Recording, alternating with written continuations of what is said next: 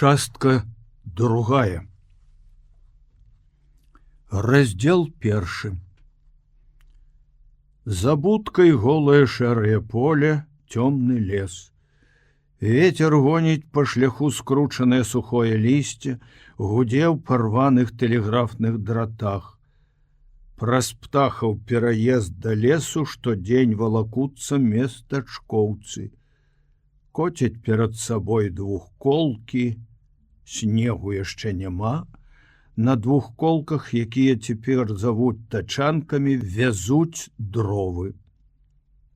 Над мястэчкам шызыя дымы з комінаў, сцелюцца па зямле як туман, растаючы да полудня у нізкім шэрым небе. Міця ішоў да Сашы Плоткіна, калі на вуліцы ля былой чыгуначнай крамы напаткаў Кацю, сястру Івана Лобіка. «Іван прыйшоў!» — крыкнула яна шчаслівым голасам і пабегла. Ён не стаў яе затрымліваць, распытваць, а сам кінуўся на вакзальную вуліцу. Там, у пахілай хаціне, адгароджанай ад вуліцы вішнёвым садам, зноў жыве Іван. Міця спяшаўся, грукаў чаравікамі па замёрзлай зямлі, хвалюючыся і ўсё прыбаўляючы кроку, нібы баяўся, што не застане Івана дома. Недзе ў глыбіні свядомасці на міг нават узнікла думка, што гэта сон, які неўзабаве развеецца. Паблізу Іванавай хаты пасярод вуліцы вялізная варонка ад бомбы. На дне варонкі сінее лядок. Іван знаёмы, хоць і вельмі змізарнелы, чорны, сядзеў на печы, звесіўшы ногі ў падшытых валёнках. Міцю сустрэў абыякова, працягнуў з печы руку і адвярнуўся. У хаце поўна кабет, яны пры ўваходзе Міці на хвіліну змоўклі, а потым зноў загаварылі пра сваё. Пра сыноў і мужоў, якія Бог ведае дзе, і пра тых немногіх, што ўжо вярнуліся, чаго наглядзеліся яны, колькі набедаваліся. Жанчыны выціралі рагамі хустак вочы, а Іван, нібы Бог са старадаўняга абраза, сядзеў з нахмураным зацятым тварам, пазіраючы са свае вышыні некуды ў акно. Ён, здавалася, не хацеў ні слухаць, ні гаварыць. Міця прымасціўся на зэдліку і не ведаў, як трымацца. Іван яго не заўважаў. Ён нічого не спытаў. А не бачыліся яны хутка паўгода, і той узнёслы настрой, з якім Міця ляцеў да даўняга сябра, як рукой зняло. Рыпнулі знадворныя дзверы, і ў сенцах дробна затупалі, зашапталіся. Прыйшлі дзяўчаты. Нясмела адна за адной зайшлі ў пакой. З холаду расчырванелыя, стрыманыя. Жанчыны, каб не замінаць, падаліся дамоў. Іван саскочыў з печы. Разгублены, збянтэжаны, стаяў пасярод хаты, не ведаючы, што рабіць. Міця таксама ўстаў. Толькі цяпер ён убачыў, як выматала Івана дарога. Ён тонкі, як жэрдка, адзенне на ім вісіць. Іван, відаць, сам саромеецца свайго выгляду. Дзяўчаты спалохана глядзяць на яго і не ведаюць, што гаварыць. Першай знайшлася Вера. «Добра, што ты вярнуўся, Іван!» Ён адказаў хрыпла, адводзячы позірк. «Сядайце!» Дзяўчаты, акрамя Веры, прыйшлі Сюзанна і Ніна Грушэўская, таксама з 9 класа, селі на ўслон. Іван і Міця стаялі. Гаворка не клеіцца, дзяўчаты сядзяць, адчуваючы сябе няёмка, яны, мабыць, шкадуюць, што так рана прыйшлі, не даўшы Івану часу абвыкнуць, супакоіцца. Міця каратком глядзіць на Сюзану, ловячы сябе на думцы, што зусім не хвалюецца.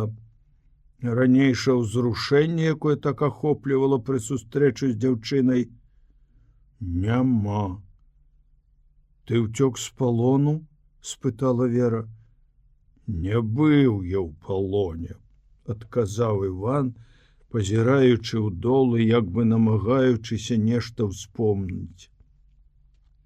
Быў у баях 2 месяцы. 2 нашых забілі. Нупрэя Гіля і Мікалая Галембу. Трэба маткам сказаць.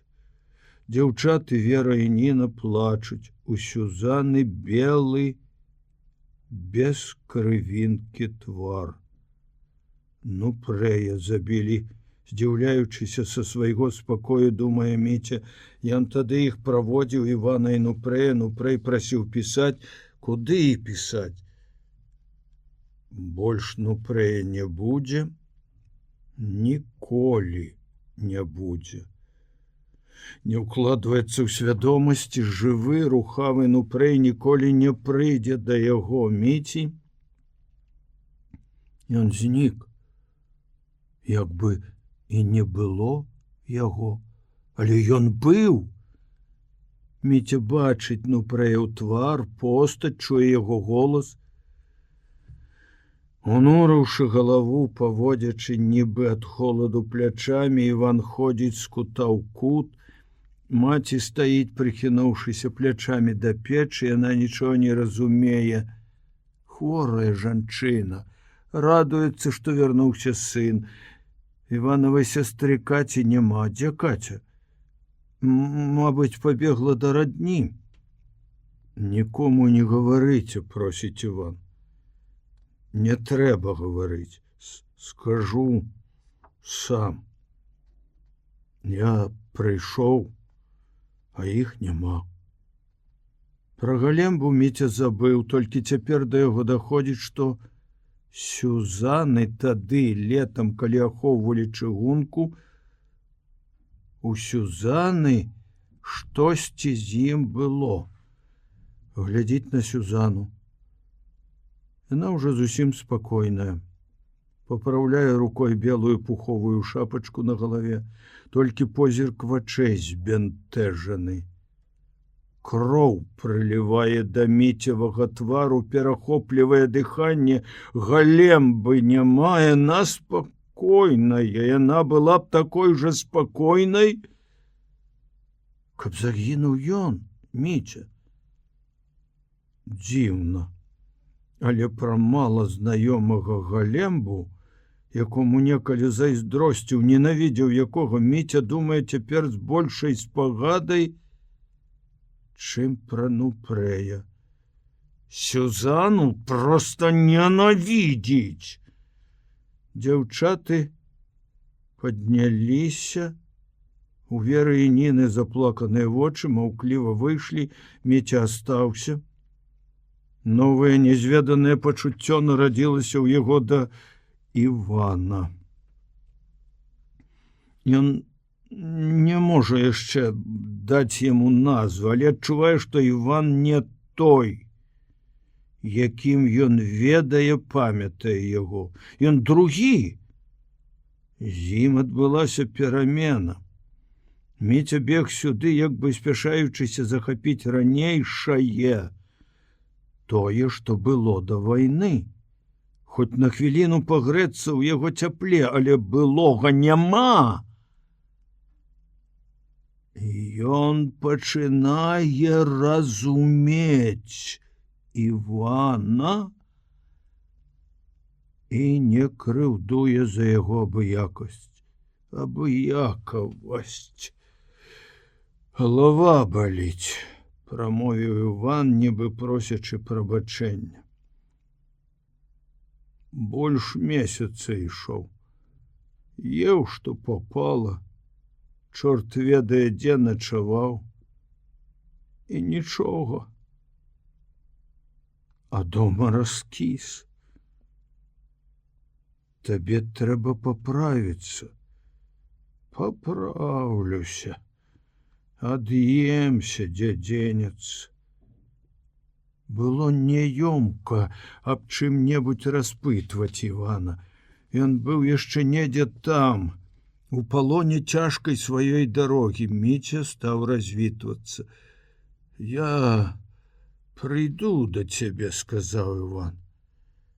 Трэба спачатку схадзіць да Нупрэя. Зіма пачалася халадамі і вятрамі. Стагнаў і трашчаў недалёкі лес, шалёна завывала ў коміне і ў тэлеграфных дратах.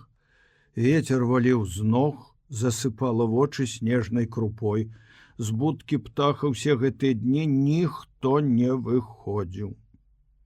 Ніхто не прайшоў паўз яе з местачкоўцаў.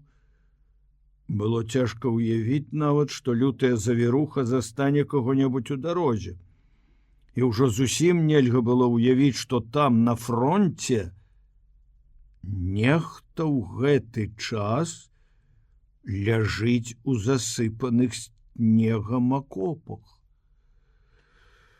Вечарам, калі на каменку дагараў яловы корч, а няроўныя водбліскі агню скакалі па даўно небеленых сценах, у дзверы будкі пачуўся настойлівы грук. «Стукае нехта», — сказаў Міця. Ён сядзеў пры самым агні і чытаў. Бацька плёў лапці. «Можа, вецер», — прамовіў бацька. «Каго ў такую ноч панясе?» Але стук паўтарыўся, цяпер ужо ў раму заснежана акна, у будку да цяпла прасіўся чалавек. Бацька выйшаў у сенцы, зняў зашчапку. На парозе появілася белая, абледзянелая здань. У Міці па целе пабеглі мурашкі, на печы заплакала ў голас меншая сястра. «Боже ж мой, хто ж гэта такі?» — завохкала маці. «Не падыходзьце да мяне!» Натужна засіпела чалавечым голасам здань. «Можа, я вам тыфу ці халеры прынёс? Я Іван Гусоўскі, шафёр, калі не забылі, уцёк з палону. Тапі печ», — загадаў птах гаспадыні, — «грэй ваду». Калі той, хто назваўся шафёрам, скінуў сябе абледзянелыя транты, перад позіркам паўстаў страшэнна схуднелы, змізарнелы чалавек. Ён увесь быў чорны, худы, скура ды косць. Нельга паверыць, што гэты шкілет сваімі нагамі ішоў праз мароз і вецер. Добра, што Іван Лобік не трапіў у палон, мільганула ў Міці думка. Транты выкінулі, Івана збольшага памылі, апранулі ў бацькава рыззё, і ён сеў на саломе ля качарэжніку. Яму далі есці. Глядзець на тое, як ён есць, балюча. Іван увесь згінаецца, дрыжыць, у горле ў яго нешта булькае і рвецца. «Табе нельга многа есці», — сказаў бацька і адабраў міску з бульбай. «Кладзіся спаць, заўтра пабачым». Івана, нягледзячы на тое, што ён мог несці ў сабе тыф або другую хваробу, накрылі паўзверх коўдры кажухом, тым самым, як і бацька апранаў холад. Іван паваліўся на салому і, як забіты, адразу заснуў. У птахавай будцы ў тую ноч не заснулі. Лютаваў і біўся аб каменную сцяну вецер, стагнаў лес, а тут у цяпле, забыўшыся непрытомным сном, пакутаваў чалавек. Ён крычаў, падхопліваўся, скрыгатаў зубамі. На хвіліну сціхаў, свішчучы прастуджанымі грудзьмі, нібы кавальскім мехам. Потым усё пачыналася спачатку. Это трызненне цягнулася праз усю ноч. Міця думаў, што шафёр захварэў. Назаўтра Іван, аднак, прачнуўся здаровы. Твар яго зарос густой шчасцінай, сам ён, як засохшае дрэва, вялікія чорныя вочы схаваліся пад самы лоб, але цяпер шафёр быў больш падобны да чалавека, чым учора. Ён умеў нават смяяцца. «З таго свету вярнуўся, цётка», — сказаў ён, звяртаючыся да маці, зусім непадобным на ранейшы голасам. «Чарцей бачыў, а Бога? Не, няма на свеце Бога. Інакш ён бы такога не дазволіў. А калі ёсць, ды толькі схаваўся, то я яму вырву бараду». Маці адмахвалася ад Іванавых слов, а сам ён, натужна свішчучы грудьмі, спрабаваў усміхацца. Брытвай Іван абскуб з твару з цяжкасцю шчаціну, нацёр несалёным здорам абмарожаныя рукі і ногі, потым снедаў, стараючыся есці спакойна. Пад раніцу завіруха сунялася, але бацька не пайшоў на сядзібу. Зрабіў ён гэта дзеля Івана. Іван пачаў расказваць. Калі забіваюць скаціну, то стараюцца рабіць гэта так, каб яна не здагадвалася аб блізкай смерці. Свінчо перад тым, як закалоць, пакормяць, пачэшуць пад чэравам, і яно, пакорнае ласцы, даверліва ляжа. З імі, палоннымі, так не рабілі. Іх 30 ці 40 тысяч загналі на звычайнае асенняе поле, агароджанае калючым дротам. Раненых і хворых дабілі па дарозе, і ніхто не лічыў іх, не запісваў прозвішчаў. Першыя 2 дні не далі ні яды, ні вады, і палонныя ляжалі на голай зямлі. Але спачатку памерла мала, 1000 ці 2 чалавек, самыя слабыя. Потым пачалі карміць.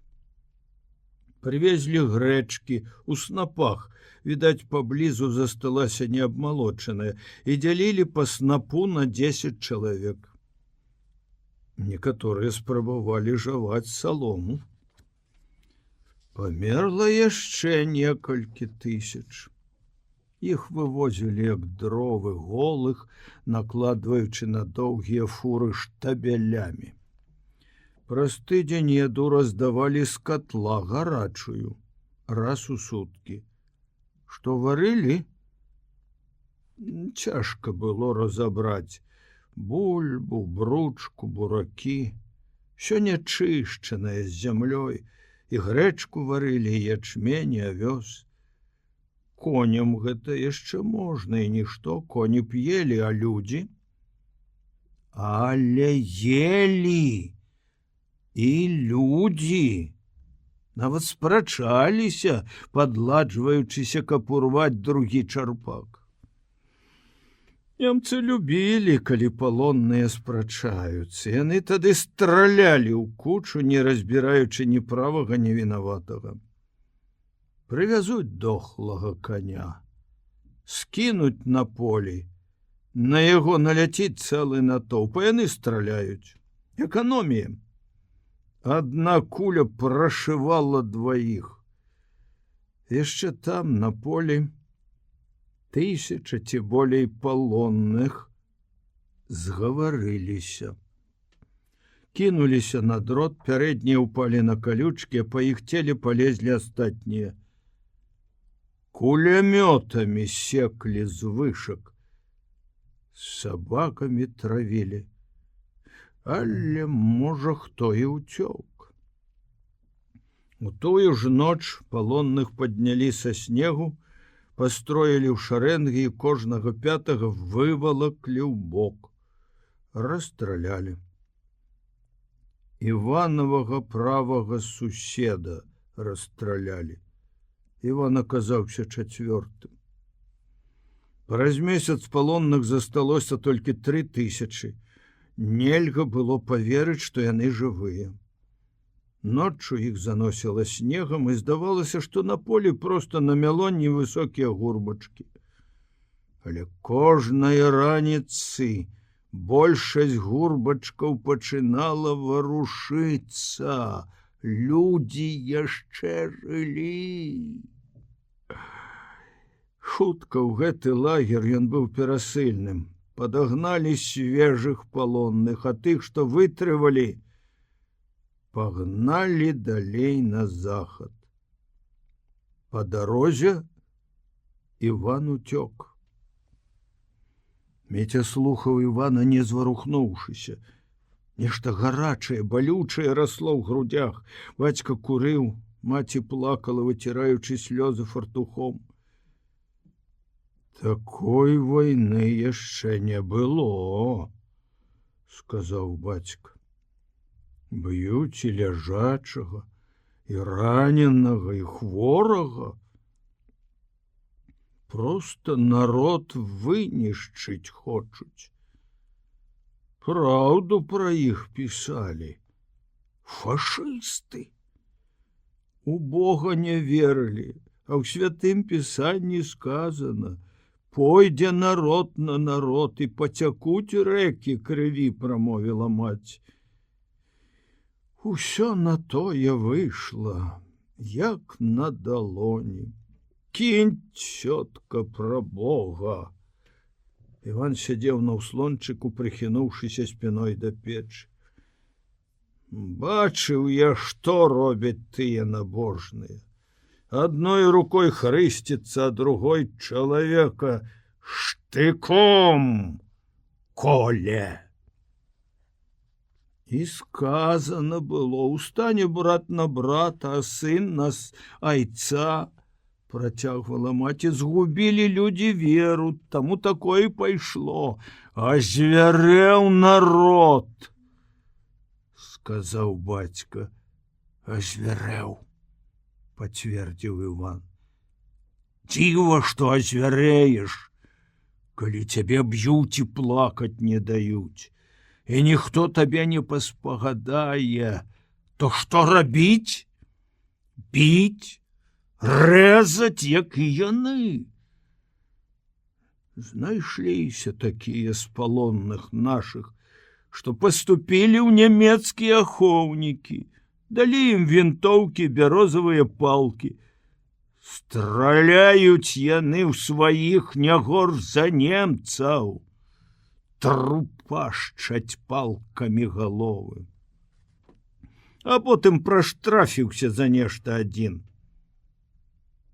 Піхнулі яго назад, да нас за дрот. Дык у першую ж ноч яго разарвалі на кавалкі. Міця маўчыць. Новая і нязведанае пачуццё напаўняе грудзі. Ён ужо думаў раней аб тым, як гэта можна, гледзячы ў твар чалавека, яму ў вочы, у яго страляць. Проста вайна — гэта другое, там людзі рэдка бачаць тых, каго забіваюць, у каго страляюць, а калі і бачаць, то імі валодае ў такіх выпадках інстынкт самааховы. Не заб'еш ворага, то заб'е цябе ён. Але страляць у бяззбройнага, безабароннага — гэтага Міця не разумее. Ён многа чытаў аб грамадзянскай вайне, ведаў пра зверствы белых над палоннымі чырвонаармейцамі. То была вайна класавая, тыя, што здзекаваліся, забівалі, былі афіцэрамі, панамі, багацеямі, іх нянавісць неяк можна было зразумець. Канчалася іх панаванне, і яны лютавалі, а немцы? На іх жа ніхто не нападаў, з імі гандлявалі, вазілі ім хлеб і масла, яны самі прыйшлі, нязваныя і няпрошаныя. І хто ў нямецкай арміі? Не адны ж лавачнікі і каўбаснікі. Ёсць жа і рабочыя, і сяляне. Няўжо немцы гэтак ненавідзяць нас, пытаў Міця. За што так здзекуюцца? Ненавідзяць? Перапытаў Іван. Не ведаю. На выгляд яны спакойныя. Застрэліць чалавека і хоць бы што, курыць цыгарету, смяецца. Але я іх ненавіджу. Усе яны сволачы і вісельнікі. Адно з Гітлерам банда. Коп трапіўся цяпер, каторы ў рукі, рэзаў бы жывога, не меў бы літасці ні на кроплю. Грэх так гаварыць, Іван, прамовіла Міцева. Не дай Бог. Ды што ты, Іван, думаеш цяпер рабіць? Спытаў бацька. Трэба косці спачатку паправіць. Пайду ў вёску. Ёсць нейкая цётка, хату ёй памагаў ставіць. Можа, пусціць на печ?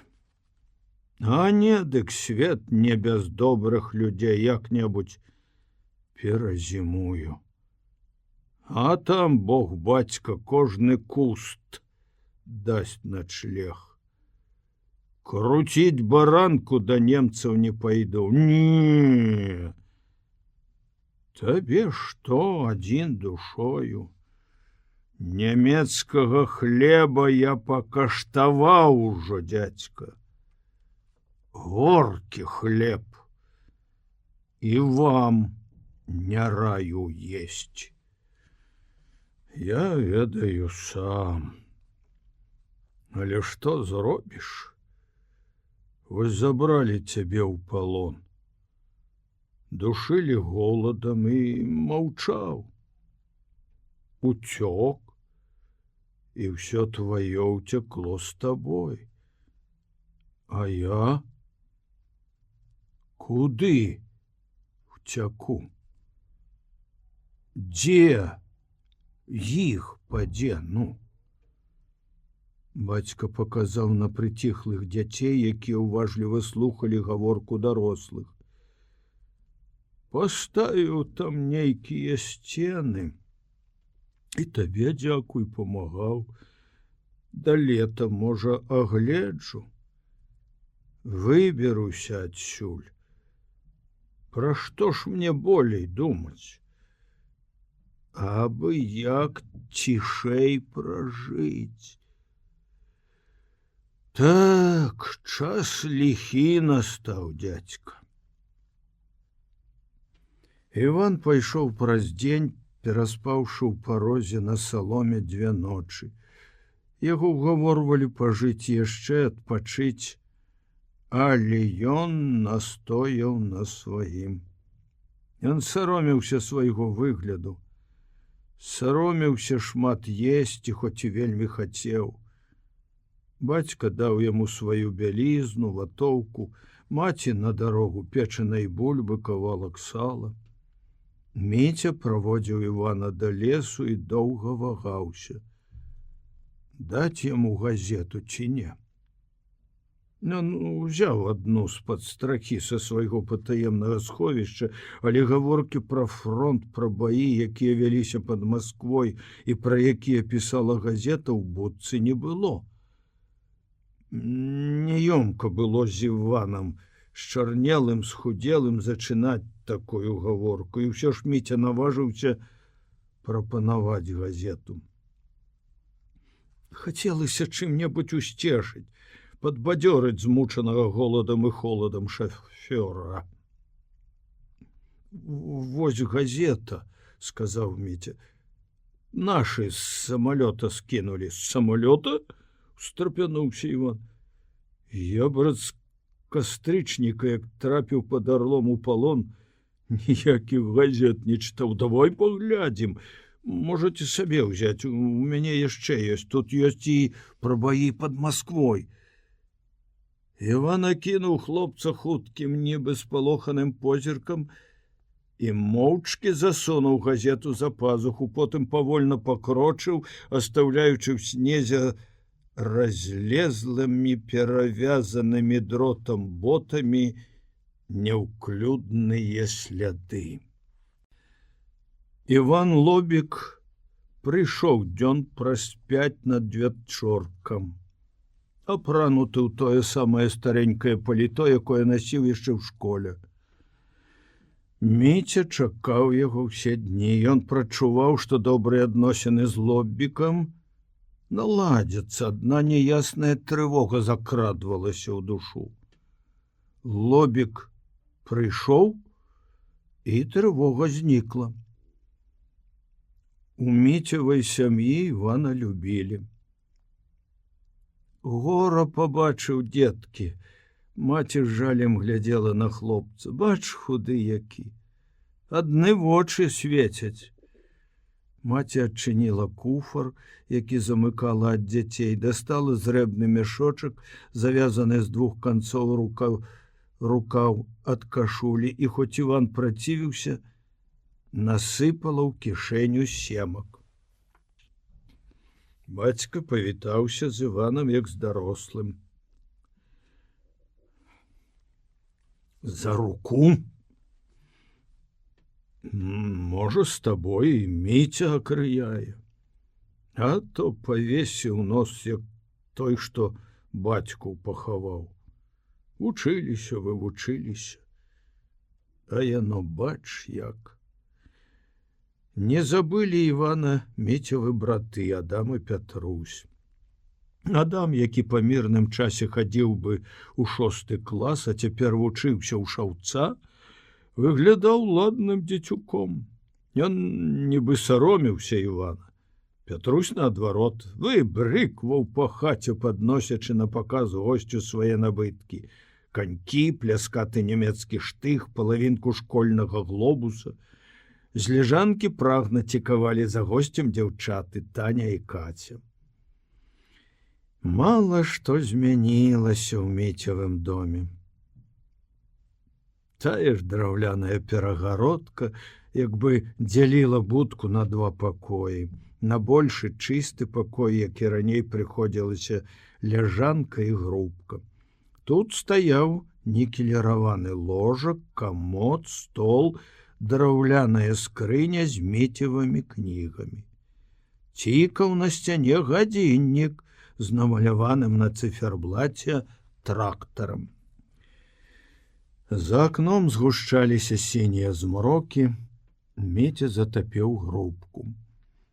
Зноў, як і ў мінулыя мірныя дні, трашчалі дровы, па сценах скакалі нероўныя водбліскі агню, а яны, схіліўшыся ля грубкі, сядзелі і гаварылі.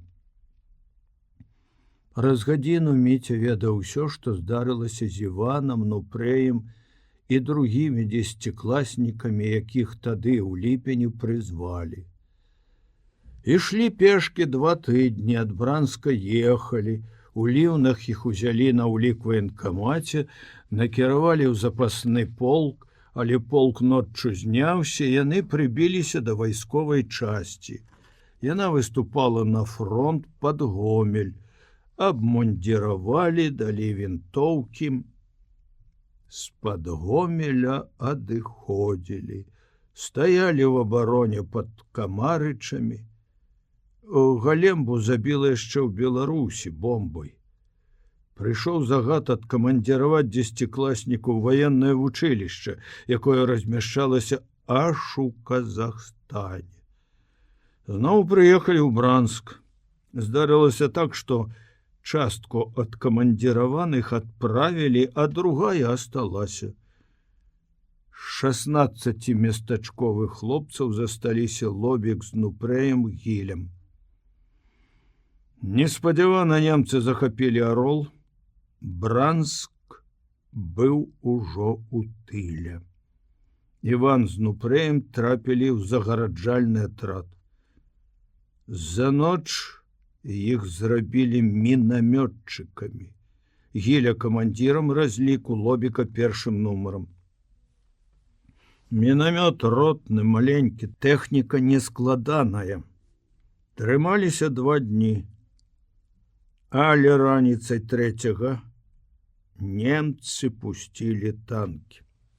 Супрацьтанкавай зброі ў атрада не было, нават гранат. Каго не забіла, задушылі гусеніцамі, танкі прасавалі акопы. Ты бачыў, як Нупрэя забілі? — спытаў Міця.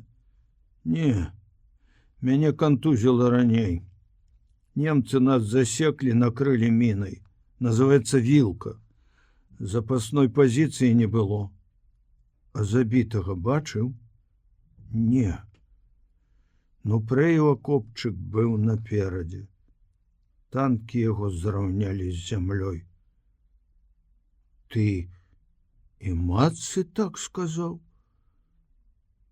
А што я скажу? Міця з палёгкаю ўздыхнуў. Заставалася кропля надзеі, што Нупрэй жывы. У памяці прыкідваў, што рабіў сам у той час, калі хлопцы ваявалі. Бой пад Бранскам быў у пачатку кастрычніка. Ён хадзіў у лес, гуляў з Плоткіным у шахматы. 2 гады розніцы, але Іван бачыў усё, а ён, Міця, нічога. Можа, Нупрэй паспеў адысці? Дзівак ты! Іван сумна усміхнуўся. Куды адысці? Нас пакінулі спецыяльна затрымаць немцаў. Нікога не засталося жывога? Міця адчуў, як у грудях халадзее. Не ведаю. Мяне жанчыны падабралі. 8 дзён ляжаў у хляве. Худы Іванаў твар засяроджаны, гаворыць ціха, пакутліва моршчачы лоб, і ўвесь час нібы стараецца нешта ўспомніць. Што ты думаеш пра фронт? — пытае Міця. Адступленне? Іван безнадзейна махнуў рукой. У немцаў танкі. У мяне ёсць правда. За 7 лістапада баі пад Масквой. Я ўжо чытаў. Вілюга прынёс. А дзе ён узяў? У Міцевым голасе крыўда. Нехто ў лесе знайшоў. Газета ж старая, болей за месяц прайшло.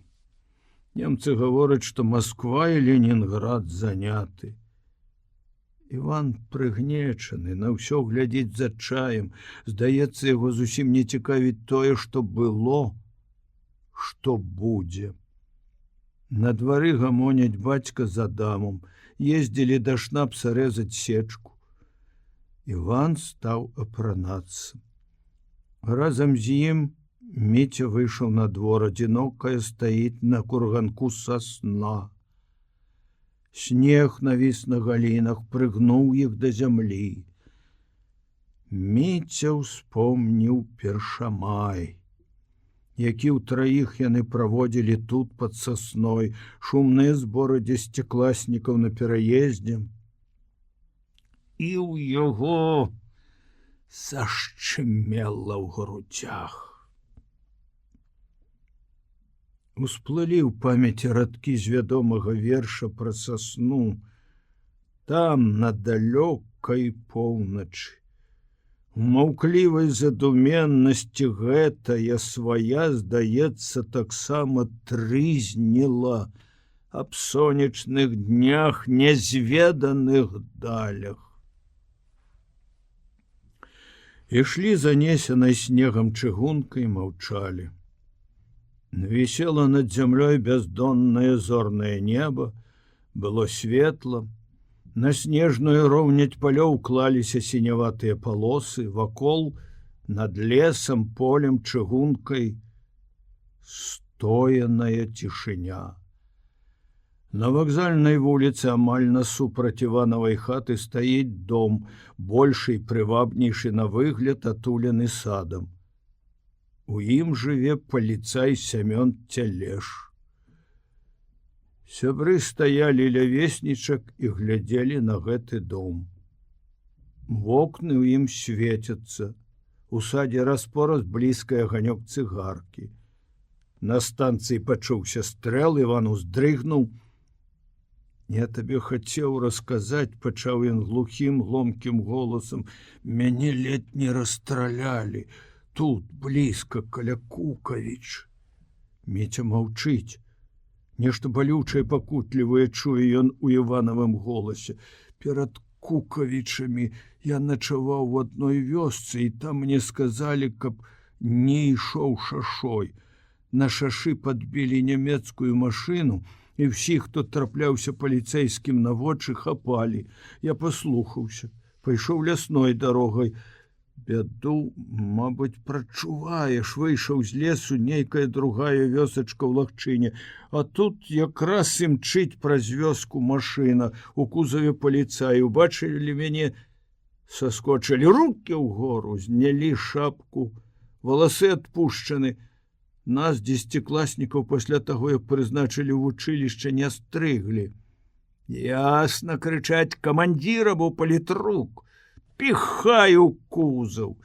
Піхнулі, самі паселі і нічога не пытаюць, хто я куды ішоў. Ім ясна, вязуць некуды.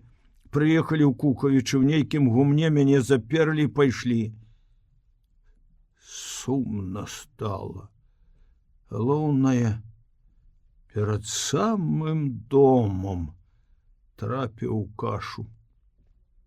Месяц ішоў. Некалькі разоў затрымлівалі, але выкручваўся, гаварыў, іду з ФЗН. Паглядзяць, малады адпускалі. Хутка вяртаецца адзін, высокі, прыгожы, выскаляецца. Ты, кажа, не бандыт, я бачу. Бо ў бандыта рыла, а ты дахадзяга. Але немцы цябе ўсё адно ў лагер не возьмуць. Яны вашага брата палітрука на месцы канчаюць. І пытаецца, куды ішоў? Я сказаў, а Франю Бейзік ведаеш? Ведаю. Дзе яна жыве? Гавару. Ён выскаляецца, толькі брычэй неяк. Маліся, кажа, на зорку Венеру і цалуй зямлю, што на мяне натрапіў. Кабцы б табе былі. За свой паратунак саслужыш мне маленькую службу. Павёў мяне ў хату, напісаў запіску. Перадасі Франі. І адпусціў. Я ведаю гэтую Франю, сказаў Міця. На акопах бачыў, круцёлка. Чорт з ёй, няхай круціцца, але бачыш, всё ад выпадку залежыць. Не ведаў бы яе, ні за грош кокнулі б. Чалавек, як муха. Іван правёў Міцю да чыгункі. Было позна ўжо. У мястэчку залівісты сабачы брэх. Раздзел 2. Хата Івана Лобіка, крывабокая, пахілая, яшчэ да вайны была месцам шумных хлапечых зборышчаў. Іванаў бацька сышоўся з другой жанчынай, плаціў на дзяцей аліменты, маці, хворая ціхім памяшаннем розуму, хлопцам не замінала. Падлеткі, што непрыкметна для саміх сябе станавіліся юнакамі, любілі вольніцу, таму зранку да вечара не зачыняліся ў Іванавай хаце дзверы. Сюды наведвалася летняя ўся вакзальная вуліца. Быў час, гады за 4 перад вайной, калі ў Лобіка, займаючы ўвесь вольны прамежак хаты, стаяў нават вялікі клубны більярд. Більярд сцягнулі з клуба аўташколы, як бы ў адплату за тое, што курсанты не пускалі хлопцаў ганяць шары. Пазней, калі Іван вучыўся ў 9 і 10 класах, кола сяброў звузілася. Тут дзейнічаў больш строгі прынцып адбору, які патрабаваў пэўнага адзінства разумовых імкненняў і інтарэсаў. Але ўсё адно шумна было у Лобікавай хаце. Тым болей, што натура ў Івана мяккая, шырокая. Хочаш кнігу? Бяры і не спытае, ці прынясеш назад. Са зваротам Івана сяброўства аднавілася. Паступова, дзень за днём хлопцы растапілі лёд у Лобікавай душы. Міця не мог пражыць дня, каб не схадзіць да Лобіка, не прыняць удзелу ў спрэчках, якія штовечар разгараліся паміж хлопцамі. З раніцы яны з бацькам кошкаюцца на дзедавай сядзібе. Хата пачынае набываць выгляд. Падняліся сцены, прарэзаліся вокны, дзверы, зверху спляліся кроквіны. Катушок, а не хата, але бацька радуецца. Міця з нецярпеннем чакае вечарам. Гаспадар з Івана неважны, за той час, што сядзіць дома, мог бы хоць як-небудзь дагледзець жытло. Выбітыя выбухам бомбы шыбы маці яшчэ з восені пазатыкала анучамі. Так асталося і пры Івану. У хаце страшэнна холадна, у вядры замярзае вада, там ляжыць круглы лядзяж. Але такой дробязі, як холад, Іван, здаецца, не заўважае. Штовечар, як і Міця, прыходзяць Мікола Цябут, Базыль Вілюга і Шура Гарнак.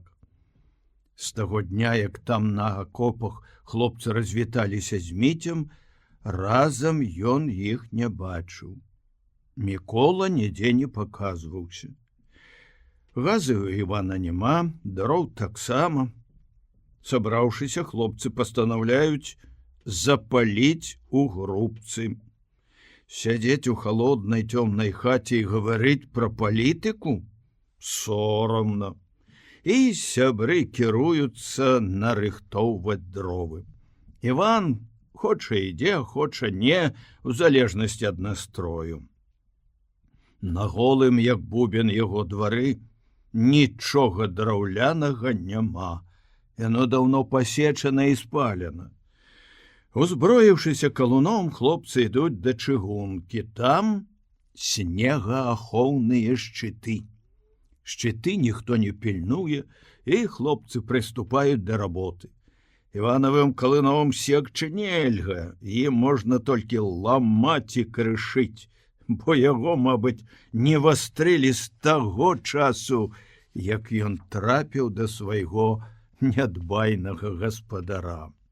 Хлопцы ломяць, крышаць, і праз гадзіну у Іванавых сенцах ляжыць гара дошчак. Добраму гаспадару гэтых дроў хапіла б на месяц. У Івана яны разыдуцца за 3 дні. У грубцы трашчаць смольныя дошкі, нероўныя водбліскі агню скачуць па цёмных, даўно не беленых сценах, па замёрзлых вокнах, па стале, заваленым кнігамі. Хлопцы прымашчваюцца ля грубкі хто на чым. На ўслончыку стуле сам гаспадар сядзіць на кукішках. Мабыць, хлусня, што Маскву забралі, пачынае Мікола. Немцы б тады затрубілі. Яны ўмеюць хваліцца. У іхняй газеце было напісана, яшчэ калі яны толькі Арол занялі, што нашай арміі няма. Нічога няма, ні самалётаў, ні танкаў, а вайна ж ідзе. На Украіне фронт у Донбасе, гэта я ведаю, заяўляе Шура Гарнак. Донбас не здалі. Нядаўна акружэнец ішоў, расказваў. Іван Лобік глядзіць на ўсё болей змрочна, чым астатнія. Многа яны захапілі. Індустрыяльная база на Украіне ў іхніх руках. Крывы Рог, Запорожжа, Днепропетровск. У іх і так болей, чым у нас тэхнікі. Болей, згаджаюцца хлопцы, Германія раней за Расію уступіла на капіталістычны шлях. Адзін рур, што значыць? О! А цяпер у іх ледь не ўся Еўропа, Францыя, Чэхаславакія. Гэта ж развітыя краіны, румынская нафта ў іх. А што самае галоўнае ў вайне? Запытваюцца хлопцы ў Лобіка. Ён быў на фронте, павінен лепш ведаць. Тэхніка? Тэхніка, пацвярджае Іван. Хлопцы змаўкаюць. Яны ўсе вывучалі эканамічную геаграфію, гісторыю і ведаюць, што перамагаюць тыя арміі, якія лепей узброены. Так было ў Крымскую вайну, у вайне Расіі з Японіяй, у імперыялістычную вайну. Тое, што дала ім школа, прыгнятае цяпер цяжкім грузам. Яны бачылі матарызаваныя калоны немцаў, армады самалётаў, ды і наогул дастаткова разумеюць тую пагрозу, якая навісла над іх краінай. Але довадам розуму не хочацца верыць. Куды болей іх задаволіў бы які-небудзь цуд. Нешта незвычайнае, што паламала б усе довады сумнай навукі пад назвай эканоміка. У грамадзянскую вайну з намі ваявала 14 дзяржаў, гаворыць Міця. Тэхнікі ў іх было болей, чым у нас у 10 разоў. А перамаглі мы. Значыць, не самая галоўная тэхніка. Не самая галоўная, пацвярджае Мікола. Вайну вырашае дух народа, заяўляе Міця. Хлопцы здзіўлена глядзяць адзін на другога, нібы зрокава паўстаюць перад імі. Не раз бачаныя на экране чырвонаармейскія палкі, будзёнаўскія коннікі. Галодныя, змардаваныя. Яны гналі хвалёных генералаў, разбівалі арміі, узброеныя першакласнай тэхнікай. Сапраўды, чаму яны перамаглі? У чым была іх сіла? Цвярозы разлік адказу на гэта не дае. Існуе штосьці большае, важнейшае за самалёты, бомбы, танкі, за ўсё тое, што называюць ваеннай перавагай. Это выйсце. Яны хапаюцца за яго. Успамінаюць вайну і мір Льва Толстога. Менавіта там ідзе гаворка пра дух. Ім падабаецца цяпер гэтае малаакрэсленае слово. Дух азначае душу, а ў яе яны не вераць. Ды і не ведаюць, што это такое. Ніводная са школьных навук не гаварыла пра душу. Яны не вывучалі філасофіі, але ўжо ведаюць, што ёсць толькі тое, што бачыш, што можна памацаць, панюхаць або выявіць пры дапамозе прыбораў. Свет запоўнен матэрыяй, якая рухаецца. Цяпер яны з запалам, з захапленнем гавораць пра дух. Яны нібы адчуваюць яго ў саміх сабе, хочуць, каб здарыўся цуд, каб армія, якая адступала, здала сотні гарадоў, страціла мільёны забітымі, палоннымі, набралася сілы і пагнала ворага назад. Гэтага яны болей за ўсё жадаюць, і гэта можна назваць духам. Дровы ў грубцы дагараюць, хлопцы сядзяць і гавораць у змроку. Ад гэтага словы, якімі яны перамаўляюцца, нібы набываюць яшчэ большую важкасць, напаўняючыся таямнічай значнасцю. Нябачныя падземныя крыніцы, якія б'юць недзе з самага дна, напаўняюць вадой ціхае лясное азярко. Атуленае лазнякамі, купчастымі вольхамі, не перасыхае яно у самую вялікую гарачыню. Штодня ў спякотны полудзень з усіх канцоў пашы гоняць сюды на вадапой змардаваныя пастухі свае статкі. І азярка таго дужаму чалавеку пераскочыць, а ніколі не вып'е яго скаціна, хоць згані яе сюды з усёй акругі. Можа, упершыню за ўсе цяжкія дні дружбакі адчулі, што па-ранейшаму вераць у тое, што далі ім кнігі, школа, іх пакуль яшчэ невялікае жыццё. І калі сярод сумненняў, болю, расчаравання прабілася гэтае самае галоўнае, без чаго нельга жыць, яны акрыялі. Вера, нябачная, няўлоўная сіла узвышае душу, поўніць яе зіхатлівым бляскам, цудоўнай музыкай, у гэтым сэнс жыцця. Збіраюцца ў лобіка свае школьныя хлопцы. Яны не ўмеюць ні хітраваць, ні таіцца адзін перад другім. Пасля пакутлівай адзіноты кожны з іх нібы трапіў у знаёмы школьны свет. Ахмеленыя радасцю пачынаюць загадваць наперад. У немцаў няма бензіну, крычыць Вілюга, размахваючы рукамі. Іх наступленне захлынецца. Ну, няхай зоймуць Маскву. Да Урала яшчэ далёка. Наполеон таксама быў у Маскве. І што з таго? Дурань ты! Разважлівы лобік гарачыцца, калі тое, што гавораць, пярэчыць яго думцы. Што ты раўнуеш Гітлера з Наполеоном?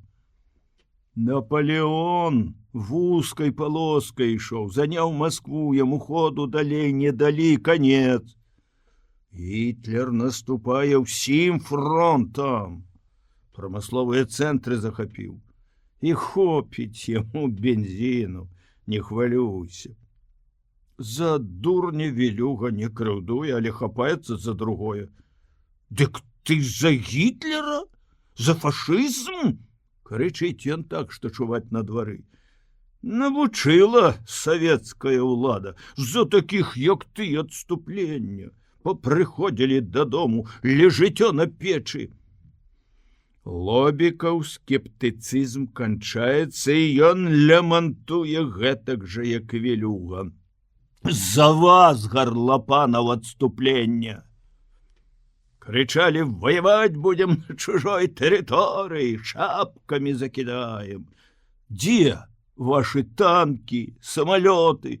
Палічы, колькі будзе ад Львова да Ростова. 2000 кіламетраў. Лобік перабраў лішку, і на яго накідваюцца ўсе. Ты пра каго гаворыш? Пытаюцца ў яго. Пра вас. Усе вы такія. А ты які? Герой. Наваяваў, дзень паляжаў у акопах. Пляваў немец на ваши акопы. Месяц под Бранском копали, кричали, неприступная линия, а танки немецкие ужо в Орле. Любуйцеся вашими равамі. Ваши, а твае дзе? Сам ты чый? У паліцыю ідзі, там такія патрэбны. Накрычаўшыся да хрыпаты, хлопцы выходзяць на вуліцу. Б'е ў твар вецер, шуміць у апусцелых садах. Зімовае неба шчодра засеяна зоркамі, з-за лесу выплывае месяц, ліе на цёмнае мястэчка сумнае сваё святло. Аднастайна гудуць парваныя тэлеграфныя драты, страляюць паліцэйскія, патрулі па вуліцах не ходзяць, і цяпер можна блукаць па мястэчку, колькі захочацца. Яны блукаюць, праходзячы вуліцу з канца ў канец, зварочваюць на пустую мёртвую станцыю, мінаюць школу, якая свеціцца ўсімі вокнамі. У школе немцы. Невыносна ад думкі, што тут, у мястэчку, і на сотні вёрст навакол немцы. На адной з вуліц у вялікім, як гумно, доме рыпае гармонік, бухае бубен, з цёмнага панадворка даносяцца прыглушаныя галасы. Штовечар праходзяць хлопцы паўз гэты вясёлы дом, дзе ладзяцца вечарынкі. Танцаваць ніхто не ўмее. Гітлер прайграе вайну, гаворыць Лобік, стараючыся ясней давесці свае пераконанні і апраўдацца перад сябрамі. Можа, яна толькі доўга працягнецца. Супраць Германіі, Англіі, Амерыка. У Амерыцы і Англіі капіталісты, не згаджаецца Вілюга. Яны Гітлера самі нацкавалі на нас. Ты зразумей, ты, што брытанская імперія прападзе, калі мы прайграем. Думаеш, Англія такая дурная, не разумее? Нашы войскі разам з англійскімі занялі Іран. Хіба нам Іран патрэбен? Камунікацыі. Гес паляцеў у Англію змаўляцца з капіталістамі, стаіць на сваім Вілюга. Пра гэта ў газетах пісалі, але ж не дамовіўся. Лондан немцы ўсё адно бамбілі. Спрэчкі штовечар. Іх чацвёра, хто хадзіў да Івана Лобіка яшчэ да вайны, але ёсць і пяты. Гэта Сергей Амельченко, хата яго тут жа на вакзальнай вуліцы. Міця вучыўся з Сергеем да 4 класа. Потым той пакінуў школу. З далёкіх яшчэ дзіцячых гадоў помніць Міця выпадак. Настаўніца дакарала Сергея. Я ішла вуліца і бачыла, як ты біў курыцу. Трэба шкадаваць хатнюю птушку, а ты б'еш. Я за тое біў, што яна кукарэкала, як певень, панура адказаў Сергей. Перад вайной Сергей, гэтак жа, як і Шура Гарнак, вучыўся ў вячэрняй школе. Абодва яны спачатку кінулі навуку, потым, нібы спахапіўшыся, прагна пацягнуліся да яе. Стараючыся хоць як-небудзь зраўняцца з хлопцамі, якія абагналі яго ў вучобе, Сергей чытаў кнігу за кнігай, з тых рэдкіх, якія былі толькі ў Лобіка і якія чыталі ўсе яны. Далей для Міці трохі незразумелае. Сергея, адзінага з усіх местачковых хлопцаў, узялі ў знішчальны батальён, і ён быў там у лесе. Нядаўна вярнуўся разам з тымі, што прыйшлі да сем'яў. Сергей прысадзісты, плячысты, з круглым чарнявым тварам. За Міцю старэй на год, у спрэчкі не ўступае, мабыць, саромеецца. Хлопцы болей ведаюць. Ён скончыў толькі 6 класаў. Увесь час засяроджаны, хмуры, перажывае, што прыйшлося здаць немцам зброю. Чаму вы разышліся, а? Аднойчы спыталі ў Сергея. Праз здраднікаў.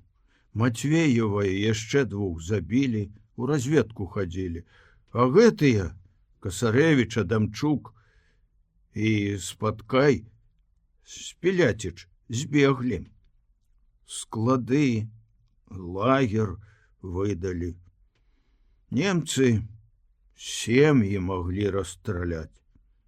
Трусы ўсе былі ў вашым батальёне, заявіў Вілюга. Да жонак пацягнула ў цёпленькую пасцель. Не ўсе трусы. Можаш не верыць, я двух немцаў паклаў, як быў бой на шашы. Дык чаму разбегліся, калі такія смелыя? Не ўсе разбегліся. 12 чалавек пайшло за фронт. Філімонаў павёў старшыня райвыканкама. Анкудовіч зброі не здаваў. Нас паслалі сюды для падпольнай работы. Каго вас? Мяне, Аўсяніка. Пра падпольную работу Анкудовіча, які хаваецца з вінтоўкай у далёкай лясной вёсцы, хлопцы не думаюць. Ёсць клопат вастрэйшы.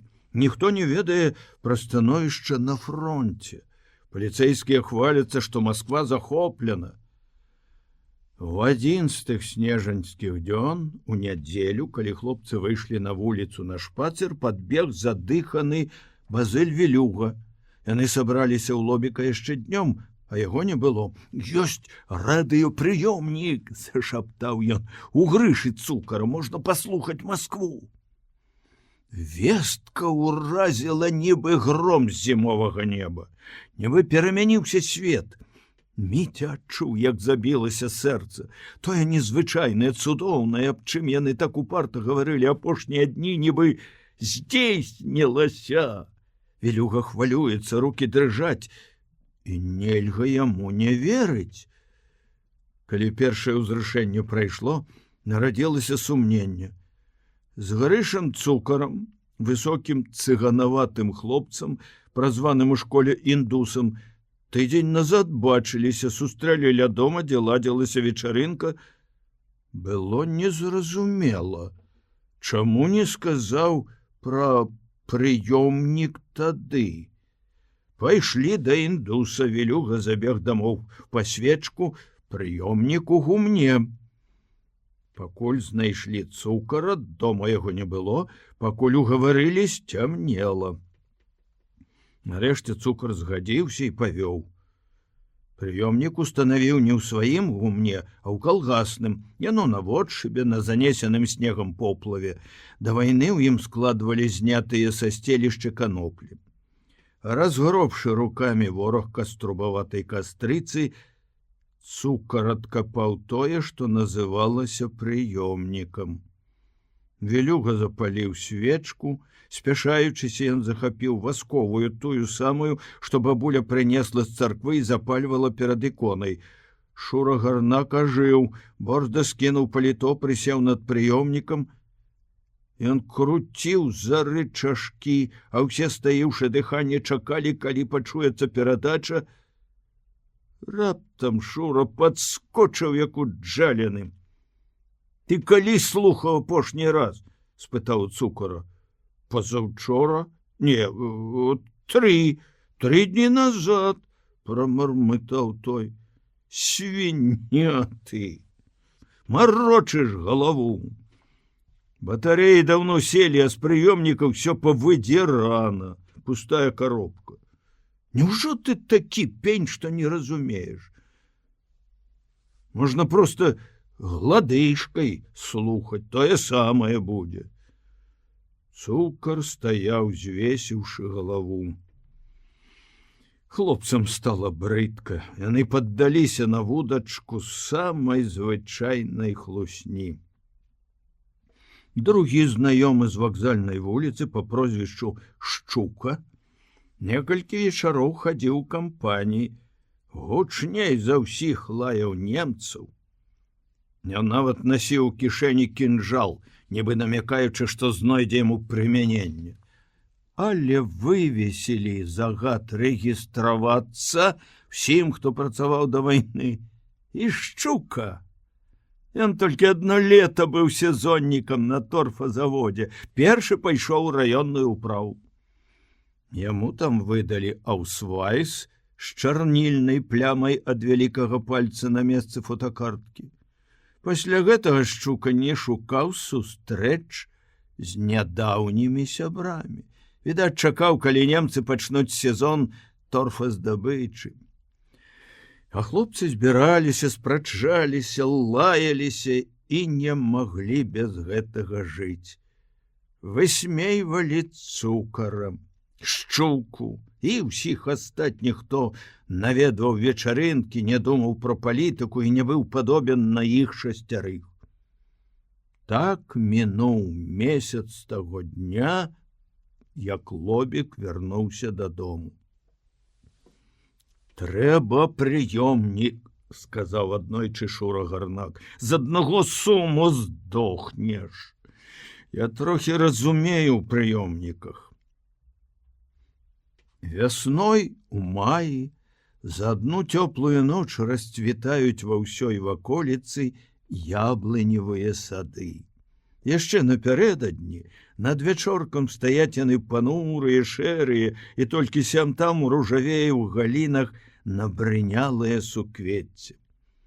Наступіць гэтая запаветная ноч, і ўсё мяняецца.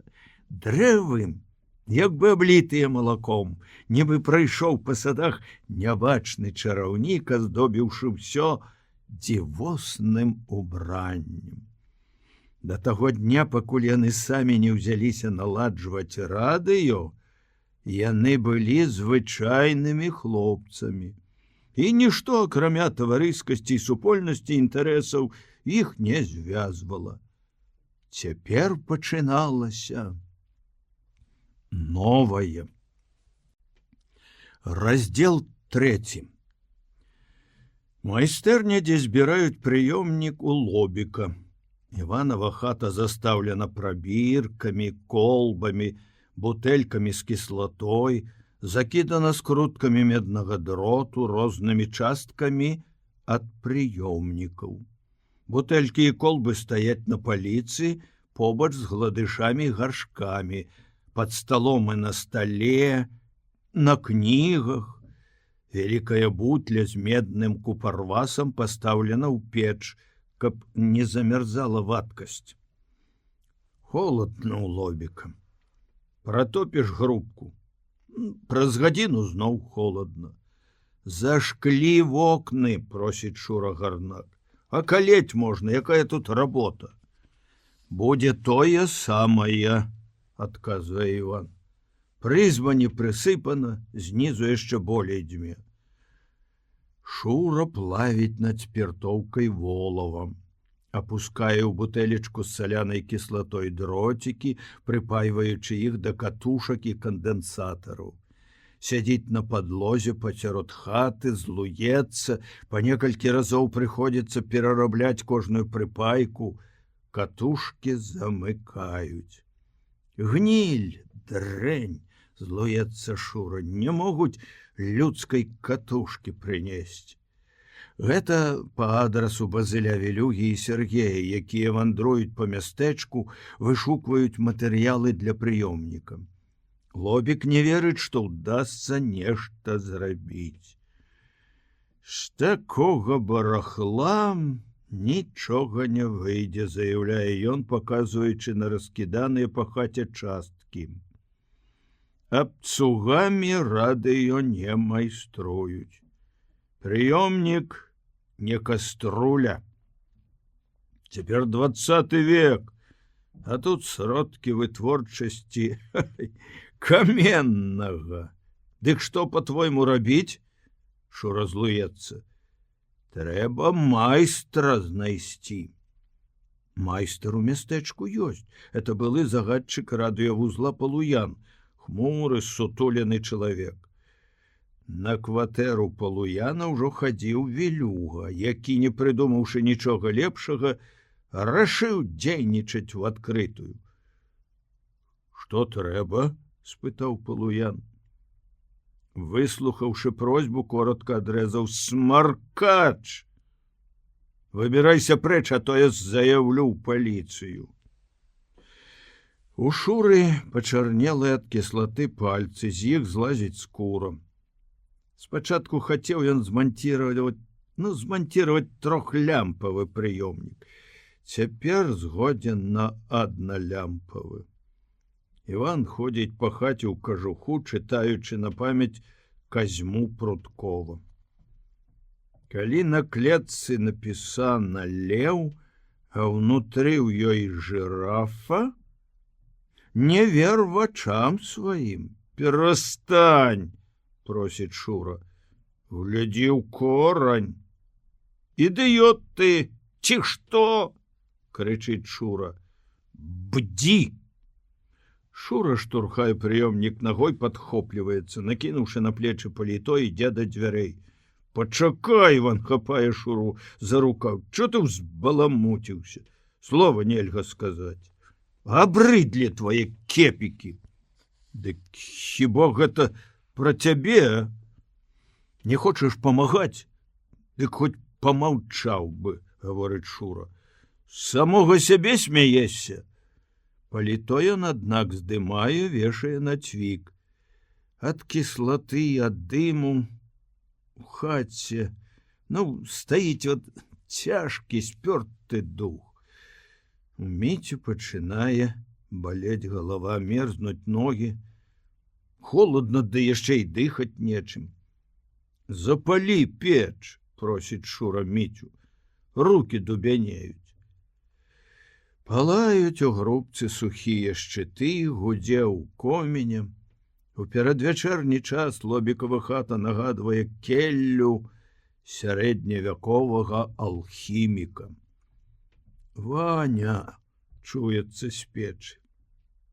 З'еш бульбы, а то гэтыя салдаты паядуць. Не давай ім. Яны паёк палучаюць. Прагані салдат, а то я баюся. Іванова маці называе хлопцаў салдатамі. Толькі ў рэдкія хвіліны прасвятлення розуму пазнае іх і заве па імені. Вечарам, калі зусім ужо цямнее, раздаецца 3 ўдары ў сценку. Міця адчыняе дзверы, заходзяць Базыль і Сяргей. Хлопцы расціраюць вушы. Ну што? Пытаецца Шура. Нічога. Базыль безнадзейна махае рукой. Калоцяцца ад страху. Хлопцы па чарзе абходзяць хаты, над якімі да вайны высіліся шасты антэн. Шукаюць радыёлямпы. Былі ў Куліка, расказвае Базыль. Сядзеў за сталом і еў каўбасу. Як толькі зайшлі, згорбіўся, закашляў, нібы яму 100 гадоў. Бараду адпусціў, шчацінай зарос. Намякнулі. А ён дрыжыць, як асінавы ліст, лезе ў кашалёк і дастае даведку: здаў прыёмнік у паліцыю. Мабыць, падумаў, што нас падаслалі. На печы вохкае, хутаючыся ў дзярушку, Іванова маці. Іван стаіць ля грубкі, грэе спіну. Болей не пойдзем, гаворыць Сяргей. На паліцая можна нарвацца. Цяпер усё ад лямпы залежыць. Я да сястры схаджу ў Гарбылі. Всё-таки горад. Пагрэўшыся па чарзе ля грубкі, хлопцы выходзяць на вуліцу. Аднастайна нудна звіняць на марозе правады, гудуць тэлеграфныя слупы.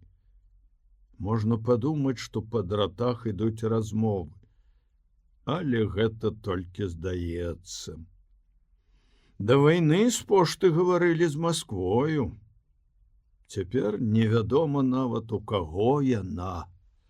Чыстымі зоркамі засеяна зімняе неба.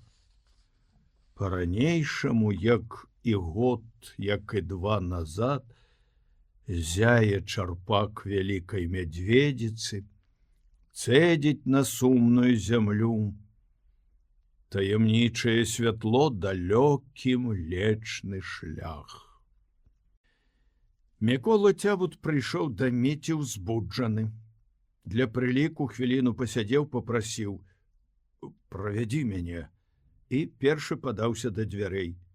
Міця выйшаў на двор услед за ім. Па нахмураным Міколавым твары відаць, што тоіць нешта важнае. Я быў у рэдакцыі, там на падлозе валяецца шрыфт. Колькі хочаш, як сцямнее. Сходзім, набяром. Навошта? Як навошта? Лістоўку надрукуем, паслухаем радыё, надрукуем. Залезці ў рэдакцыю раённай газеты, якая цяпер пустуе, не цяжка. Доўгая змрочная будыніна стаіць з выбітымі вокнамі, расчыненымі насцеж дзвярамі. Яе ніхто не ахоўвае, ніхто ёй не цікавіцца. У памяшканне намяло снегу, пад нагамі валяюцца абрыўкі газет, паперы. Поўзаючы па падлозе, хлопцы збіраюць халодныя металічныя літаркі. Шрыфт цяжкі, адцягвае кішэні. Калі прынеслі шрыфт да лобіка і высыпалі на разасланы мяшок, здалося, што яго мала, маленькая кучка. Зрабілі яшчэ адзін заход, ужо ў 3. «Прыхавай шрыфт дзе-небудзь», — папрасіў Мікола. «Вынесі з хаты». «Добра», — згадзіўся лобік. Сергей вярнуўся з гарбылём на 4-й дзень над вячоркам. У лобіка яго чакалі. Не гаворачы ні слова, Сергей выняў з кішэні 2 радыёлямпы і паклаў на стол. Лямпы адлівалі бляскам матавага срэбра. Яны былі як новыя. Шура ўсё рабіў сам. Асцярожна паставіў на табурэтку спаяны на жывую нітку прыёмнік, падключыў сухія батарэі, потым палез на гару вешаць антэну. Заземленне зрабіў проста, уваткнуўшы між масніц падлогі кавалак меднага дроту. Все сачылі за ім, стаіўшы дыханне. Кантрольная лямпачка, прыстасаваная да прыёмніка ад кішэннага ліхтарыка, вспыхнула, як маленькая зорачка. Ланцуг дзейнічаў, замыкання не было. У Міці закалацілася сэрца, так, як цяпер не хваляваўся ні на адным экзамене. Ён яшчэ ні разу ў жыцці не слухаў прыёмніка. У будцы не было нават рэпрадуктара, і ўсё, што рабіў Шура, здавалася чарадзействам. Нарэшце Шура ўзяў са стола лямпу і асцярожна ўставіў яе ў гняздо. Міця не ведаў, што павінна зараз адбыцца, але ён чакаў цуда. Нечага незвычайнага, што адразу б зняло з твару напружаную зацятасць, нахмуранасць, прасвятліла б іх. Хлопцы стаялі, як і ён сам, нібы каменныя слупы. Шура круціў рычажкі, прыёмнік маўчаў. Так прайшло некалькі хвілін. «Дрэнь!» — нарэшце прамовіў Шура і, выняўшы з прыёмніка лямпу, шпурнуў на падлогу. Базыль падаў яму другую. Хлопцы загаварылі, замахалі рукамі, захадзілі па хаце, але, мабыць, канчатковай надзеі не губляў ніхто, бо ўсе адразу сцішыліся, змоўклі, як толькі Шура пачаў прабаваць. Другую лямпу падвяла і другая. Всё скончылася.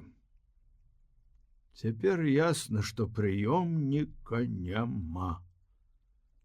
І невядома, калі яго можна будзе паслухаць. Міця адчуў, як расце ў грудях халодны сум, не хацелася нічога гаварыць. Лобік дыбаў па хаце, звесіўшы галаву. Ён з самага пачатку не верыў, што Шура змайструе прыёмнік і мог бы цяпер радавацца, але маўчаў. Мікола гартаў кнігу. Базыль наском чаравіка піхаў батарэі пад ложак. Яны цяпер не мелі ніякай каштоўнасці. І толькі адзін Сергей паводзіў сябе дзіўна. Яго выгляд зусім не паказваў, што Сергей засмучан няўдачай, нават здаваўся вясёлым. «Не вешайце носа!» — нарэшце загаварыў ён, і голас яго задрыжаў. «Чорт яго бяры з гэтым прыёмнікам! І без яго ясна, што Масква наша! Не здалі яе!» У Гарбылях ёсць радыё нямецкае. Немцы перадаюць, што занялі зімовыя кватэры. Наступаюць нашы! Гэта было як выбух бомбы. У першую хвіліну ніхто не прамовіў слова нават. Усе чакалі, што скажа Сергей яшчэ. «Ну, а фронт дзе?» — крыкнуў Базыль. «Не ведаю, это ж нямецкае радыё. Яны паведамляюць, што скарацілі фронт і занялі зімовыя кватэры. Нібы ўсе савецкія атакі адбіваюцца. Я таму і не гаварыў спачатку. Думаў, што лямпы спраўныя ўдасца паслухаць. Які-небудзь горад яны назвалі?» — спытаў Лобік. «Калінін назвалі. Баі ідуць пад Калінінам. А яшчэ раней сказалі, што здалі Растоў. Растоў наш!» Лобік кінуўся да стала. Шукаючы геаграфічны атлас, цэлымі стусамі шпурляў на падлогу кнігі. На стале атласа не знайшлося, і хлопцы, памагаючы Івану, раскопвалі кнігі, наваленыя за ложкам у кутку на прыпечку і ў вялікім матчыным куфры. Атлас знайшлі на ложку пад падушкай. Іван, відаць, разглядаў яго, кладучыся спаць. Хлопцы схіліліся над картай. Калінін, горад на Волзе, нібы навісаў над Масквой з паўночна-ўсходняга боку. «Далёка зайшлі», — раздумліва прамовіў Лобік. «Хацелі акружыць Маскву. Дык ты скажы, Калінін у немцаў ці ў нас?» «Не ведаю». Сергей стараўся нешта ўспомніць. І яшчэ адзін горад называлі, невялікі, здаецца, пад Масквой. Я забыў, які. Іван вадзіў пальцам па карце. «Вязьма? Не. Калуга? Не. Сухінічы? Не». Меншых гарадоў на карце не было, і Лобік перастаў дапытваць Сергея. «А калі ты слухаў радыё пазаўчора?» Немцы хваліліся, што падбілі 120 нашых танкаў. «Танкаў?» — здзіўлена ўсклікнуў Базыль. «Дык самі ж яны заяўлялі, што савецкіх танкаў няма». «Калі нашы наступаюць танкамі, то немцам капут!» «Можа, нашы пад Смаленскам ужо?» — выказаў здагадку Міколка. «Можа, падыходзяць да Гомеля?» — прамовіў Шура. «Нашы будуць наступаць на галоўным напрамку», — заявіў Лобік. «Самае галоўнае — адагнаць немцаў ад Масквы. Бач, як навіслі. Калінін занялі». «Это не жарты. Навіслі», — перакрыў Базыль. «Уцякаюць твае немцы без аглядкі». «Што ты разумееш?» — закіпяціўся Лобік. «Думаеш, так лёгка дамагчыся пералому?» «Паспрабаваў бы сам. Ты заўсёды быў паражэнцам, дурань!» Гатова была выбухнуць спрэчка, яе спыніла Іванова маці. Хлопцы гэтак лямантавалі, што яна прачнулася, хоць за апошні час прызвычаілася да крыку. «Ваня!» — азвалася маці з печы. «Павыганяй, салдат! Яны забяруць цябе з сабой. І прагані з гарышча злодзея. Я чую, ён там ходзіць.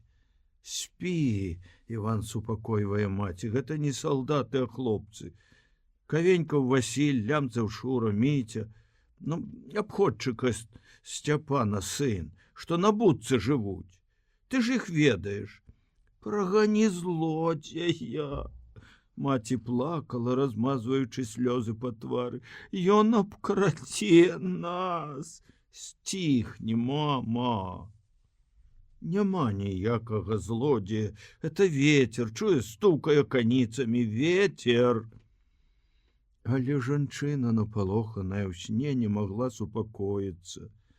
Іван накрыў маці коўдрай, жанчына дрыжала, ціха ўсхліпваючы. Хлопцы пачалі разыходзіцца.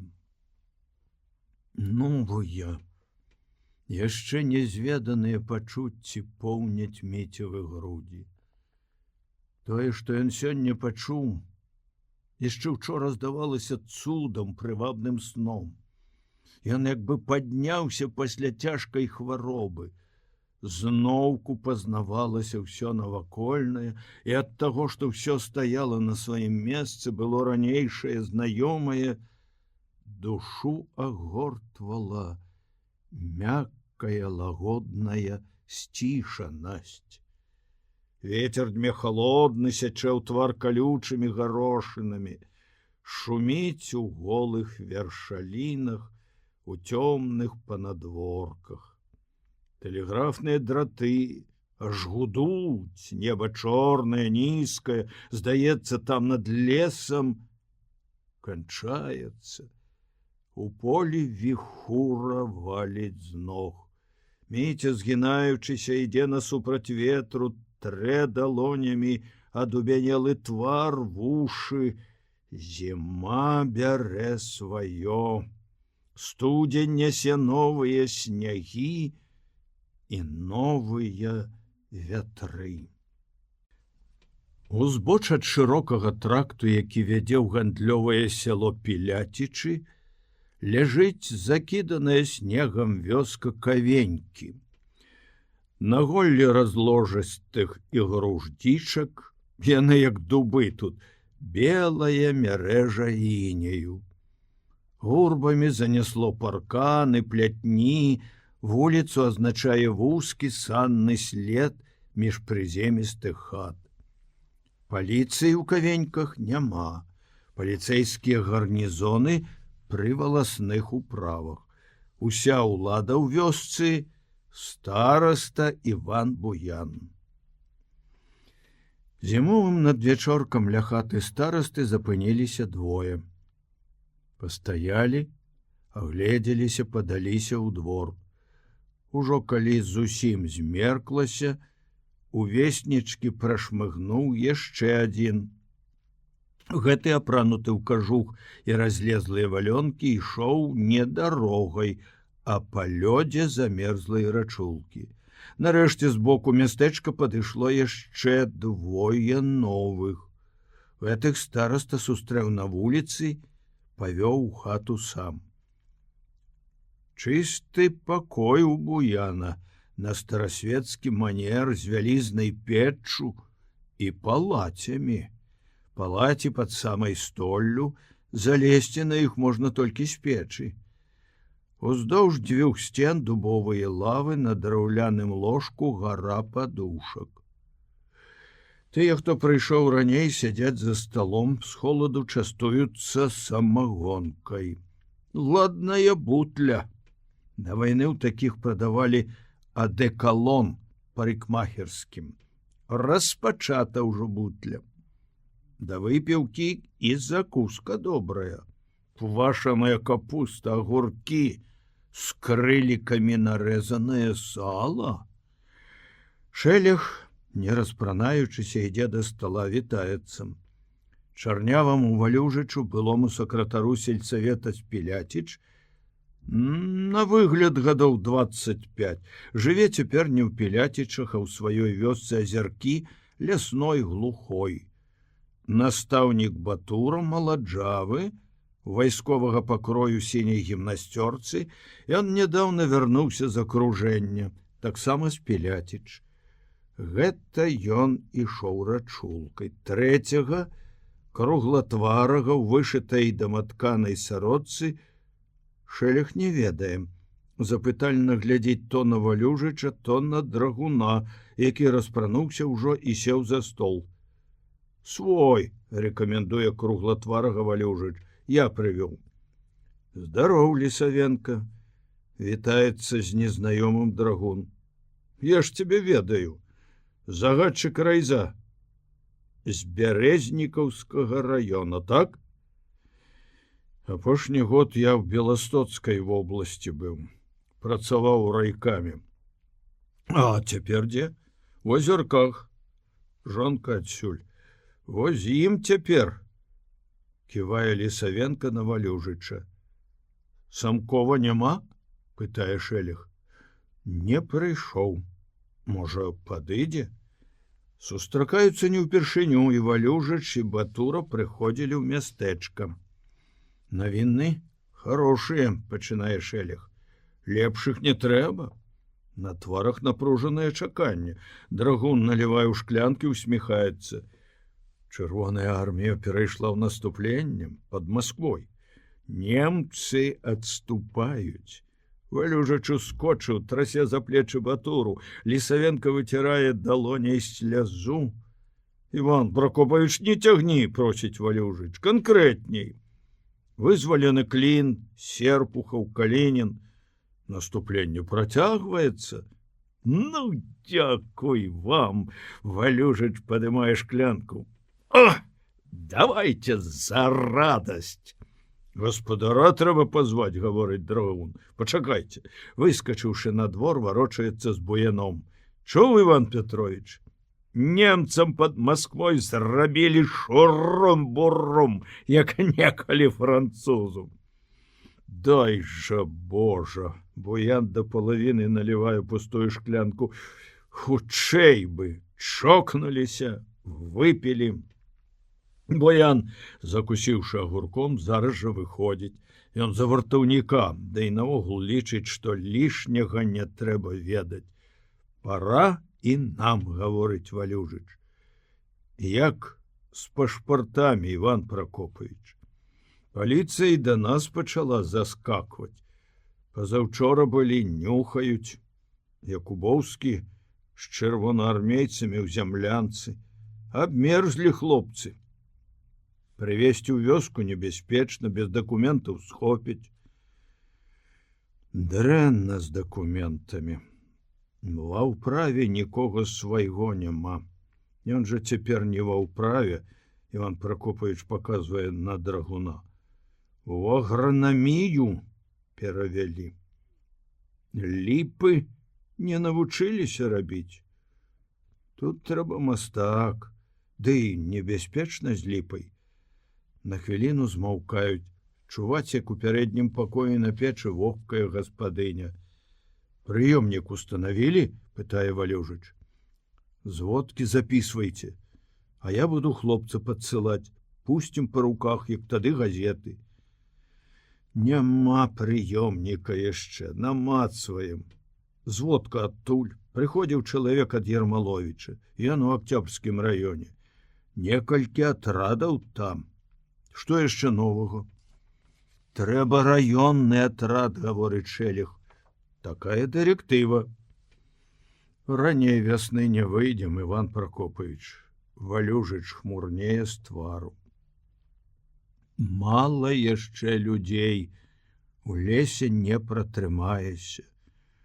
Тут другая думка ёсць. Якая? Валюжыч пераводзіць позірк з Батуры на Лісавенку. Тыя згодна ківаюць. Пора немцам памацаць рэбры. каб як-небудзь Швальбе выманіць з мястэчка. Старасту Гарбацкага Спалыкавіч таксама трэба знішчыць, жыцця няма. Пастаўку немцам вывез усю, нават перавыканаў. Салдатак здзекуецца. 2 настаўнікам немцам аддаў. Без следу зніклі.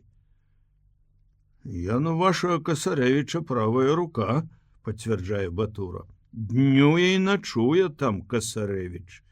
П'янствуюць, жанчын гвалтяць. Касарэвіча мы самі. Шэлег опускае кулак на стол. Склады знішчальнага батальёна ён выдаў. Падпольшчыцу Дзянісаву таксама. Што чуваць пра Анкудовіча? У дамачоўскім атрадзе дзейнічаюць дробнымі групамі. У Анкудовіча 7 чалавек. Старасту ён нам паможа. Упусцілі Анкудовіча, уздыхае Шэлег. З нашага батальёна, а ў чужым атрадзе. Была база для атрада. Якубоўскі не горшы, лейтенант ведае вайсковую справу, каб удалося перазімаваць, дакументы трэба. Хоць бы месяц пажылі хлопцы ў вёсцы, адагрэліся, ад'еліся. Тады Анкудовіча перацягнем. Выпіваюць, весялеюць. Цьмяна гарыць пад столлю лямпа васьмярык. За сцяной на дварэ парыпвае валёнкамі па снезе буян. Між іншым, гаворыць драгун устаючы, пачынайце прапаганду. Нямецкая палітыка наконт зямлі ясная. Зямля ўся нямецкая. Тыя, хто будзе яе апрацоўваць, як бы арандатары. Кожны мае права ўзяць 5 гектараў. З 3 гектараў ураджай немцам увесь. З астатніх 2 40%. Вось вам нямецкая ўлада, гаспадарчыкі. Не разжывецеся. Драгун выходзіць першы. Люстэрка, дробязь, глупства.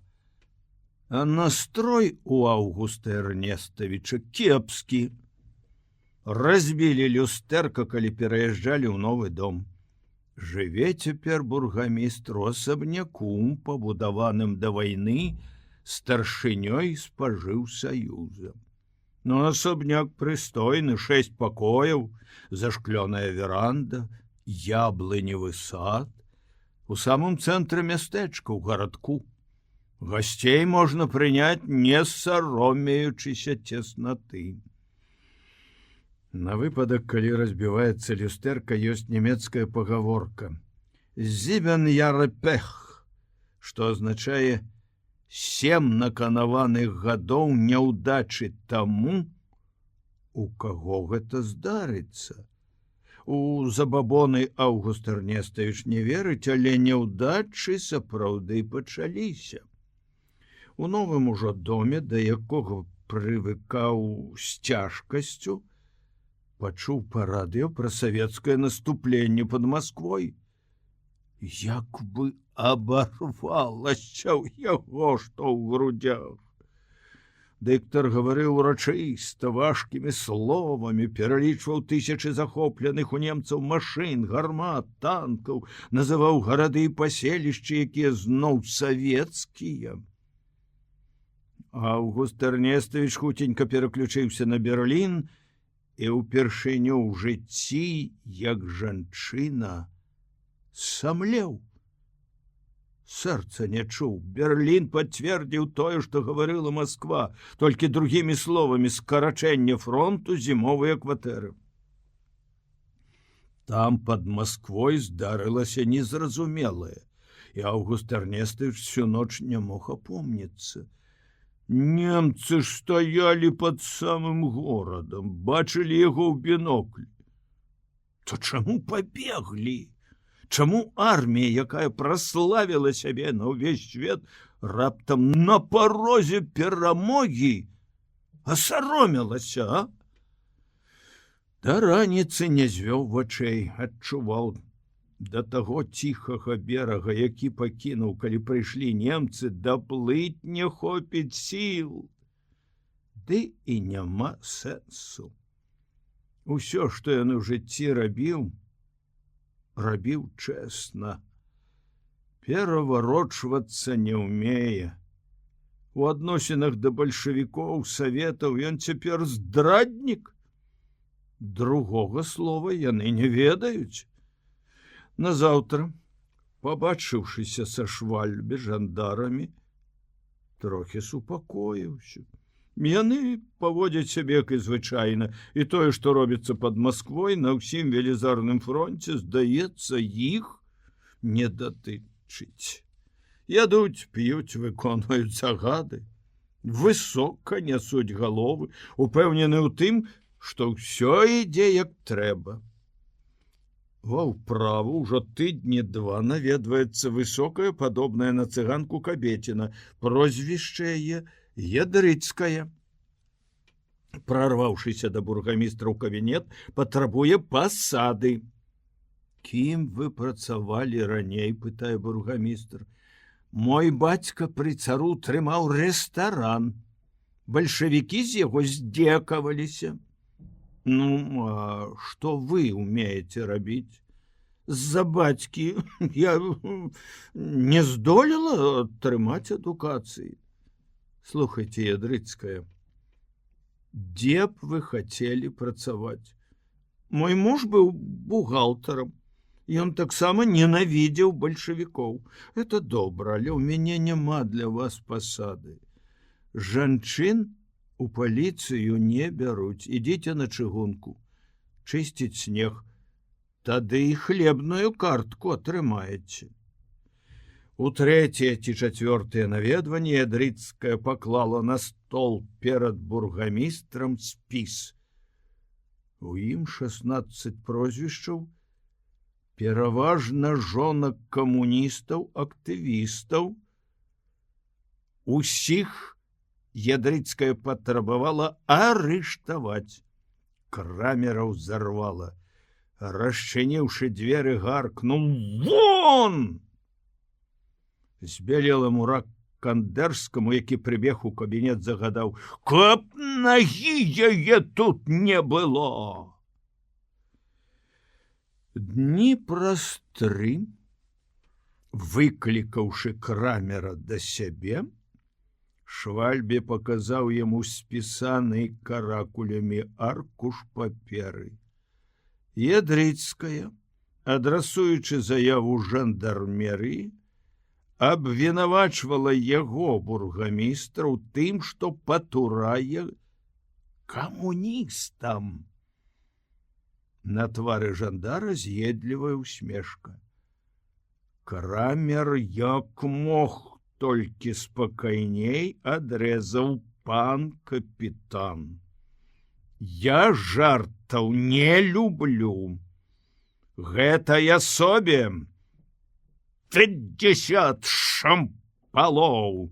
Яна зневажае мяне, немца!» «За зневагу сыплем», — паспешліва згадзіўся Швальбе. «Але навошта так много, пан бургамістр? Хопіць 20, все-таки деликатнае жаночае цело». Аўгуст Эрнестович сам ён ведае прычыну. За апошні час стаў часта злаваць, здзіўляючы служачых канцылярыі. Стаіць неяк перад сталом староста Скабылкавіч, пануры чорны, як грак, забыўшы зняць з галавы авечую шапку-кучомку. «Таварыш бургаміст, пастаўку не можам выпаўніць. Сяло ў нас беднае, пяскі. Таварышы! За Уралам!» Грыміць бургамістр так, што чуваць у калідоры. «Навучыцеся размаўляць, вон з кабінета!» Староста бокам і за дзверы. Адзін з тых зімовых няпэўных дзён прынёс Аўгусту Эрнестовичу Сапраўднае задавальненне. Дачуўся. У начную варту, яна працягваецца з восені, не выйшаў Денісевіч. Той самы загадчык чыгуначнай пякарні, які тады ў верасні прыехаў да яго двара ў машыне з марграфам Ліндаў. Крутнуў ручку тэлефона, выклікаў Плішчынскага, начальніка паліцыі. Денісевіч сабатажнік. Арыштаваць і 50 шампалоў па голай задніцы. Хай ведае, што нямецкія парадкі цвёрдыя, далажыце мне. Плішчынскі здзіўлены. За дробныя правіннасці давалі па 10 шампалоў, па 20. Дом Крамера поўная чаша. Бургамістры валасцей, старасты, загадчыкі млыноў, наязджаючы ў мястэчка, не прамінаюць выпадку падкінуць сёе-тое раённаму бургамістру. Хаўру свядзе і Гертруда Паўлаўна. Мураваны скляпок, які на двары ўвесь завешан шынкамі, кілбасамі, застаўлен мяхамі мукі, дзежкамі з капустаю, агуркамі. Валасныя старшыні, старасты возяць не толькі бургамістру, возяць і немцам, швальбе, жандарам, аграномам. Яны глядяць на гэта, як на самае звычайнае, чаго і належала чакаць. Сала і масла ператопліваюць, разам з шынкамі пакуюць у пасылкі. Штотыдня аўтобус везе гэтыя пасылкі за 50 вёрст у горад. Там вайсковая пошта. Лісты і пасылкі ідуць адтуль у Германію. У вачах немцаў, якія тут у мястэчку, аўтарытэт яго, бургамістра, высокі. У раёне ціха, ніякіх парушэнняў спакою, налётаў партызан. Дзякуючы гэтай акалічнасці, мабыць, і выбраў гебец-камісар Рох, прозвішча нібы рускае, хоць сам карэнны немец, мястэчка сваёй рэзідэнцыяй. Жыць павінен у горадзе, але тут жыве. Заняў з канцылярыяй світай увесь другі паверх школы, падцясніўшы швальбе. Нядаўна была нарада бургамістраў, з'ехаліся з іншых раёнаў. Рох перад усімі хваліў Крамера. Праўда, пачуў тут Аўгуст Эрнеставіч вестку, якая ўзрушыла яго і здзівіла. Гарадского бургамістра ў Мазыры павесілі самі немцы. Аказаўся бальшавіцкім агентам. Гебец-камісар нібы наўмысна падкрэсліў, што немцам вядома было ўсё загадзя, але спецыяльна чакалі, не арыштоўвалі бургамістра, каб выявіць паболей памагатых. Немцаў много, але што яны робяць? Аўгуст Эрнеставіч не ведае.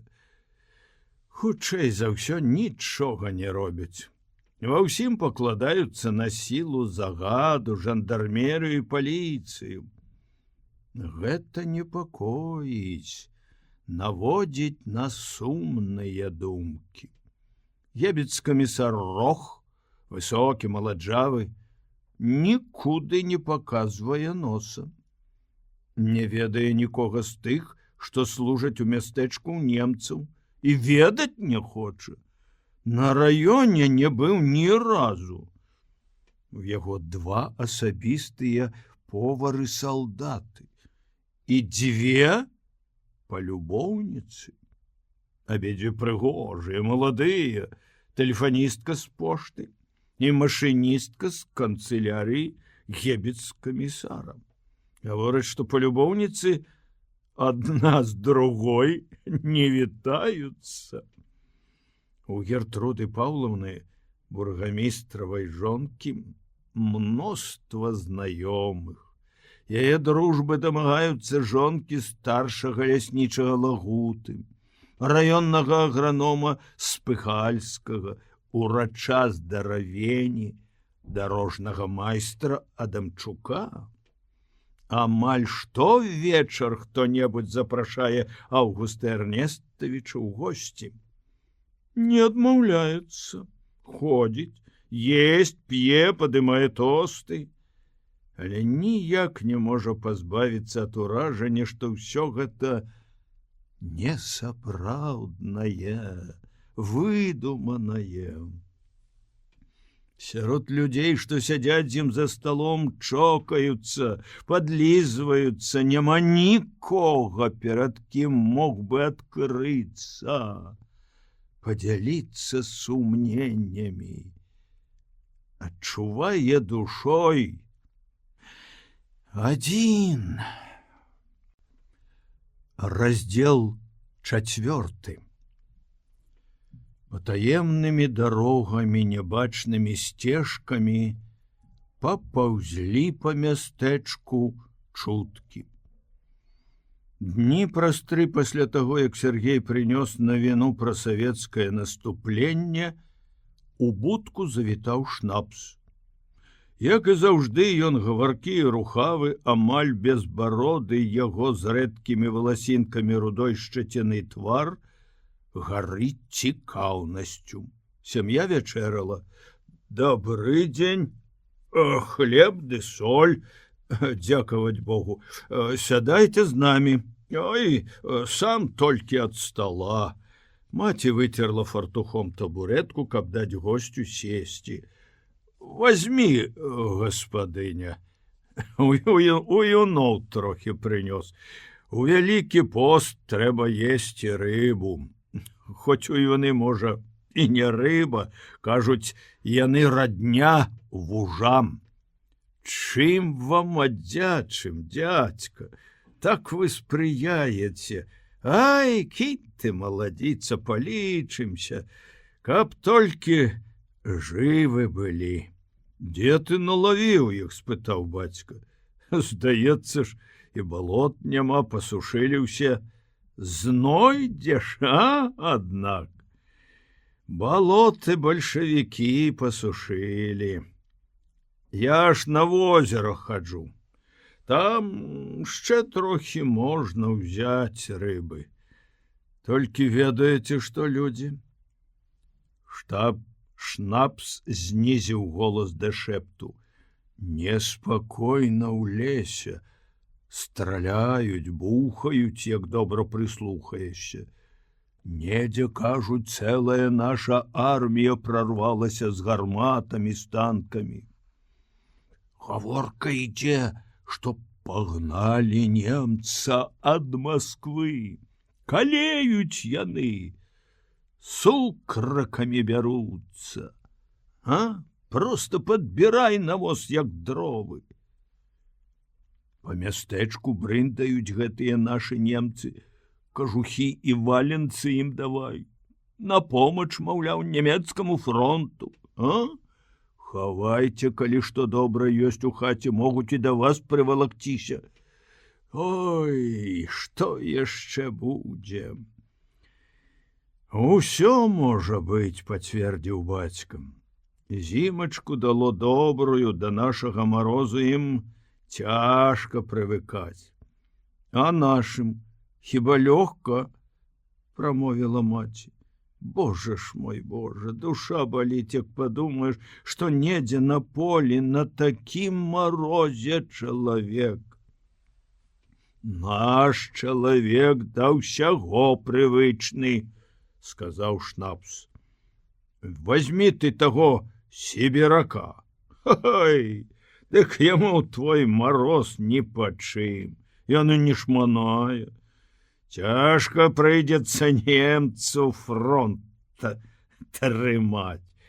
А ты чаго ён лез, не возьму ў розум. Расію захацеў у ахапку схапіць. Колькі той Германіі пераплюнуць можна, перашчыкнуць, а Расіі ж, канца і краю няма. Тэхнікай хацеў узяць, заўважыў бацька. Маўляў, твая Расія драўляная, саламяная, а моя Германія каменная. Машины ў ёй здаўна, стукну по России и рассыплется. Ну, стукнуть-то ён стукнул. Аж у вушах зазвенело. Толькі, мабыць, і ў самога асечка, калі кажухі сабірае. А з палоннымі што робіць, умяшалася маці. Нехрысці немцы ці што? Нечувана было, каб так здзекавацца з народа. Страляюць голадам, холадам мораць. Папомняць людзі немца. Бацька ўстаў і прыпаліў ад вугаля самакрутку. Цяпер, калі б хто і хацеў, то ў палон не палезе. Пакаштавалі, які смак. Кажуць, нібыта і папы заклікаюць біць немца. А што ты думаеш? Гора яно ўсяму навучыць. Гітлер нібыта папрасіў замірэння. Няхай вам, маўляў, ваша Расія, мне моя Германія, толькі мяне не чапайце, дайце паціху выбрацца. Бацька пярэчыць, не пойдуць нашы на замірэнне. Столькі немец шкоды нарабіў, людзей паклаў колькі. Міця ўслухоўваецца ў гаворку старэйшых, на гэты раз не ўмешваючыся ў яе. І душа яго поўніцца радасцю. Прайшло ўсяго некалькі месяцаў, як з'явіліся немцы, але сам тон і настрой гаворкі пра вайну рашуча перамяніўся. Раней ва ўсім, што расказвалася пра немцаў, адчувальнай была прымесь страху. Немцы ўяўляліся нязломнай жалезнай сілай, якая сунецца з чужога незнаёмага захаду і ўсё ломіць, крышыць на шляху. Можа, гэта быў страх перад невядомасцю, перад тварам крушэння, ломкі ўсяго прывычнага, даўно ўсталяванага. Тады перад з'яўленнем немцаў шмат хто ў душы і ў слых лаяў нашых за тое, што адступаюць, пакідаюць народ на пакуты, здзек. То было вострае пачуццё, якому цяжка даць назву. Калі немцы прыйшлі, сталыя дзядзькі зноў лаялі нашых. Цяпер ужо за другое. Спаміналіся ўсе недарэчныя выпадкі да ваеннага жыцця. Міцю абурала такая гаворка. Яму здавалася дробязнай, нікчэмнай, ён здзіўляўся, чаму сталыя разумныя людзі не бачаць самага галоўнага. Прыйшлі немцы, і гэта бяда. Тут, як на пажары, не прыходзіцца шукаць вінаватага. Але з такімі, як Міця, не лічыліся. З іх пасмейваліся. Зрэшты, і сам ён разумеў, што не ва ўсім мае рацыю. Міця верыў. Паны ніколі не вернуцца. А яны вярнуліся. Хадзілі па мястэчку ў жывым вобліку нямецкіх салдат, якія пляваць хацелі на ўсё тое, у што ён верыў. Слова «таварыш», дарагое, блізкае, знікла. Трэба гаварыць «пан». Міця не раз лавіў сябе на думцы, што старэйшыя глядзяць на жыццё прасцей, інакш, чым ён. Успамінаў рамонтнікаў, іх уздыхі і сумныя вочы ў першыя месяцы вайны. Што думаюць цяпер гэтыя спакойныя, добрыя дзядзькі? У што вераць? На што спадзяюцца? Шнапс падаўся да хаты, і ўслед за ім выйшаў на пераезд Міця. Занесеная снегам, ледь прыкметная сярод роўнядзі палёў ляжыць чыгунка. Чарнее лес, і лёгкай сінню ў светлым змроку ночы аддае снег. Доўгай паласой чарнее мястэчка, на курганку сасна. Дыхнулі вятры, яна атрасла галіны ад снегу, распрастала іх. У голлі шуміць ветер. Яшчэ нядаўна ў вокнах местачковых хат мільгацелі цьмяныя аганькі капцілак, каменкоў, а школа зыркала электрычнымі агнямі. Немцы нічога не баяліся і адкрыта гэта паказвалі.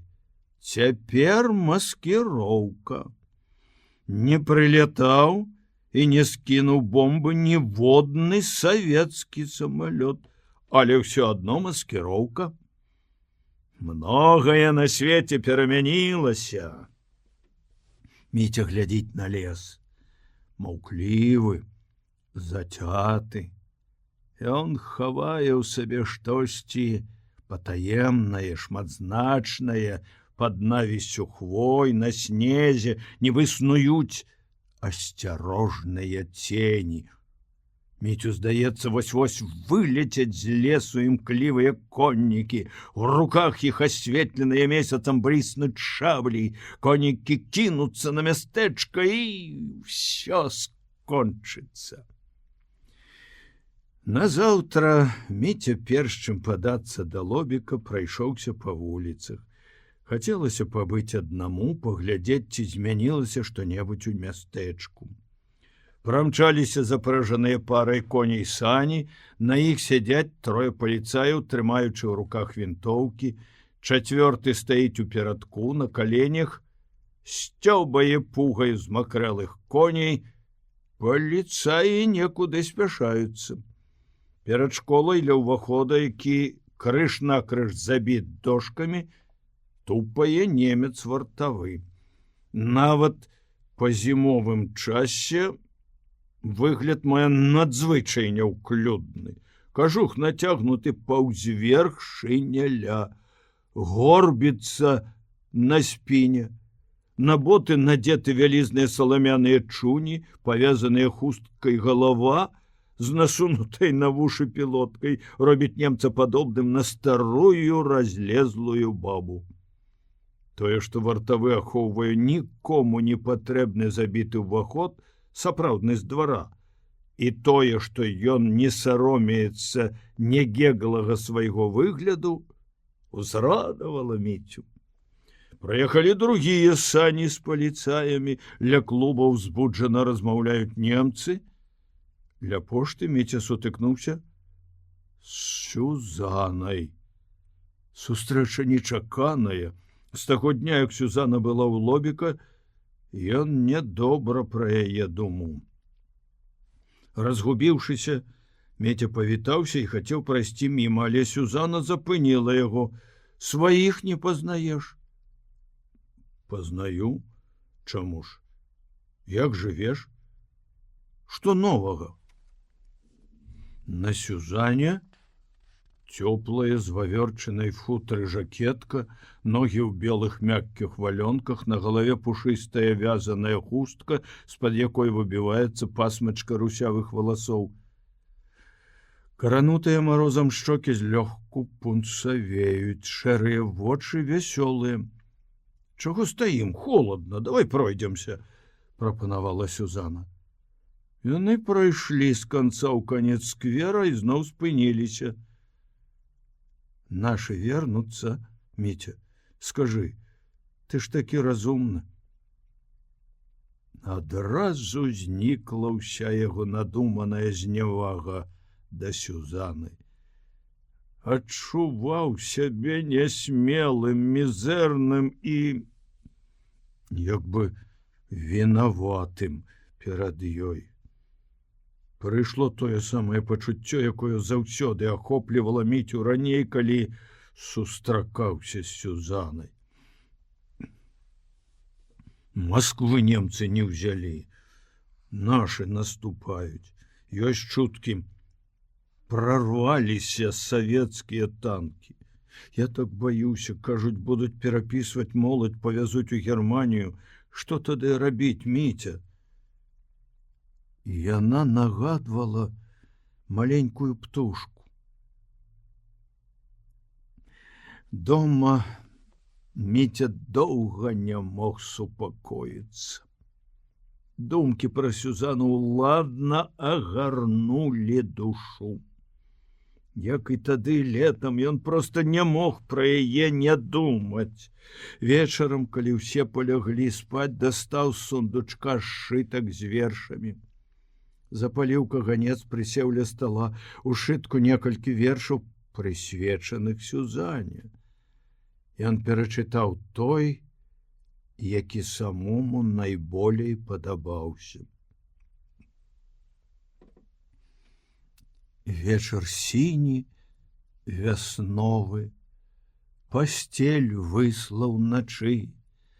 Я шукаў табе слова, ён шаптаў памаўчы.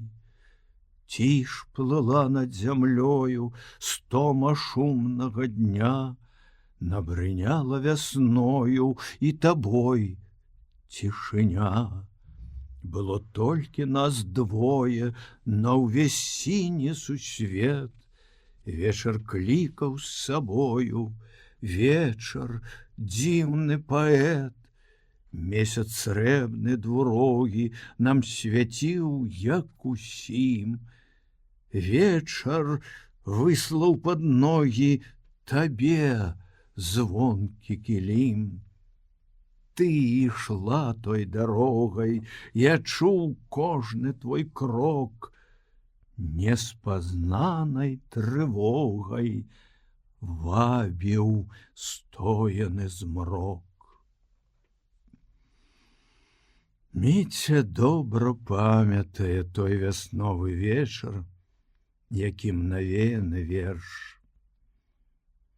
Было гэта летась у сакавіку, перад тым, як ён занёс заяву дырэктару наконт экзаменаў за 9 клас.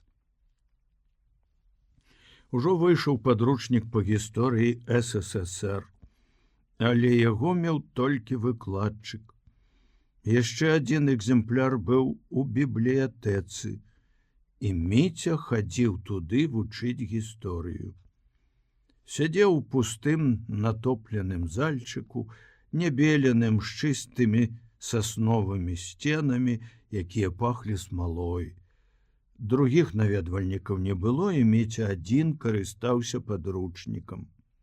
Прымошчваўся ля акна, за якім сінеў надвячорак, чытаў кнігу з самага пачатку, новая, нікім акрамя яго не чытаная, яна прыемна шасцела. Выйшаў на ганак і ўбачыў Сюзану. Яна ішла праз сквер, і пад яе нагамі ледзь чутна патрэскваў вячэрні лядок. Яго Сюзана не бачыла, ішла павольна, задуменная. І раптам ён адчуў радасць ад таго, што поўніцца надвячоркавай сінню скверык з рэдкімі чорнымі дрэўцамі, хрупасціць пад нагамі кволая наледь, што можа упасці са страхі, зазвінець, як шкляны празрысты ледзяны капеш.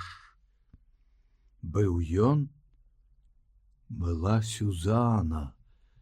І тое, што яна яго не бачыла, не думала пра яго, нічога не азначала. Яна была на свеце, і гэтага аднаго было дастаткова, каб ён радаваўся таму, што навакол. Цяпер Міця перачытаў верш, і яму не спадабалася напісанае. Не ставала самага галоўнага, што пралягло між ім і Сюзанай, без чаго ён проста не меў права пра яе думаць. Тады, калі ён пісаў верш, яму было 16, цяпер 17. І на таго 16гадовага ён глядзіць як бы звысока, з выглядам трохі сумнай, трохі насмешлівай перавагі. Схіліўшыся над сталом, Міця таропка стаў пісаць. Не ведаў, навошта піша, нікому не збіраўся верша паказваць, але іначай не мог. О, радзіма моя, без конца и без краю, я твой сын, я твой дом, я тебя сберагу.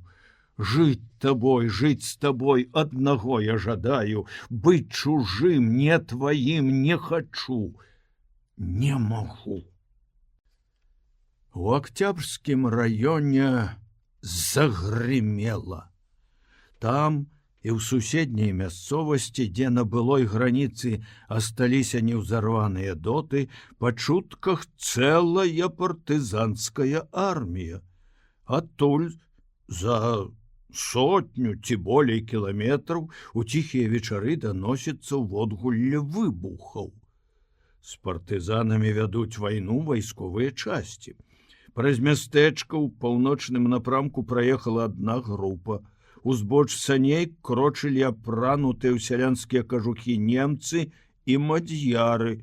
На санях навалам кулямёты, мінамёты, скрынкі з боепрыпасамі. У суседнім раёне таксама партызаны. Местачковыя паліцаі ездзілі туды. Партызаны, заняўшы каменны дом, адбіваліся 2 сутак. Да месца бою зляцеліся бобікі з усіх навакольных гарнізонаў. Партызан было 5. Семёну Целешу, які жыве насупраць Лобіка, партызанскай кулі прашыла грудзі. Але жывы, лечыцца. У халодным студзені чуткі, як вясенні разліў, радасныя, узнёслыя. Нашы ў Смаленску, Бранску, самыя радасныя весткі прыносіць Вілюга. Невядома, дзе ён іх збірае. Аднойчы, уварваўшыся ў Лобікаву хату, з парога крыкнуў: «Нашы Кіеў занялі!» «Можа, Харкаў?» – перапытаў недаверліва Лобік. «Кіеў, гавораць табе! Это точно!» Да Кіева падаць рукой якіх-небудзь 300 кіламетраў. Хлопцы ўзбуджана захадзілі па хаце. Зіма нібы ўзнагарода за няпэўную пакутлівую восень. Трашчаць калядныя маразы, лёгка паверыць, што ў танках замярзае масла, і немцы, уцякаючы, кідаюць іх на дарогах тысячамі, што з-за снежных віхур не могуць падняцца ў паветра самалёты, а прызвычаеныя да халадоў сіберакі гоняць фашыстаў па ўсіх напрамках. Скрутак са шрыфтам ляжыць там, дзе яго пакінулі, у кутку за ложкам. Абыякавы да перасцярогі, Лобік так і не вынес яго з хаты. Ахопленыя прагай што-небудзь рабіць, дзейнічаць, хлопцы ўспомнілі пра шрыфт. «Трэба лістоўка», – заявіў Мікола і выцягнуў з кутка скрутак. Ён адчуваў сябе героем. Думка завітаць у рэдакцыю прыйшла ў галаву яму, першаму.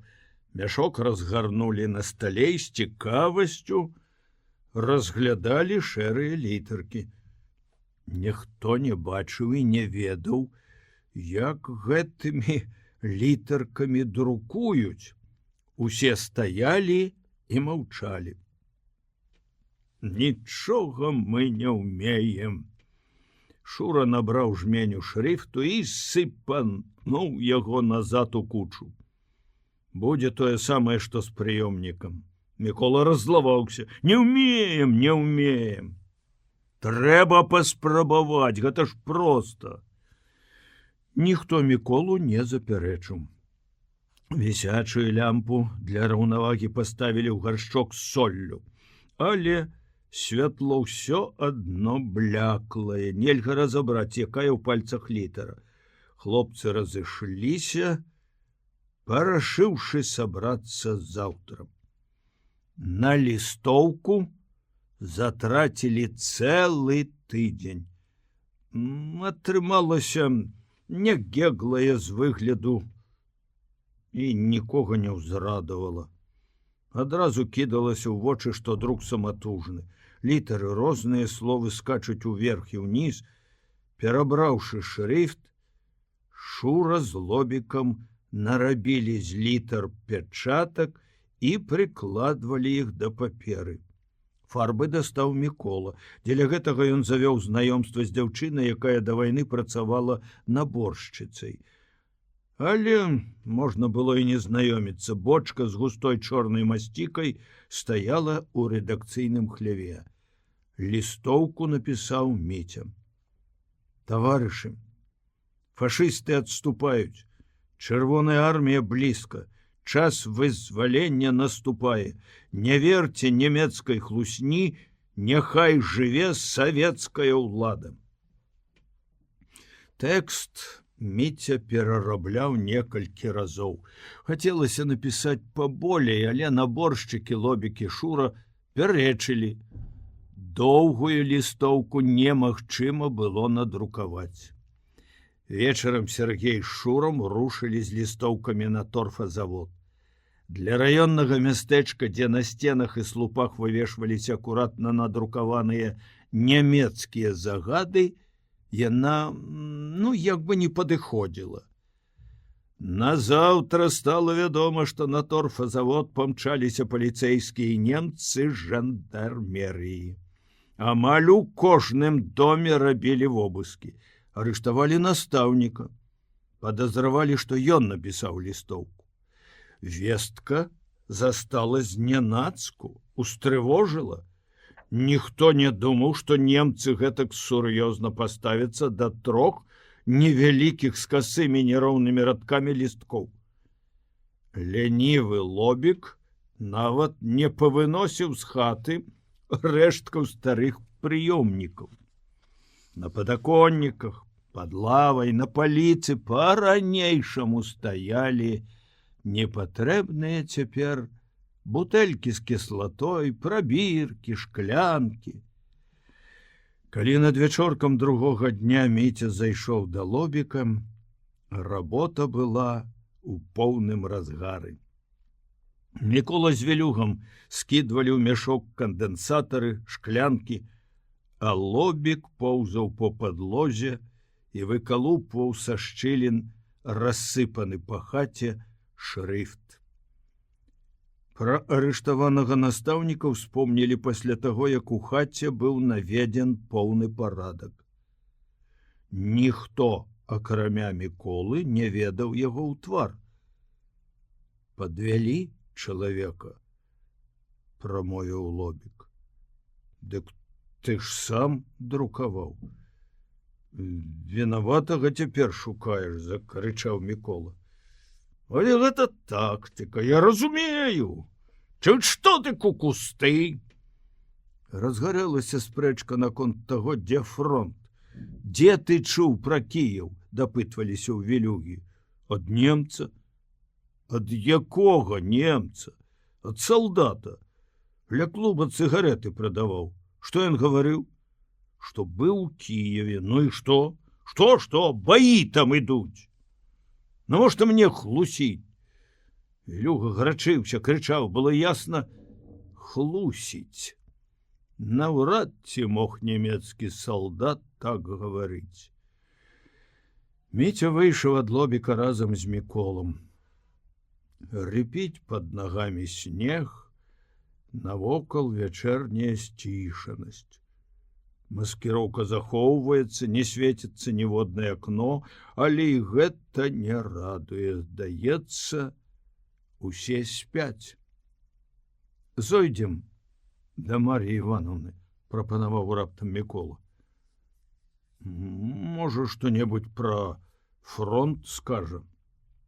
Міця згадзіўся ісці дадому. Дамоў не хочацца. Стары, пабудаваны на гарадскі манер дом Мар'і Івановны у цёмным завулку за базарнай плошчай. Перад ім нібы вартавыя застылі старыя ліпы, навісаюць голлем над дахам. Да рэвалюцыі дом належаў прыставу, а з таго часу, як хлопцы пачалі сябе памятаць, у ім жыве настаўніца нямецкай мовы, якая працуе цяпер перакладчыцай у раённай управе. Мар'я Івановна адна, яе муж у арміі. Два сыны да вайны яшчэ паехалі ў інстытуты і дамоў не вярнуліся. Дом, здаецца, нежылым. Аканіцы шчыльна зачынены, ў дворыку горбы снегу, а праз іх да парога вузенькі след. Хлопцы нерашуча пастукалі ў аканіцу. Праз хвіліну ў сенцах пачуліся асцярожныя крокі. «Хто там?» – азвалася Мар'я Івановна. Услед за настаўніцай, стараючыся не рабіць чаравікамі груку, мінулі два пярэднія цёмныя пакоі, прайшлі ў залу. Тут гарэла настольная лямпа. На сценах віселі дзве карціны і сямейныя фотакарткі ў прыгожых асадках. «Не распранайцеся», – папярэдзіла Мар'я Івановна, – «холодна ў мяне». Настаўніца села за стол, а хлопцы, толькі зняўшы шапкі, прымасціліся ў старых крэслах. Мар'я Івановна за апошні час змізарнела, паблажэла, хутаецца ў вязаную хустку, паводзячы час ад часу худымі вузкімі плячамі. Прыходу нядаўніх сваіх вучняў яна, здаецца, зусім не здзівілася. «Мар'я Івановна, мы прыйшлі наведаць вас», – пачаў Мікола. «Дзякуй, я рада вам, ребят. Вы ж, цябут, здаецца, самі апошні час працавалі настаўнікам». «1 год. Падабаецца вам настаўніцкая работа?» Мікола маўчыць, апусціўшы галаву. Мар'я Івановна гаворыць так, нібы можа прапанаваць яму пасаду настаўніка. «Мы прыйшлі, каб спытаць у вас пра фронт, Мар'я Івановна», – сказаў Міця. «Ходзяць розныя чуткі». Настаўніца апусціла вочы, з хвіліну цягнулася неёмкае маўчанне, потым загаварыла ціхім, глухім голасам. «Нічога я вам, ребята, не скажу і не раю другім задаваць такіх пытанняў. Вы ўжо дарослыя, павінны разумець самі. Ці праўда, што Смаленск і Кіеў нашых? Мы болей ні пра што не спытаем». Мар'я Івановна спалохана зірнула на хлопцаў. «Неправда. Фронт, ребята, далёка пад Москвой. За чуткі пра Смаленскі Кіеў паплаціўся чалавек, настаўнік з торфазавода. У яго, кажуць, знайшлі лістоўку. Яго расстраляюць?» Мікола падхапіўся з крэсла, стаў з павялелым тварам. Мар'я Івановна глядзіць некуды ў цёмнае акно. На сцяне ў чорнай коробцы мерна гойдаецца медны маятнік гадзінніка. Гадзіннік з зязюляй, але драўляная птушка маўчыць, яна, відаць, сапсаваная. «Не ведаю, ребяткі», – прамовіла настаўніца. «Усё не так проста, як вам здаецца. Сам бургамістр, хоць і немец, але чалавек неблагі, не хоча крыві, ёсць горшыя за яго. Не лезьце вы ў гэта. Вы яшчэ маладыя і нічога не разумееце. Вайна цяпер, як гавораць самі немцы, татальная». «Что такое тотальная?» – спытаў Митя. Это французское слово означае, што тыл прыраўніваецца да фронту. Усюды адны законы. А як у вас птах з нямецкай мовай? Вы ж так добра паспявалі ў школе. Ды няма цяпер часу. Вы хіба дзе-небудзь працуеце? Зноў Марія Івановна спытала так, нібы гаворка ішла пра звычайную справу. Міця не ведае, што адказаць, але настаўніца, здаецца, і не чакала адказу. Загаварыла сама. Вясной будзе набор моладзі ў Германію. Ва ўправу прыслалі плакаты. Напісана, што набор добраахвотны, але раёну давялі план 2000 чалавек. Але хто захоча ехаць, усклікнуў Мікола. Дзе немцы такіх дурняў знойдуць? Мар'я Івановна сумна усміхнулася, нічога не адказаўшы. Паднялася і, зняўшы з этажэркі стус нямецкіх газет, паклала перад Міцем. Возьмите з сабой, птах. Вам же не так много трэба, каб самому чытаць. Ёсць у вас слоўнік? Я могу даць, у мяне ёсць некалькі. Ёсць, Марія Івановна, дзякую. А цяпер, ребяткі, ідзіце. Да мяне зараз прыйдзе немец з жандармерыі. Ён урокі рускай мовы бярэ. Немец вывучае рускую мову? Здзівіўся Мікола. Настаўніца загадкава усміхнулася. Прозвішча ў яго славянскае, Красоўскі. Я не дапытвалася, хто ён. Добра размаўляю па-польску. У Германіі многа анямечаных славян. Ужо ў правулку хлопцы сутыкнуліся з немцам, які, сагнуўшыся, наставіўшы каўнер шыняля, борзда перабіраў нагамі, падышоў дадому Маріі Івановны, бразнуў веснічкамі, зайшоў у двор. Пад пахаю жандар нёс кнігі. На хлопцаў нават не зірнуў. Яна не прадалася? Спытаў Мікола, таргануўшы Міцю за рукаў. Што ты пра гэта думаеш? Думаю, што не прадалася. Яе працаваць прымусілі.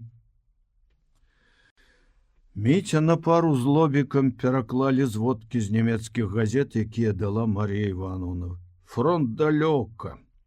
Чуткі аказаліся перабольшанымі. Немцы пішуць пра баі пад Гжацкам, невялікім гарадком пад Масквой, упамінаюцца ў зводках мясціны, якія ляжаць на поўнач ад Арла і Вязьмы.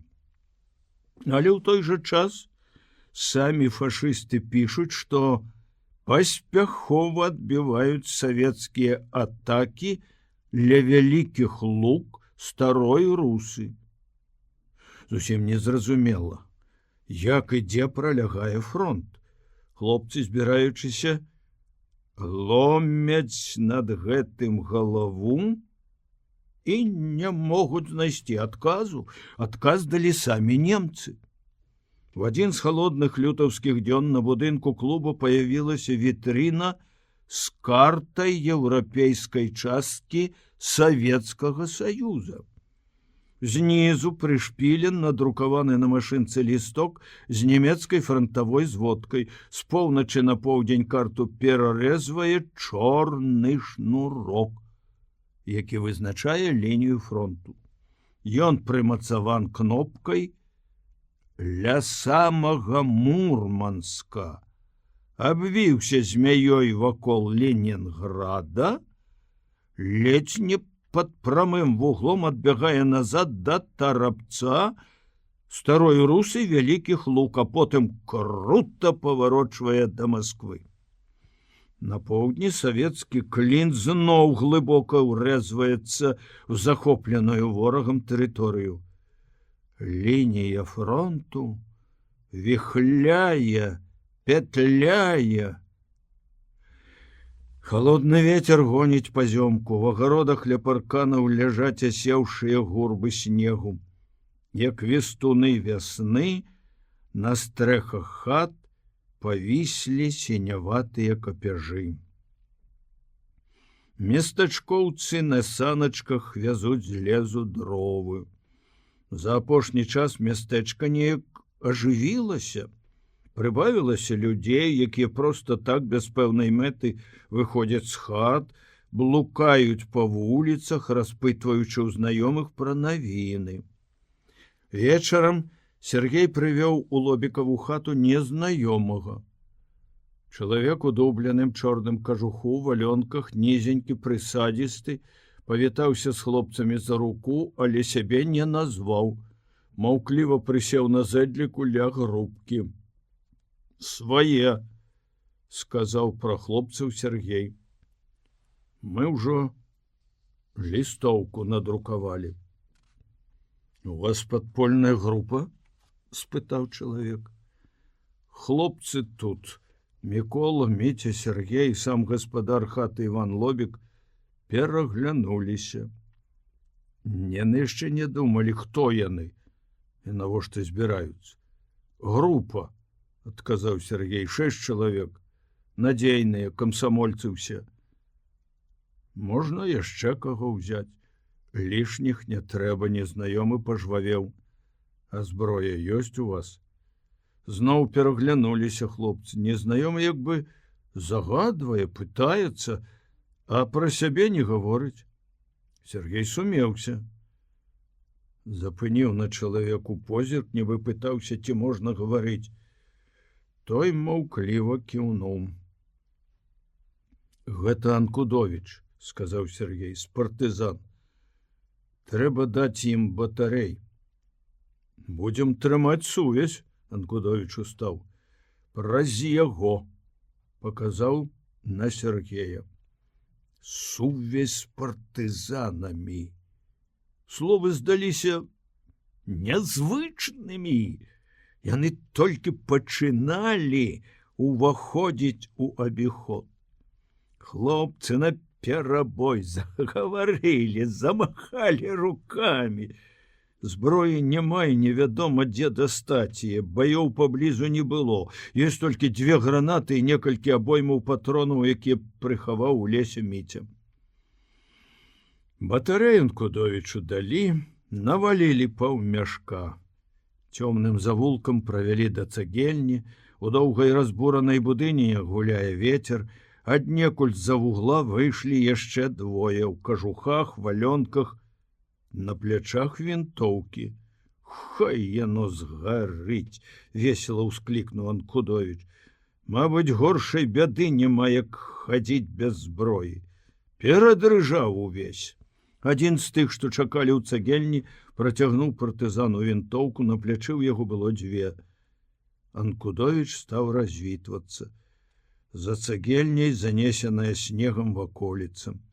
Хлопцы стаялі і глядзелі да таго часу, пакуль у шэрым паўзмроку не растаялі 3 цёмныя постаці. Вярталіся ўзбуджаныя, тайна, у якую пасвечаны адны яны, уздымала ва ўласных вачах. «Пайшлі да дзяўчат!» — гукнуў Мікола. «Крыўдзяцца, што не ходзім!» Хата, дзе жыве Вера, на галоўнай вуліцы, якая да вайны называлася Акцябрскай. Цяпер управа перайначыла яе на палявую. Фантазія ў тых, што прыдумвалі назвы, не вельмі багатая. Палявая, лугавая, Александраўская, Мікалаеўская. Так называюцца вуліцы. Але назвы гэтыя не прыжыліся. Завуць па-ранейшаму, тым болей, што пошта не працуе, лістовых газет ніхто не атрымлівае. Нават таблічкі на дамах ранейшыя засталіся, даваенныя. У той палавіне Верынага дома, якую займаюць старэйшыя дзяўчаты, Чыста, утульна, на падаконніках і падстаўках безліч вазонаў, кветак, на сценах вышытыя сурвэткі, самаробныя, сшытыя з мноства кавалачкаў рознакаляровай тканіны дываны, на падлозе палавікі. Хлопцам проста няёмка таптаць разлезлымі чаравікамі, з якіх сцякае вада, гэтую створаную дзявочымі рукамі прыгажосць. Дзяўчаты ўзрадаваліся прыходу хлопцаў, з якімі разам вучыліся. Міця гледзеўся. Сюзаны не было. «Дзе вы прападаеце, лежабокі?» — накінулася Вера. «Не хлопцы ў нас, а мяхі з саломай. Нават пагаварыць няма з кім». Вера завяла патэфон, і пакой заліла звонкая мелодыя даваеннай песні. Міцю здалося, што ён трапіў у ранейшы школьны свет. Усё было тое самае. Настрой бесклапотнасці, які раптам апанаваў усіх, хто сядзеў у гэтым утульным пакоі, знаёмыя твары, жарты, якімі перакідваліся хлопцы і дзяўчаты. Вайна, роспач, непакой — всё это як бы некуды адышло, знікла. Вера мяняла пласцінку за пласцінкай, грымелі маршы, іх змянялі працяжныя, крыху журботныя рускія песні. Меж высокіх хлебов затерялася небогатое наше село. Голас спявачкі, грудны, глыбокі, чаруе, бярэ ў палон душу, выклікаючы ў ёй гарачую хвалю пачуцця. Не хочацца не гаварыць, не думаць, а толькі слухаць гэты голас, гэтую мелодыю, якая сама, нават калі б словы былі незразумелымі, льецца ў душу болем і смуткам. Міця нібы бачыць разліў спалавелага жыта, блакіт неба, сонечны дзень. І дзесьці там, у глыбіні жытнёвага мора, ахутаныя сіняватай смугой саламяныя стрэхі. Дзе ён бачыў раней гэты малюнак? Ён не помніў. Можа, у сне? У дзверы асцярожна пастукалі, Міця ўздрыгнуў. Яму здалося, што зараз зойдзе Сюзана, нібы чуў яе голас у пярэднім пакоі. Зайшлі Міцевы аднакласнікі. Алексей Прымак і Саша Плоткін. Алексей з гітарай, Саша з мандалінай. «Нашага палку прыбавілася», — сказаў Алексей, вітаючыся з хлопцамі за руку. Музыканты прыселі, і адразу пачаўся другі канцэрт. Іграюць яны хораша, відаць, восень і зіма не прапалі для іх дарэмна, бо ў школе ні Алексей, ні Саша іграць не ўмелі. Клуб немцы адчыняюць, як бы між іншым паведаміў Мікалай. Карціну прывезлі, нашу, трактарысты. Кажуць, партызаны пачалі лістоўкі расклейваць, дык, мабыць, хочуць адцягнуць увагу. Гавораць жа, што за лістоўкі настаўніка пасадзілі з торфазавода, прамовіла адна з дзяўчат. Выпусцілі яго. Міця з палёгкай уздыхнуў. «Хочуць прыручыць нас», — сказаў Мікола Цябут. Устаў, і ў голасе яго пачулася несхаваная злосць. «Патанцуйце, даражэнькія, да вясны, а там пабачым. У Германіі ўсім месца хопіць. Кось, кось, а потым за грыву». Усе змоўклі. Вясёлы настрой, які яшчэ хвіліну назад панаваў у пакоі, адразу прапаў. Чуткі пра Германію ні для каго не былі навіной, але яны звязваліся з аддаленай будучыняй, дзе ўсё магло перамяніцца. Цяпер гэтая будучыня насоўвалася. Дзяўчаты сядзелі з сумнымі спалоханымі тварамі, а музычныя інструменты можна ў Германію браць, спытаў Прымак. Калі можна, то мы з Плоткіным не прападзём. Самадзейнасць жа, мабыць, ёсць і ў Германіі. Вось і будзем іграць. Прымакоў жарт нікога не развесяліў. Дзяўчаты пачалі збірацца, хлопцы правялі іх да клуба і асталіся адны. Окны хат зноў зыркалі агнямі.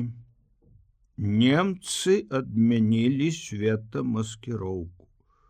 Агні свяціліся па-рознаму, дзе ярка, прывабна, а дзе толькі ледзь мігацелі кволыя бляскі.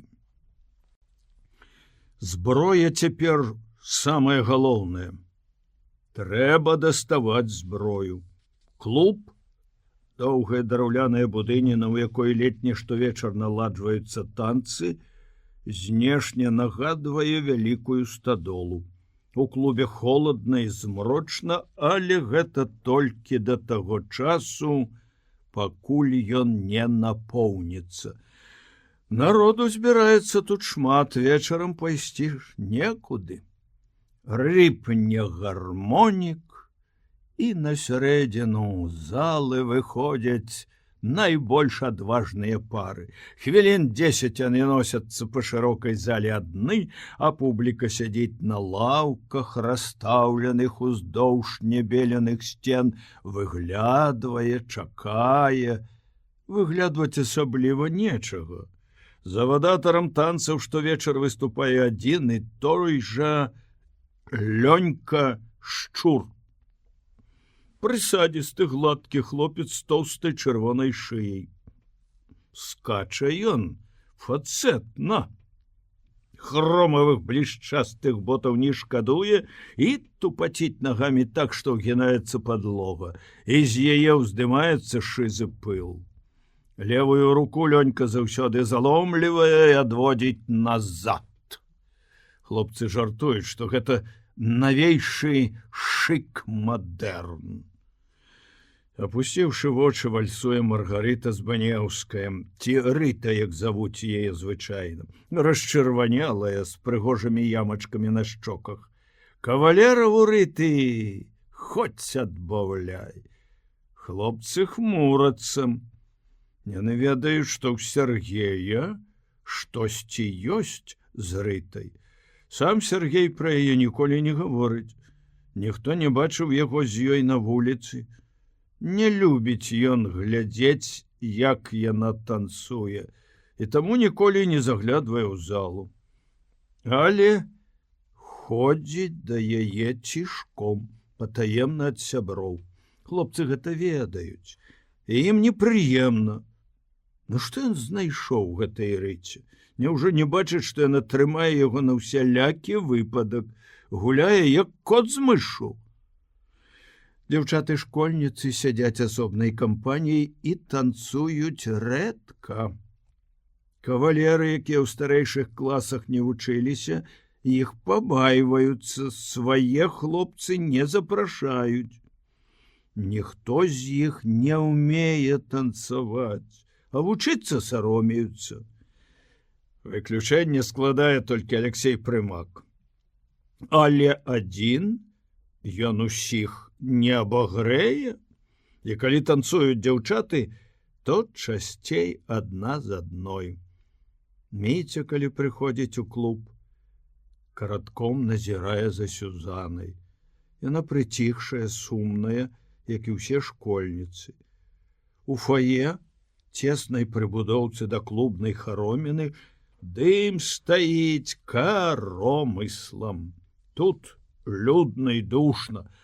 Кампанія ў фае выключна мужчынская, хлапечая. І калі ў залу ідуць дзяўчаты, ім трэба праціскацца праз шчыльную сцяну цел.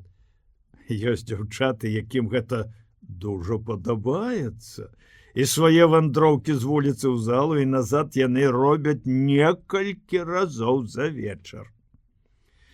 У фае збіраюцца курцы з усяго мястэчка. З курывам туга, праўдзівей кажучы, курыць нечага. Да вайны махоркі ніхто не садзіў, адвыклі, спадзяваліся на магазинную, недарагую і лепшую. Цяпер дзе купіш? Недзе ў суседнім раёне, дзе калгасы сеялі махорку, выявіўся прыпас бадылёў. Гэтыя бадылі на вагу золата. У Сергея апошнімі днямі нібы прыбавілася сіл. Дня не можа пражыць, каб куды-небудзь не схадзіць. Удвух з Вілюгам яны пабывалі аж на процілеглым канцы раёну, у Гарохавічах. Там нашы трымалі абарону. Па лесе павінна валяцца зброя. Цяжка было разлічваць, што ўдасца што-небудзь выкапаць з-пад снегу. Хлопцы прынеслі толькі пляскаты нямецкі штых. Такі ж ёсць у Міцевага малодшага брата Адама. Вечарам хлопцы вандруюць па мястэчку, гавораць пра зброю, дзе і як яе дастаць. Падоўгу запыняюцца перад нямецкай картай, чорны шнурок застыў нерухома. За апошні тыдзень не падаўся ні на ўсход, ні на захад. У зводках немцы пішуць, што з вялікімі стратамі для чырвоных войск адбіваюць савецкія атакі. Але з далёкага Акцябрскага раёна па вечарах даносіцца водгулле выбухаў. І гэта поўніць хлопцаў бадзёрасцю. І хоць пакуль не маюць зброі, звысока пазіраюць на тых, хто танцуе ў клубе або займаецца звычайнымі дробязнымі справамі, мяняе ў вёсаках абутак, вопратку на хлеб ці возіць з лесу дровы. У клуб іншы раз заходзяць пажылыя нямецкія салдаты захоўнай роты. Танцы іх вабяць мала.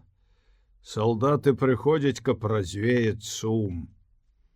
Яны паважна сядзяць на крэслах, расстаўленых уздоўж сцен, маўкліва назіраючы, як носяцца па зале пары.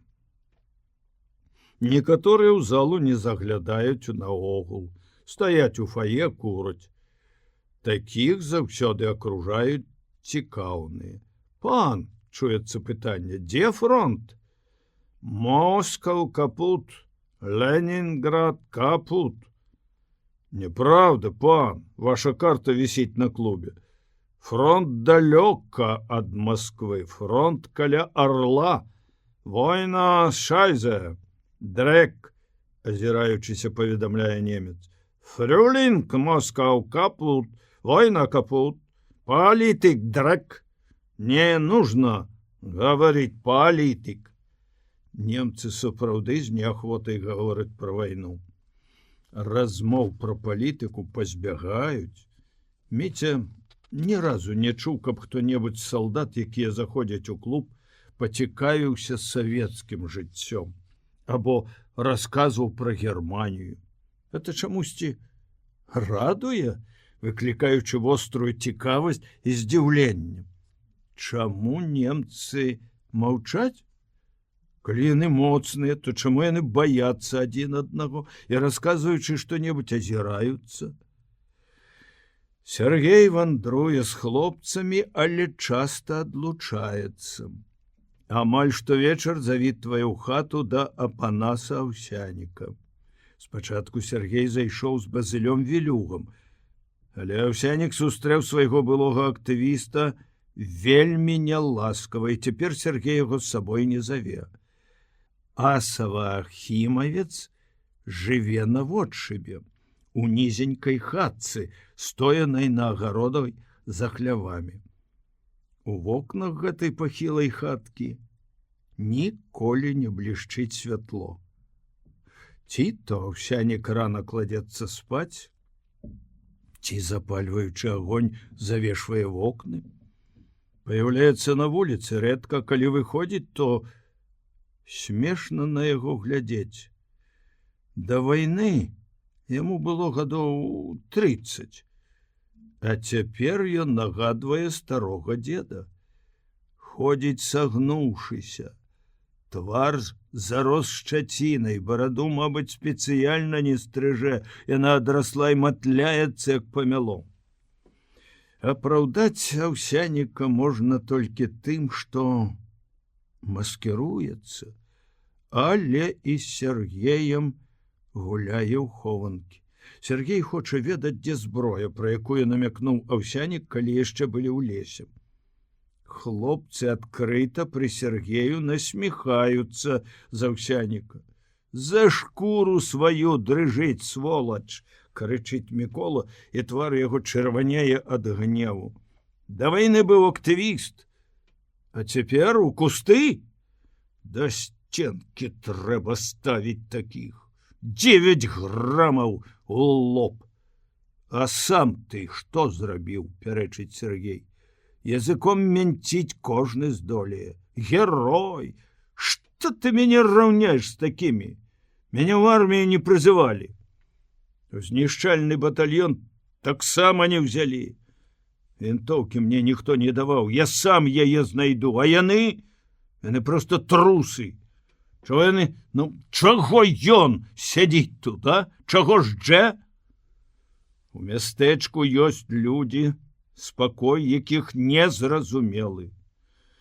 Засталіся некаторыя раённыя работнікі, начальнік пошты, дырэктар МТС, ляснічыя, дарожны майстар.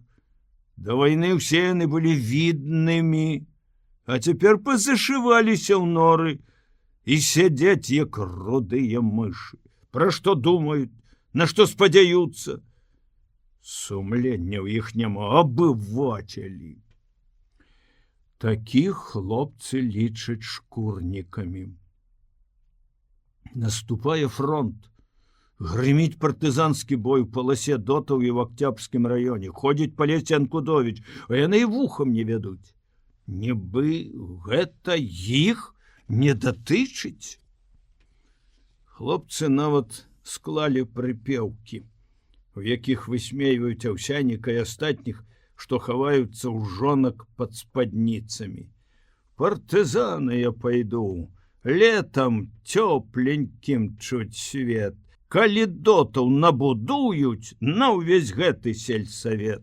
Партызаны я пайду, калі будзе моцны дот, а ў ім падземны ход, у маю хату агарод. Партызаны я гатоў, калі будзе такі дот, дзе харчоў на 100 гадоў і ў дадатак самалёт. Але Сергей не хоча рваць сувязі з аўсянікам.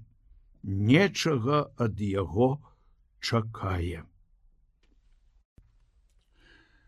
Раздзел 5. Прыйшлі ўтрох. Драгун, Красней, Шкірман. Грыцук з пабітым воспаю тварам амаль 2-метровага росту пажарнік напагатове.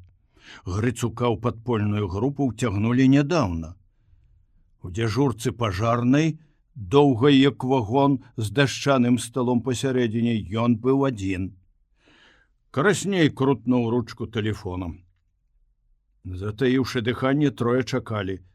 Барышня, кватэру Касарэвіча, памочніка начальніка паліцыі.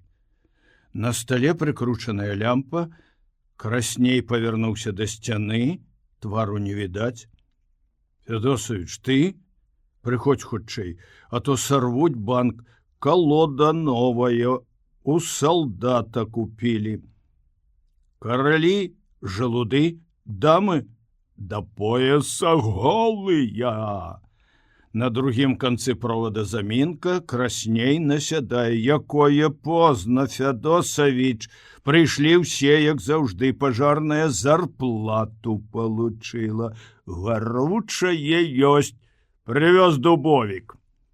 Нарэшце Красней вешае трубку. Ідзе. Мужчыны мітусяцца. Шкірман распранаецца, кідае паліто на тапчан, Грыцук павялічвае ў лямпе агонь, у дзяжурцы чорныя закопчаныя сцены, закіданая недакуркамі падлога. Ты, Красней, на варту, камандуе драгун. Гэтая сука асцярожнічае, яшчэ хвост за сабой прыцягне. Пакуль сядайце за стол. Увойце, хапайце за руки. Драгун раздае карты, але ніхто не бярэ. Твары змучаныя, пабялелыя, спакойны адзін Грыцук. Можа, спадзяецца на сілу. Здрадніка рашылі знішчыць яшчэ месяц назад. Дзеля гэтага Красней і Шкірман завялі з ім знаёмства. Пакутліва цягнуцца хвіліны, маўчаць. У цішыні чуваць, як недзе блізка кукарэкае певень. Яшчэ рана, каб кукарэкаў. Відаць, на адлігу. А чорт, вырываецца ў драгуна. Колькі можна чакаць, а? Здохнеш тут. Раптам нечаканае. Шкірман напаўголасу заспяваў: чубарыкі, чубчыкі, чубарыкі, чубчыкі. Пяе і барабаніць пальцамі па стале. Перастань, просіць драгун. Звар'яцеў. Грыцук кладзе на стол капшук з табакай, капшук сіняга паркалю, вышыты кветкамі. Відаць, дзяўчына падаравала. Мужчыны робяць самакруткі, прагна зацягваюцца, дым шызымі колцамі плыве да столі, на двары нарэшце крокі. Ідзе Касарэвіч. Мужчыны, не дышучы, хапаюцца за карты, адчыняюцца дзверы, і з першае імгнення ўсё пачынаецца не так, як намечана. Шкірман ускаквае, хапае Касарэвіча з-за грудкі, б'е кулаком у твар. Той дужы таксама, абодва падаюць на падлогу, валтузяцца. Красней выскаквае за дзверы, забыў пра варту. Шкірман, вырываючыся з рук Касарэвіча, б'е яго нагой у жывот. Той становіцца на карачкі і, не могучы ўстаць, садзіцца. Твар хіжы, драпежны, але на вуснах усмешка. Хлопцы, даруйце. Жыць хачу, у мяне дзеці. Перайду да вас. Грыцук ззаду з размаху б'е паленам па галаве. Потым драгун бачыць усё, як у сне. Грыцук паспешліва выцягвае з-за грубкі брызент, рассцілае на падлозе. Затым вымае з кабуры забітага наган, шарыць па кішэнях. Загортваюць труп у брызент, дзве цагліны. І Грыцук загадзя падрыхтаваў туды ж, пераматваюць няўклюдную, як сянны мех, ножку вяроўкай. За хлявом глыбокі ацэментаваны калодзеж, з цёмнай прорвы тхне прэллю, вада застойная. Кідаюць у калодзеж труп. Гучны ўсплёск. Няхай цяпер шукаюць, гудзе Грыцук. Сабаку сабачая смерць. Красней і Шкірман, наставіўшы каўняры паліто, разыходзяцца ў розныя бакі. Яшчэ не позна. Гадзін 12 ночы. Драгун з Грыцуком заскакваюць у пажарную. Грыцук дзелавіты, як бы нічого не здарылася, бярэ памыйнае вядро, анучу зацірае кроў. Озеркі, шэпча драгун, знойдзеш Валюжыча, сакратара сельсавета. Пароль Донбас. Запомни, Донбас. Я на коні поеду, на чорта той конь, людзей выдасі. У зямлянцы жывуць. Развітваюцца маўкліва, паспешліва. Драгуна ледь толькі выскочыў на вуліцу, пачынае выварачваць. Пастаіць, сагнуўшыся, а праз 5 крокаў зноў. Як з-пад зямлі чуе незнаёмыя галасы, он набраўся, сваімі не дойдзе. Бобік, што ім цяпер? Жаруць, п'юць. Людмила Сергеевна Азяркова з дачкой Лізай і сынам Віктарам пераехала ў мястэчка ў пачатку зімы ў самыя снягі. Бацька старэнькі, сівы як голуб, сустрэў са слязамі. Баяўся, што ўнукаў не побачу. Памру. Цяпер памерці лепей, чым жыць. Што ты, тата? Это ў тебе ад адзіноты. Будзем разам цяпер. Стары школьны дом з бляшаным дахам і жоўтымі з патрэсканай ад часу фарбай аканіцамі, здаецца, яшчэ глыбей урос у зямлю. Пад вокнамі густы зараснік бэзу. Тополяў было 4, цяпер 3. Але перамены найбольш у самім доме. Непэўнага колеру шпалеры вісяць шкуматамі. Падлога абдзёртая, і на ўсім летняў палец таўшчынёй пылу. Бацька жыве ў кухні. Астатнія 2 пакоі халодныя, паліва няма. 2 тыдні ўсёй сям'ёй мылі, шкрэблі, выцягвалі з дома друз. Бацька крыяў, апранацца стаў лепей, гальштук павязвае. Бацька настаўнік. Болей як 70 яму, даўно быў на пенсіі, маці таксама настаўніца. Памерла. Фёдор, муж, у суседнім раёне працаваў дырэктарам саўгаса. Цяпер ён у арміі. Тыдні 2 Людмила Сергеевна не выходзіла з дома. Знаёмых мала, ды і не хацелася бачыць нікога. Днём клопаты, вечарам пры настольнай 12-лінейнай лямпе бясконцая бацькава гаворка. Нечым утульныя гэтыя вечары нагадвалі даўно мінулыя, але не забытыя. Гэтак жа пры лямпе бацька і маці правяралі сшыткі, яна, школьніца, сядзела за сталом, чытала або цыравала панчохі. Цяпер, успамінаючы, адагравалася душой. З Іваном Прокопавічам сустрэлася выпадкова. Марозны ружовы паслясонечнага дня адвячорак на вуліцы слізкі, укатаны санямі след. Пазнала адразу. Высокі, троху сутулены, худы, узрадавалася. У калектывізацыі ў суседнім раёне, адкуль прыехала, муж працаваў дырэктарам МТС Шэлег, начальнікам палітаддзела. Вы тут, Іван Прокопавіч? Было відаць, што сустрэчы ён рад, твар нават прасвятлеў. Прыехалі. Я не ведаў. Спытала пра жонку, дзяцей. Іван Прокопавіч назаўтра зайшоў з жонкай. Чакаўшы дні 2, Людмила Сергеевна сама іх наведала. Потым, як бы з'явілася патрэба бываць у іх, бачыць штодня. Ведала сям'ю іх добра. Пажаніліся ў памятны год калектывізацыі, але Надзя, тады маладая настаўніца, не першая у Івана жонка. Першай была гарадская. З'ехаўшы ў камандзіроўку, не вярнулася да Шэлега, які вучыўся тады на курсах. Для бацькі прыход Івана Прокопавіча радасць.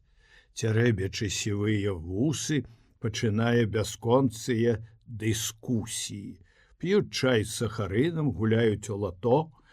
Бацька разважае пра высокае, выклікаючы Шэлега на спрэчкі. Мой век быў лепшы.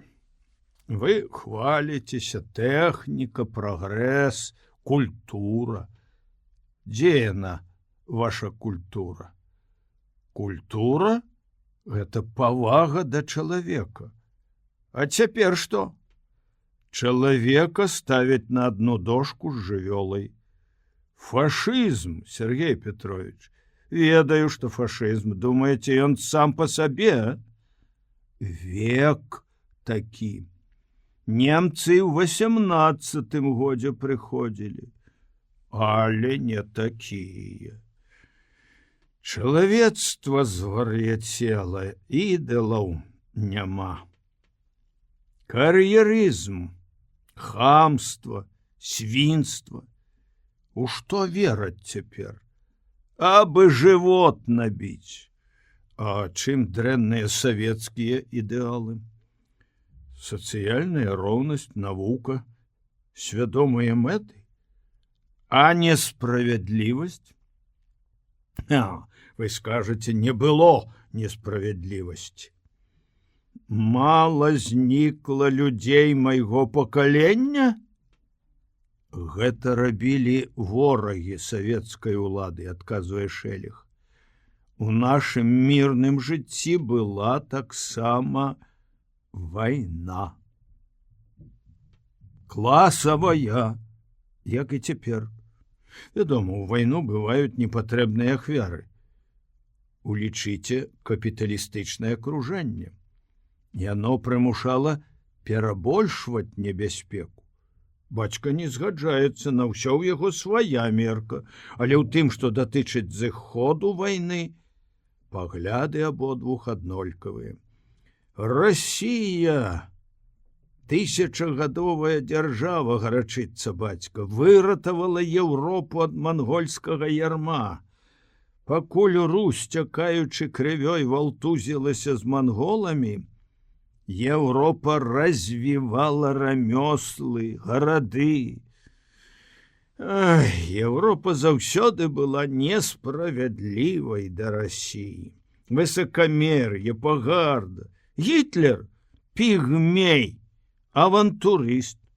У рускай гісторыі ён разбіраецца, як баран у Бібліі.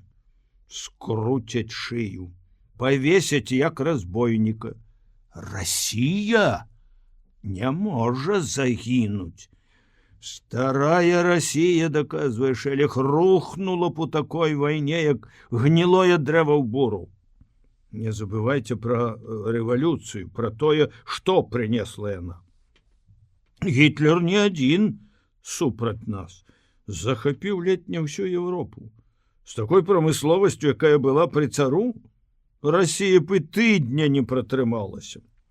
Зімовыя вечары з цёплай утульнасцю пакоя, 12-лінейнай лямпай, запраўленай нямецкім бензінам, у які сыплюць соль, каб не было імгненных успышак, адкрытая пагарда да немцаў, якую не тоячыся выказвае Шэлег, а самае галоўнае, штодзённае яго наведванне за апошні тыдзень, калі стаў прыходзіць адзін без жонкі, нараджаюць у душы Людмілы Сергеевны трывожныя і адначасова радасныя здагадкі. Чуццём угадвае, Іван прыходзіць не толькі за тым, каб яе ўсцешыць, падбадзёрыць. Ёсць іншая мэта, пра якую пакуль не гаворыць, прыглядваецца, як бы баючыся сказаць тыя важкія небяспечныя словы, якіх яна чакае. Не верыць яна, што Шэлег, той рамеснік, які, рамантуючы самавары, швейныя машыны, проста пераседжвае вайну. Не такі чалавек, розум, душа не такая. Яна памятае яго, маладога, загарэлага ў скураной тужурцы, з Фёдорам спрачаўся да хрыпаты. Гарэлкі не піў нават на святочных вечарах. Насіўся на МТСаўскай машыне па вёсках, еў у сухамятку, начаваў, дзе папала. Гэта называлася гарэў. Фёдор, старэйшы па гадах, любіў яго. Цяпер і Іван пастарэў, сутуліўся. Русявыя валасы, калі прыгледзяцца, напалавіну сівыя, Твар у маршчынах, болей стрыманы, болей смутку у павузелых шэрых вачах. Але не дай прорвецца памятнае маладое слово, ўзмах рукі, позірк, усмешка. Тое, чаго яна чакала, Шэлег нарэшце сказаў: прыйшоў днём, Лізы, Віктара дома не было, у іх ужо завяліся знаёмыя, бацьку няможацца, ляжыць у суседнім пакоі на канапе, адводзячы позірк, спытаў: што думаеш рабіць? Трэба шукаць работы з-за пайка. Всё, што маглі, прадалі. Ідзі да крамера, бургамістра, прасіся ў пашпартны аддзел, цябе прымуць. Яна зірнула на яго са страхам. Всё ясным стала. Так трэба? Трэба. Болей ні аб чым не дапытвалася. Пазней, прыносячы дамоў у старым радыкюльчыку запоўненыя незнаёмымі ёй прозвішчамі аўсвайсы, перадаючы іх Івану і беручы з яго рук неразборліва напісаныя на лістках, вырваных са школьнага шытка зводкі Саўінфармбюро, не адчувала страху, а толькі стояную ўрачыстую радасць. Лізу по просьбе Шэлега паслала працаваць у лясніцтва сакратаркай, там пішучая машынкай, там за адзін вечар з пакамечанага лістка робяць 10, непрыкметна перадаючы на заўтра хмураму аднавокаму лесніку, які носіць іх некуды ў вёску. Ад Лізы все адно не схаваешся. 17 гадоў ёй. Разумее ўсё. Ліза памагае палянскай настаўніцы, жонцы камандзіра, якая там у лясніцтве бухгалтарам. Часта, поўнічыся ганарлівай радасцю, лавіла сябе на думцы. Тут, сярод немцаў, яны з Лізай ваююць за Фёдора, мужа, бацьку. Яму не будзе за іх сорамна. Аднойчы, перадаючы Івану чысты бланк аўсвайса, сказала: тады, як пасылаў да крамера, баялася, ці здолею лгаць, прытварацца. А цяпер і лгу штодзень, і не сорамна, нават весела. Вы, жанчыны, на такія штукі майстры. Вас хлебом не корми, а дай попритвораться. От природы у вас артистки. Схаваную за жартаўлівым тоном сур'ёзнасць слоў зразумела по-свойму, по-жаноцку. Не можа забыць тую даўнюю, што жыла з ім, а думала пра другога. Аднак ён не даў ёй усталявацца ў гэтыя яе здагадцы, надаўшы толькі што сказанаму зусім іншае асвятленне. Я сам думаў аб гэтым, Людміла. Не так цяжка, по-мойму.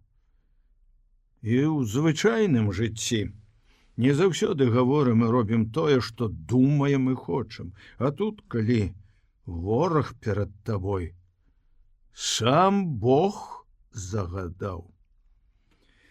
Вечарам Іван Пракопавіч ціха стукае ў шыбу, сядзяць на кухні, яна перадае местачковыя навіны, расказвае, як паводзіць сябе бургамістр, яго гэта цікавіць. Ведаеш, не раскушу яго ніяк.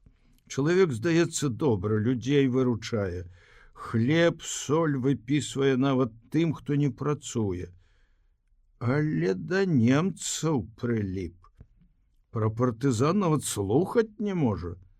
Пасля таго, як уцяклі Касарэвіч і пажарнік, хадзіў як сам не свой, лаяўся, пагражаў. Зіма канчаецца.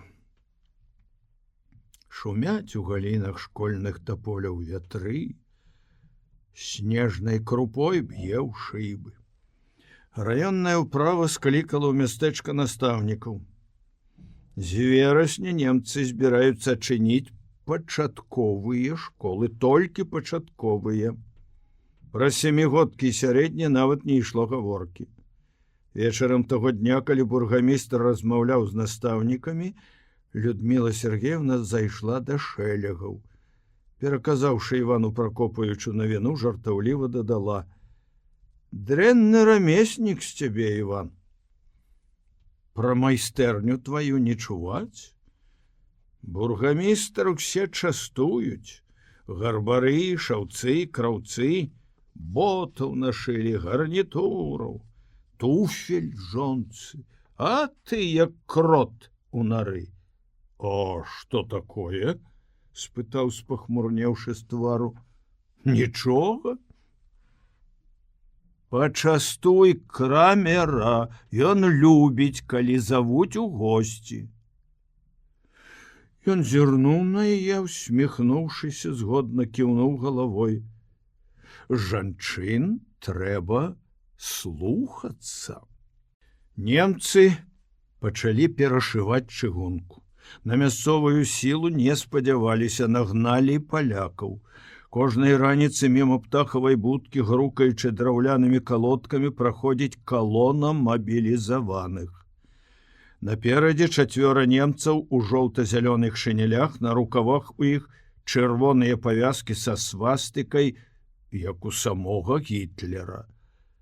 Міця спачатку думаў, што гэта нейкае начальство, фашысты. Пазней высветлілася звычайныя тоттаўцы, апранутыя ў форму чэхаславацкай арміі. Каб не ўзнікла блытаніны, прыдумалі ім гэтыя нарукаўныя павязкі. Харчу палякам не хапае, яны блукаюць па мястэчку, па ваколіцах, прапаноўваюць на абмен карабок запалак, пачак фарбы, іголку. Невысокі, чарнявы, з бяскроўным тварам паляк заходзіць у будку. Есть таропка, глядаючыся, нібы баіцца, што нехта ўскочыць і вырве з-пад носа міску з капустай. Пасёрбаўшы, лаецца. «Герман то холера, пес!» Крычыць так, што птах азіраецца на дзверы. «Ён бэндзе піць з вас крэў, а з касцей бэндзе мець навоз. Так, я не хлушу, я вем. Трэба нішчыць, рэзаць Германа». «Чаму ж ты, калі такі смелы, не рэзаў? Дык ты немцу чыгунку ладзіш?» «От що я могу?» Паляк вяне на вачах. «Jest es jeniec, Häftling, ja będę uciekał, a familii kaput, tam dzieci, 2 córki».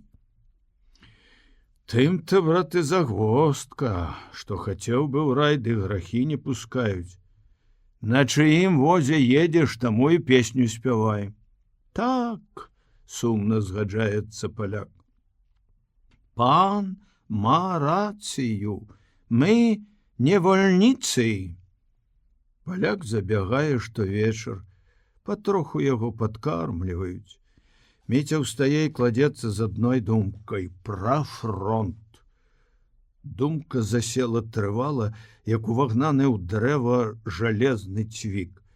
Ад яе нельга пазбавіцца, яна заўсёды з ім падпарадкоўвае сваёй уладзе ўсё астатняе. Чыгунка, лес, поле, кніга, якую Міця іншы раз бярэ ў рукі, работа па гаспадарцы.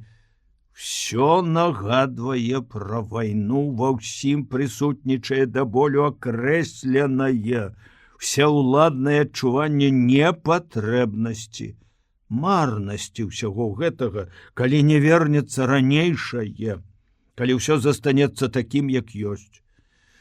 Сам ён маленькая непрыкметная пясчынка, цалкам залежыць ад падзей і віхур, якія разгуляліся там па-за полем яго зроку. Але ў той жа час ён частка гэтых падзей, яны адгукваюцца болем ці радасцю ў сэрцы. Ад таго, прыйдуць ці не прыйдуць нашы, залежыць усё жыццё. У бацькі другі клопат. Ён найболей дбае аб тым, каб уратаваць ад бяды сям'ю. Ён згодзін стаяць збоку, перачакаць, пакуль не пранясецца над галавой шалёная віхура, у якой так лёгка збіцца з тропу. Для бацькі маюць значэнне карова і цялушка, капах гнілой саломы, якую прывёз стары шнапс, пазычаная асьміна бульбы. Ён, здаецца, можа жыць толькі гэтымі дробязнымі клопатамі і справамі, без таго самага галоўнага, што дзеецца на свеце. Ён згаджаецца так жыць, Міця не згаджаецца. Недзе тут і праходзіць мяжа паміж яго і бацькавымі адносінамі да вайны і ўсяго таго, што прыйшло разам з ёй. Кожны гэта адчувае. Бываюць хвіліны, калі Міця проста ненавідзіць бацьку. Птаха ж непакоіць зацятасць, засяроджанасць сына, тая упартая настойлівасць, з якой пястуе сваю думку, тоячы ў душы яе, нікога з сямейных да яе не дапускаючы. Бацька заўважыў. Усё, за што б сын не ўзяўся, робіць без ахвоты, без цікавасці, без той рупнасці, якая так яму ў Міці падабалася. Ва ўсім гэтым, ведаючы характар сына, бацька бачыць небяспеку для сям'і, трывожыцца. Непакоіць яго і Міцевы сябры, частыя адлучкі з дому. На гэтым грунце ўзнікаюць яго дакоры Міцю. У іх характарах столькі агульнага, блізкага, але як далёка стаяць яны адзін ад другога. Галоўны бацькаў клопат у тым, каб скласці хату і хутчэй у яе перабрацца. Там ужо наслалі падлогу, але няма яшчэ столі, печы, і на адзін бок даху не хапіла дранкі. Печ можа пачакаць, летам можна варыць і на двары ў пячурцы. Без столі і даху ў хату не ўбярэшся. Міця, паклікаў аднойчы бацька, давай зрэжам сасну. Все адно немцы валяць лес для чыгункі, ніхто слова не скажа, а дранка будзе хорошая. А пчолы як? А што пчолы? Бацька сумна усміхнуўся. Тут людзі гінуць, а ён пчол шкадуе. Яны стаяць на пераездзе, зімовы адвячорак, у сіняватым паўзмроку шарэе поле, кусты. У лесе нехта стрэліў, і глухое рэха праняслося над полем. Дык сёння зробім? Нерашуча пытае бацька ў Міці. Рэж сам. Я не буду. Глядзі, які жаласлівы. Хата цячэ, табе галава не баліць. Дзе дранкі ўзяць? Бацька павярнуўся, падаўся ў двор, Міця астаўся на пераездзе. Яму сумна і крыўдна. Ён не здолеў бы сам сабе растлумачыць, чаму не спадабаўся бацькаў намер. Можа, таму, што са знішчэннем сасны як бы рвалася тое, што звязвала мінулае сённяшнім і заўтрашнім. Міця не можа ўявіць, якімі будуць без сасны пераезд, будка, поле. Яны стануць незнаёмымі, зусім не такімі, якімі прывык іх бачыць. І ёсць яшчэ другое, таксама важнае, што цяжка выказаць словамі, што жыве толькі у пачуццях. Міця сядзіць на парэнчах драўлянага бар'ера, глядзіць на мястэчка. У школе яркія агні. Зноў няма света маскіроўкі. Ад гэтага трывожна. Агні школы як бы аддаляюць тое, што павінна было хутка прыйсці, але затрымалася ў дарозе. Паволі гаснуць апошнія фарбы дня, цямнее. Нячутна падышоў бацька, і Міця ўздрыгнуў. Ой, пужлівы ты стаў. Пакуль за бацькавай спіной сядзіш, не бойся. Ён помаўчаў, загаварыў. А сасна хай стаіць. Думаеш, я хацеў губіць яе? Моцная яна, якраз у сіле. Да мяне стаяла. Няхай стаіць і пасля мяне. Як перабраліся сюды ў будку, тады галіны ніжэй былі, рукой дастанеш, калыску вешалі. Дзіця бачыць зялёнае і рада, смяецца. Міця моўчкі слухае. Думаў, звякую ў будцы, хоць выбірацца ўсё адно трэба было б.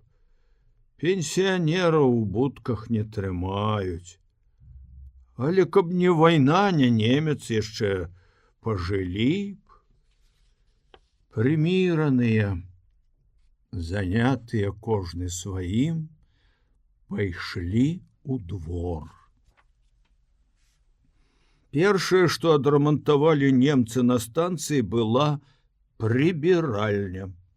Звычайных таблічак для мужчын, для жанчын, якія віселі раней, няма. Замест іх напісана па-нямецку «Толькі для немцаў, для рабочых». Хлопцы, убачыўшы такое, не паверылі вачам. Але таблічкі віселі, і напісанае трэба было разумець так, як напісана.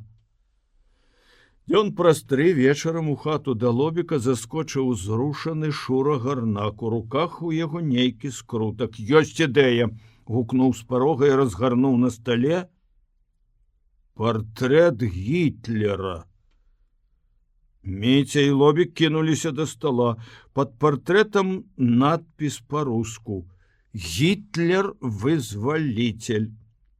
У Гітлера грубы сярдзіты твар, трохі скрыўлены на бок рот, палавіна лба закрыта начесанай пасмай валасоў. Партрэт Шура дастаў лёгка. Ва ўправе раздавалі такія старастам. У іх двор заязджае адзін далёкі бацькаў сваяк. Хоць і стараста, але весці Гітлера ў вёску не захацеў. Павесім Гітлера у прыбіральні на станцыі. Шура пацірае ад задавальнення рукі. Раз немцы так клапоцяцца аб сабе, то няхай і Гітлер ім, няхай моляцца. Вечарам над станцыяй стаіць насцярожаная цішыня. Свецяцца задратаваныя вокны пагауза, там жывуць палякі рабочыя. Снег зрэек ачышчаны, стрэлкі ў змроку, як надмагільныя крыжы. Міця і Лобік сталі на варце. Шура з партрэтам за пазухай шуснуў нямецкае аддзяленне, выскачыў агніста радасны: «Гатова!» Сцежкай па заснежаных агародах, якія аддзяляюць станцыю ад вуліцы, ішлі моўчкі, а потым загаварылі, замахалі рукамі. Раздзел 6. Міша Ключнік, шыракаплечы круглатвары, сувязны ад Анкудовіча, паранены ў нагу. Месяц праляжаў у бальніцы. Хто яго паклаў туды і як ён, партызан, лячыўся пад носам у немцаў, хлопцы не ведаюць. Ад гэтага ходзяць радасныя, узбуджаныя. «Сачыце за немцамі паліцаямі», — загадаў Ключнік начальніцкім голасам. Толькі на некалькі хвілін завітаўшы ў Лобікаву хату, і тут жа знік. Мінула якіх 3 дні, І пра нямецкі гарнізон хлопцы ведаюць усё, што можна ведаць. Ахоўная рота, размешчаная ў станцыйным двухпавярховым будынку, налічвае 60 салдат, у іх вінтоўкі, кулямёты, у паліцыі болей як сотня бобікаў. Апрача гэтага 12 немцам жандараў, 20 салдат у ахове гібіц-камісара. У іх таксама кулямёты і вінтоўкі. Ключнік жыве на кватэру медсястры. Сергей зайшоў да яго, пераказаў тое, што вядома пра гарнізон, але сувязны пакідаць мястэчка як быццам не збіраецца. Адчувае сябе як рыба ў вадзе. У яго многа знаёмых, і сярод іх нават 2 перакладчыкі гебіц-камісарыята. Маладыя прысадзістыя фольксдойчы, з якімі ён за панібрата. Недзе раздабыў Міша новае паліто, касцюм, бліскучыя шыраканосыя туфлі. Вечарам у акружэнні дзяўчат Міша прыходзіць у клуб. Ён прыгожы, і дзяўчаты, медсёстры, санітаркі, тэлефаністкі злуюць, калі бачаць, што ён танцуе з якой-небудзь адной. Хлопцаў Міша не заўважае, глядзіць як на незнаёмых. Сергей яшчэ раз хадзіў гарбылі да сястры, вярнуўся з добрымі весткамі. У чыгуначным гарадку таксама не дрэмлюць. Сястра пазнаёміла яго з цікавым чалавекам, капітанам Бондарам, хоць гаварыць аб ім забараніла. У Бондара сувязь з акцябрскімі партызанамі, тымі самымі, якія ўсю зіму ваявалі з немцамі. Сестра, якая працуе ў нямецкай сталовай, сказала, што вясной пойдзе ў партызаны. Сергей па-ранейшаму летні штовечар завітвае да Аўсяніка. Прыкметнага поспеху няма, Аўсянік гуляе ў незразумелую гульню. Зусім згаджаецца, падтаквае. Але словы круглыя, лёгкія, знікаюць, не застаючыся ў памяць. У той вечар, набраўшыся злосці, Сергей наважыўся ісці напралом. Аўсянік сядзеў на прыпечку і пры бляклым святле каганца падшываў валёнак. Кроў прыліла да Сергеевага твару, на вуліцы гразь, слота, наступае вясна. Аўсянік дбае пра зіму. Вы мне скажыце проста. Сергей стараецца гаварыць спакойна. Дасцё зброю ці не? Каму гэта я павінен даваць зброю? Хлопцам? Мне сорамна перад імі. Твае хлопцы, нулі без палачак, малакасосы. Асабліва вілюга гэты. Яны не дрыжаць і не калоцяцца, як вы. А чаму я павінен даваць зброю? Няма яе ў мяне. Адкуль вы ўзялі? Сергею ясна, што болей з Аўсянікам па-таварыску гаварыць нельга. Сёння трэба вырашыць канчаткова, да зброю ці не. Мы ведаем усё. Вы самі мне гаварылі, а цяпер тоіцеся. У Сергеевым голасе пагроза. Аўсянік падхопліваецца. Гавары ты цішэй, ну навошта крычаць? Пакажыце зброю, стаіць на сваім Сергей. Слухай, Амельченко, ну пачакай, не трэба быць такім гарачым, самі можаце не ісці. Раскажыце, дзе яна, знойдзем самі. Ой, які ты нецярплівы. Трэба ўсё абдумаць, узважыць, так проста не робіцца. Пакажыце месца, летне крычыць Сергей. Вам жа будзе лепш. Аўсянік урэшце здаецца. Нервова цярэбіць махры на шаліку, якім абвязана шыя, нібы яму займае дыханнем. У гэтую хвіліну Аўсянік падобен да кота, якому заціснулі дзвярамі хвост. Трэба шукаць ля торфа завода. І каб пра мяне не гукаў, Нічога ведаць не хачу. Я то яма не закапваў. Я откапывать не буду. Я и так на подозрение. Не ходи до меня болей. Ля торфа завода ў 5-м квартале шукайце. Ад квартальнага знака по правы бок просеки павінна быць старая бяроза со зламаным верхам. Сергей радуецца, але не хоча показаць выгляду. Прызнанне аўсяніка дорага каштавала. Колькі ён сюды пахадзіў. Аўсянік правёў Сергея да парога, ў сенечках схапіў за руку, зашаптаў: вы маладыя, гарачыя, не разумееце.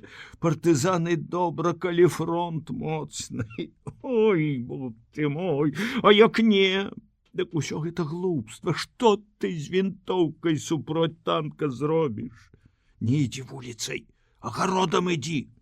Можа, якая сволач подглядывае. Сергею непрыемна ад аўсяннікавых слоў, але спрачацца няма жадання. Сергей ідзе вечерняй вуліцай, адчувае сябе дужым. Яму вядома пачуццё незалежнасці, сілы, тое пачуццё, якое бывае, калі трымаеш у руках вінтоўку. Хлопцы, акрамя хіба Лобіка, гэтага не ведаюць, таму яны не могуць зразумець, як адчувае сябе баец, у якога няма вінтоўкі. Цяпер гэта ўсё мінецца, няхай ён толькі возьме ў рукі зброю. Перад сінім стоянам у змроку вечара садам Сергей спыняецца. Дамоў ісці не хочацца, да Лобіка таксама. Заўтра ці паслязаўтра, калі ён адкапае зброю, всё пераменіцца. Тады, думае ён, хлопцы будуць глядзець на яго зусім інакш. Сергей адчувае сябе вінаватым, калі ідзе праз сад да Рыцінага дома. Як бы крадзе, ведае, што не любяць Рыту хлопцы. Пры ім з яе насміхаюцца, але ён усё адно да яе ходзіць. У Рыты асобны пакойчык, яна смела вядзе Сергея да сябе, ёсць хто ў хаце ці няма. У пакойчыку беспарадак, ложак не прыбраны, на спінцы крэсла навалам сукенкі, панчохі, стол закіданы грабянцамі, прыколкамі. Аднойчы ён застаў Рыту неапранутай в адной сподняй сародцы. Дзяўчына сядзела на ложку, абхапіўшы калені рукамі, гарэзліва ўсміхалася, гледзячы на яго. Калі б яна, як і большасць местачковых дзяўчат, вышывала сурвэткі, старалася паказаць сябе дбайнай гаспадыняй, ён на ей увагі не звярнуў бы. Рыта ўяўляецца адметнай, непадобнай да іншых дзяўчат. Яму ні разу не ўдалося да канца зразумець, чаго яна хоча. Пра свае адносіны да Рыты, насмешкі хлопцаў Сергей думае так. Ён пакуль не зрабіў нічога такога, каб Рыта выдзяляла яго сярод другіх. Яна прыгожая, таму да яе цягнуцца. Хіба ёсць прыгажэйшая дзяўчына на іхняй вакзальнай вуліцы? Рыту застаў дома. Здзівіўся, убачыўшы яе за работай.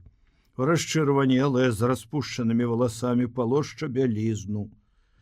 На стале ў слоіку з-пад варэння 3 галінкі вярбы. Коцікі на іх распусціліся, праклёнуўся зялёны лісток. На дварэ ў дрэвах саду шуміць вецер. Заўтра пайду на работу, сказала Рыта, расчэсваючы грабянцом валасы. На якую работу? Машыністкай. У маслапрам. Мяне прынялі. А ты не думаеш куды-небудзь паступаць? могуць забраць у Германію. Яшчэ побачым. Хочацца сказаць Рыце што-небудзь колкае, злое, але Сергей маўчыць. У думках бачыць сябе з вінтоўкай, рэвальверам. Прыйдзе ў гэтым маслапрам, застыне на парозе. Твары тых, хто там сядзіць, перасмыкнуцца ад страху. Але ён здзівіць іх великадушам. Не прамовіць ні слова. Все яго зразумеюць і кінуцца прэч з нямецкай службы. Застанецца адна Рыта. Што яна скажа? Як на яго паглядзіць? Рыпнулі дзверы. У пярэднім пакоі пачуліся крокі, і без стуку увайшоў чырванатвары хлопец у дублённым кажушку на розхрыст. Сергей пазнаў яго. Это той самы Лёнька Шчур, які гучней за ўсіх выбівае чачотку ў клубе. Ён без дазволу сеў у крэсла і вялікімі сінімі вачамі ўтаропіўся на Сергея. Рыта пачырванела, было відаць, што Шчур тут госць не новы. Знаёмцеся, сказала Рыта, гэта Лёня у маслапроме кладаўшчыком. Наеў морду, сволач, мільганула ў Сергея нядобрая думка. Сергей сядзеў як на іголках, гаварыць не было пра што. Шчур выцягнуў са слоіка галінку вярбы і сцёбаў сябе па бліскучых халявах. Сергей развітаўся. Выходзячы садам на вуліцу, ён, здаецца, чуў, як скрыпіць пад ветрам стары паточаны шашалем Рыцін дом. Вясна ішла. На полях шэрых і пустых, з рэдкімі полоскамі азімены запелі раўчукі, талай вадой напаўняліся перахлябіны, канавы на ўзбочыне шляху. У лесе між дрэвамі яшчэ ляжыць пачарнелы снег, а на прагалах на купі ўжо вытыркае свае пупышкі порхаўкі. Першая трава, чорнагалоў. Яшчэ будуць замаразкі, галалёдзіца, могуць нават і ў красавіку разгуляцца снежныя завірухі. Але чорнагалоў расце, трывае. Вясна пачыналася трывожна. У нямецкіх зводках, якія акуратна вывешваюцца на клубе, зноў пахвальба.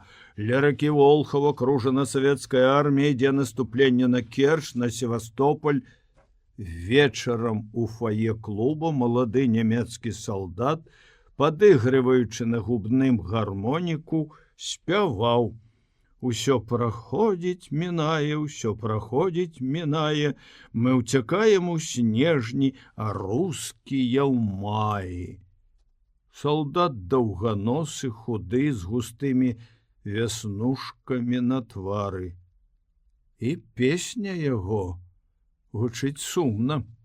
Спявай, салдат, Расія, якую твой фюрер паўгода назад лічыў пераможанай, зняважанай, выстаяла.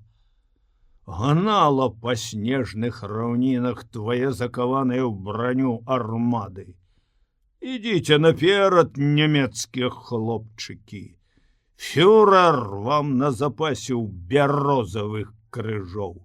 Запомні, салдат, романтыкі не будзе, не пойдзеш ты пераможным крокам, закасаўшы рукавы. А шчодра пальеш маладой крывёю кожную цалю чужой жорсткай зямлі. Ваш фюрер гаворыць, што вайна натуральны стан чалавека.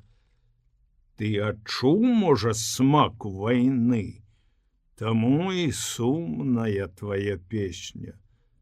Спявай, салдат.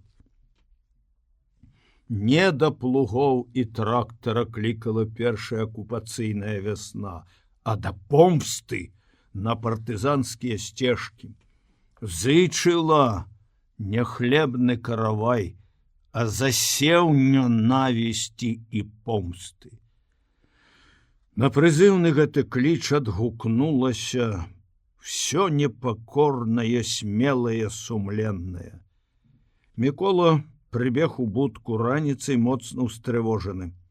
Не хацеў нічога гаварыць пры бацьку і маці, і толькі непрыкметна кіўнуў, даючы Міццю знак выйсці. Хлопцы выйшлі на двор і павольна пакрочылі прасёлкавай дарогай, якая, петляючы па шэрым полі, вяла у мястэчка. Дзень хмуры, нібы асенні, на чыгунцы перашываюць каляю, грукаюць ламамі палякі. Сергея арыштавалі, коротко паведаміў Мікола. Амаль усіх забралі, хто з лесу прыйшоў са знішчальнага батальёна. Аўсянік уцёк. А ключнік дзе? Пайшоў папярэдзіць Анкудовіча. Выведаў, што будуць забіраць палонных прымакоў. Назад у лагеры. Актывістаў будуць арыштоўваць. Навіна ўстрывожыла, бяда прыйшла адтуль, адкуль яе не чакалі. Хлопцы паныла прымоўклі. Аўсянік сказаў Сергею, дзе закапана зброя, працягваў Мікола, але на тым месцы яе не знайшлі. Сергей з Шурам хадзілі. Мабыць, Аўсянік проста хітраваў, не верыў нам. Ясна, што сам пайшоў партызаны. Хлопцы дайшлі да апошніх местачковых хат і павярнулі назад у поле. Ісці цяжка, дарогу расквасіла, да чаравікаў прыліпаюць камякі гразі, нехта ззаду аклікнуў, азірнуўшыся, убачылі Лобіка. Не выбіраючы дарогі, правальваючыся ў гразь, ён даганяў іх. Сергея схапілі, паведаміў ён, ну як навіну. Аўсяніка ўзялі. Аўсянік уцёк, запярэчыў Мікола. Я ведаю, нехта яго папярэдзіў. Вандравалі па полі, расхвальвалі Аўсяніка. Цяпер ён здаваўся разумным, праніклівым. Відаць, не здарма таіўся. Ён не адзін, гэта ясна, і маладым проста не хацеў раскрываць карты. І правільна рабіў. Не абавязкова кожнаму сустрэчнаму давяраць. Што ён ведаў пра іх? Здавалі нормы на значкі, лістоўку надрукавалі. Глупства гэта ўсё. Людзі, відаць, рабілі большае і не малолі без патрэбы языкамі. Паказалі немцам дулю. Аўсянік цяпер сам звяжацца з намі, выказаў загадку Міця. Вось пабачыце, партызаны без нас не абыдуцца, ім жа трэба разведка. Калі будзе свой мясцовы атрад, то партызаны без іх сапраўды не абыдуцца. Анкудовіч далёка у дамачоўскім атрадзе. Але і то прыслаў ключніка. Сходзіш заўтра ў лес і забярэш гранаты, загадаў Мікола Міцю. Снег сагнала. Можа, патронаў знойдзеш. Валачы, я на торфазавод з Шурам схаджу. На тое месца, можа, Аўсяніка стрэнем. Назаўтра з раніцы Міця ўжо ведаў, што Аўсяніка ўсё-такі схапілі. У лес ён не пайшоў, а схаваўся ў радні на хутары. Нехта з паліцэйскіх здагадаўся, што ён там. Выйшаўшы на пераезд, Міця яшчэ здаля заўважыў Міколу. Ён крочыў па насыпе, і вецер шырока развіваў полы яго шэрага перашытага шыняля паліто. Крочыў Мікола смела, не зважаючы на немцаў, тоттаўцаў і палякаў, якія перашывалі чыгунку. Падышоўшы да Міці, нават не павітаўшыся, выпаліў: «Мне трэба паступіць у паліцыю». Навошта, не зразумеў спачатку Міця, як навошта? Сергеем звяжуся, з Аўсянікам, зброю дастану. А чаго чакаць? Міця адразу адчуў, што Мікола рашыў правільна. Іншага выйсця не было. Яны ўжо не маглі, як раней, сядзець без зброі Перахапаюць усіх, як зайцоў. І ў лес без зброю не ўцячэш, але і параіцца няма з кім. Ключнік сышоў, Анкудовіч далёка.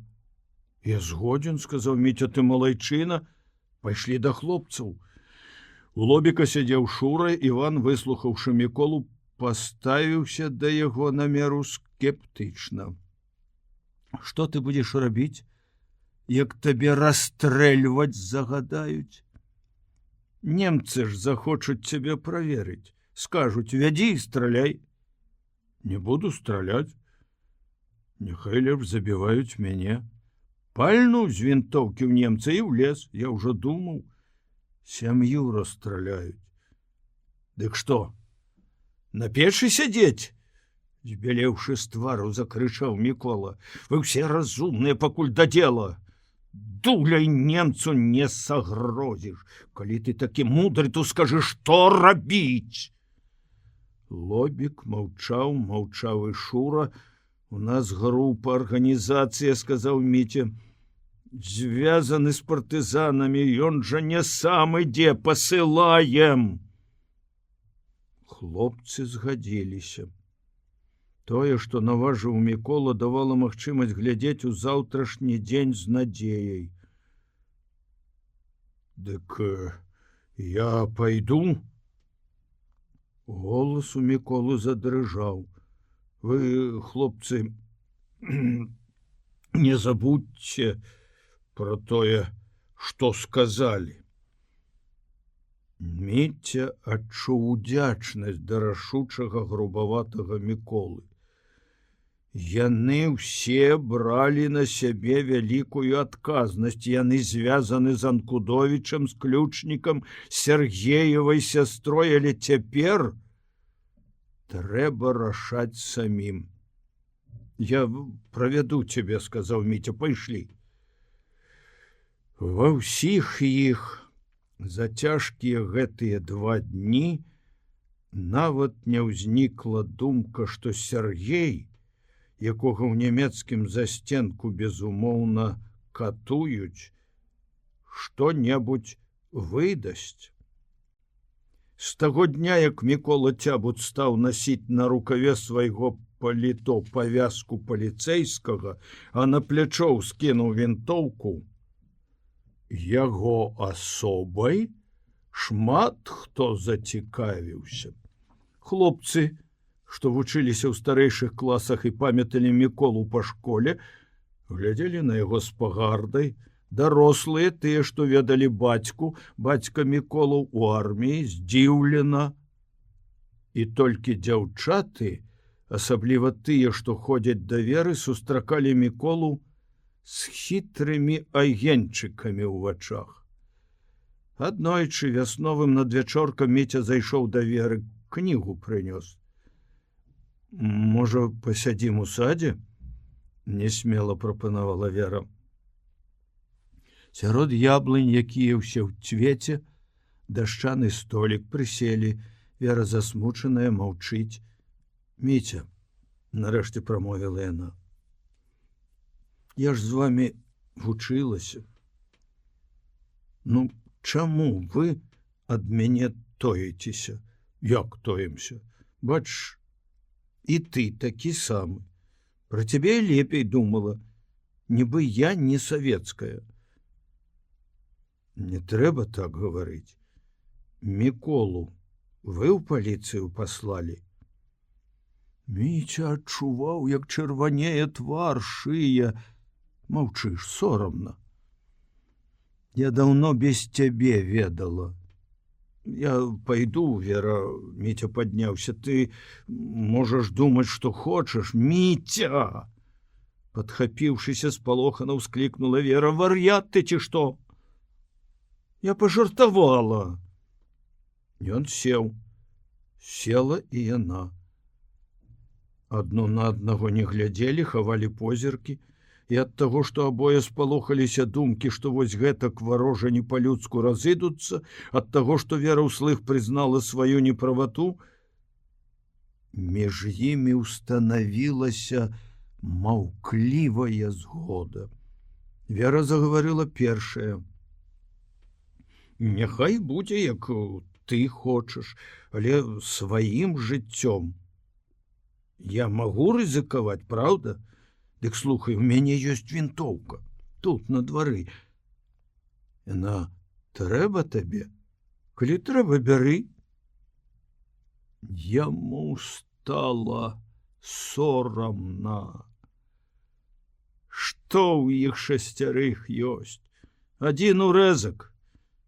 Можна, вядома, лічыць і вінтоўку, якую выдалі Міколу ў паліцыі. Сергей у турме, Аўсянік, да якога Мікола заходзіць у камеру, пра зброю нават слухаць не хоча. Дзе ты ўзяла?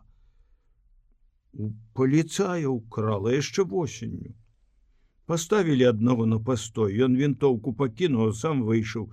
Я схавала яе на агародзе, шыбку выняла, каб можна было падумаць, што нехта праз акно выцягнуў. І гэты паліцай змаўчаў? Заявіў. Немцы прыходзілі з вобыскам. Вера рызыкавала яшчэ тады, калі ён наогул не ведаў, што рабіць. Ці адважыўся б тады на такі крок ён сам? Дык ці мае права на гэтую вінтоўку, здабытую дзяўчынай? Ты не крыўдуй, Міця. Я вас просто хачу папярэдзіць. Думаеш, другія нічога не бачаць? Разумеюць ці здагадваюцца. Вам не трэба хадзіць разам, самі сябе на паказ выстаўляеце. Міця усміхнуўся. Яна лічыць іх немаведама якімі героямі. А што асаблівага яны зрабілі? Рызыкаваць то, можа, і рызыкавалі. Кожная драбніца каштуе рызыкі. Ён успомніў, як тыдзень назад ледь не папаўся з урэзкам, які нёс ад Міколы. Дзеля гэтага ў майскі вечар прыйшлося апрануць паддзёўку. Сустрэчныя паглядалі здзіўлена. Мабыць, лічылі яго хворым. Да чыгункі правёў Мікола. Па палатне Міця пайшоў адзін, урэзак нёс пад крысом. Нечым яго выгляд здаўся падазроным салдату, што прахаджваўся перад блокпастом. Той назіркам за Міцем Мікола гэта ўбачыў, не раздумваючы, пабег, перагнаў немца, пайшоў поплеч з Міцем. Убачыўшы паліцая, немец упакоіўся, адстаў. Урэзак заржавелы з загнутымі жалезнымі краямі на ствале. Нехта нявопытны, надрэзаўшы ствол, пераламаў яго як палку. Некалькі дзён, седзячы ў хляве на вышках, Міця прыводзіў урэзак да ладу. Спілаваў напільнікам паскі са шкропы ржу, змазаў затвор і ствол.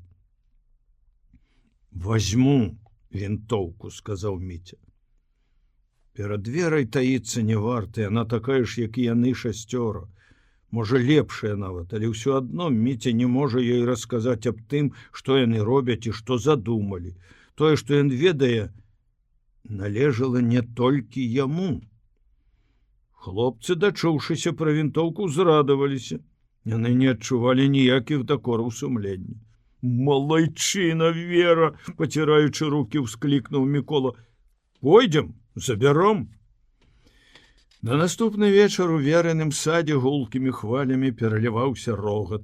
Шура Гарнак расказваў вясёлыя гісторыі, Лобік падкалваў Шуру, а Мікола рагатаў за дваіх. Калі зашарэў змрок, Мікола выйшаў з двара з вінтоўкай на плячы. Вінтоўка акуратная, дагледжаная, з 4 патронамі ў магазине і адным у канале. У канале ствала.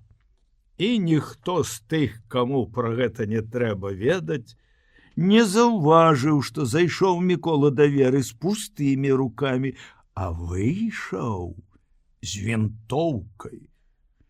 Добра мець свайго паліцая. За вінтоўкай аманал. Яны ўтрох, Міця, Лобік, Мікола, нацягалі некалькі пудоў. Насілі карзінамі ў дзень. Некалі гэты аманал належаў знішчальнаму батальёну. Паліцыя захапіла аманал. Да чаго легкадумны народ паліцаі? Ці трэба лепшае вытлумачэнне таму, што тады восенню паверылі, партызаны болей не ўваскрэснуць. Іначай, чаму так нядбайна паставіліся да захавання аманалу? Ляжаў сярод рознага друзу ў паліцэйскім хляве 2 вялікія папяровыя мяшкі, і ніхто ім не цікавіўся. Мікола прыцемкам вывалак мяшкі ў двор, перакінуў за парканам яма, адтуль бралі і насілі. 22 чэрвеня, гадавіна вайны. У гэты дзень па чыгунцы прайшоў першы нямецкі цягнік. Яго Міця ўбачыў апаўдні. Для адводу вачэй яшчэ з раніцы пайшоў з касой у кусты, але не косіць, а пілуе рашпілем надвае зенітны снарад. У кустах тайнік. Тут урэзак і вінтоўка, частка аманалу. Зачуўшы гул на чыгунцы, выйшаў на гала. Цягнік пробны. З кароткай трубой паравоз, 4 вагоны, рухаецца павольна, нібы абмацвае перад сабой рэйкі. Вагоны, паравоз аздоблены зеленню, тармазы, дзверы густа абляпіла салдатня. Міця, убачыўшы цягнік, адчуў, як заныла ў грудях. Вечарам збор у Лобіка. Няма Сергея Велюгі. Сергей з таго дня, як выпусцілі з турмы, здружыўся з Юрыем Басняком, лейтенантам з Адэсы. Ходзіць да яго на кватэру летня штодня. Велюга таксама з ім. Міна трэба, гаворыць Шура Гарнак. Ён працуе ўжо на чыгунцы матарыстам. Хутка яшчэ хто-небудзь туды паступіць. Ключнік некалькі разоў быў, загадаў. Міну зрабіць не цяжка, аманалу колькі хочаш, але як яе ўзарваць? Лобік строіць планы, Шура іх тут жа адхіляе. Але ўсё-такі залатая ў Івана галава. Выказвае думку, якая нарэшце падабаецца ўсім. Хімічны узрывальнік, гаворыць ён. Самая простая рэакцыя. Кроплю сернай кіслаты на сумесь берталетавай солі з цукрам. Дэтанацыі хопіць. Добра, пярэчыць Шура. Але як міну ўзарваць?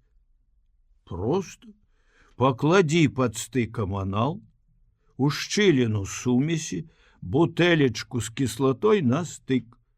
Яе школам раструшчыць. Хлопцы весялеюць, Лобік геніяльны. Праз тыдзень, каб была міна, як бы загадвае Мікола. У Міці таксама ідэя. Сёння распілаваў зенітны снарад, напакаваны доўгімі парахавінамі. Адну падпаліў. Гарэла, як звычайны грабянец. Ясна. Нанізаўшы на нітку парахавіны, можна зрабіць шнур, падпаліць і за той час, пакуль будзе гарэць, паспець адбегчыся ад міны. Але зноў жа, як зрабіць узрывальнік? Можа, прыстасаваць звычайны капсюль, як-небудзь выбіўшы яго з патрона. Але ці дасць ён патрэбную дэтанацыю?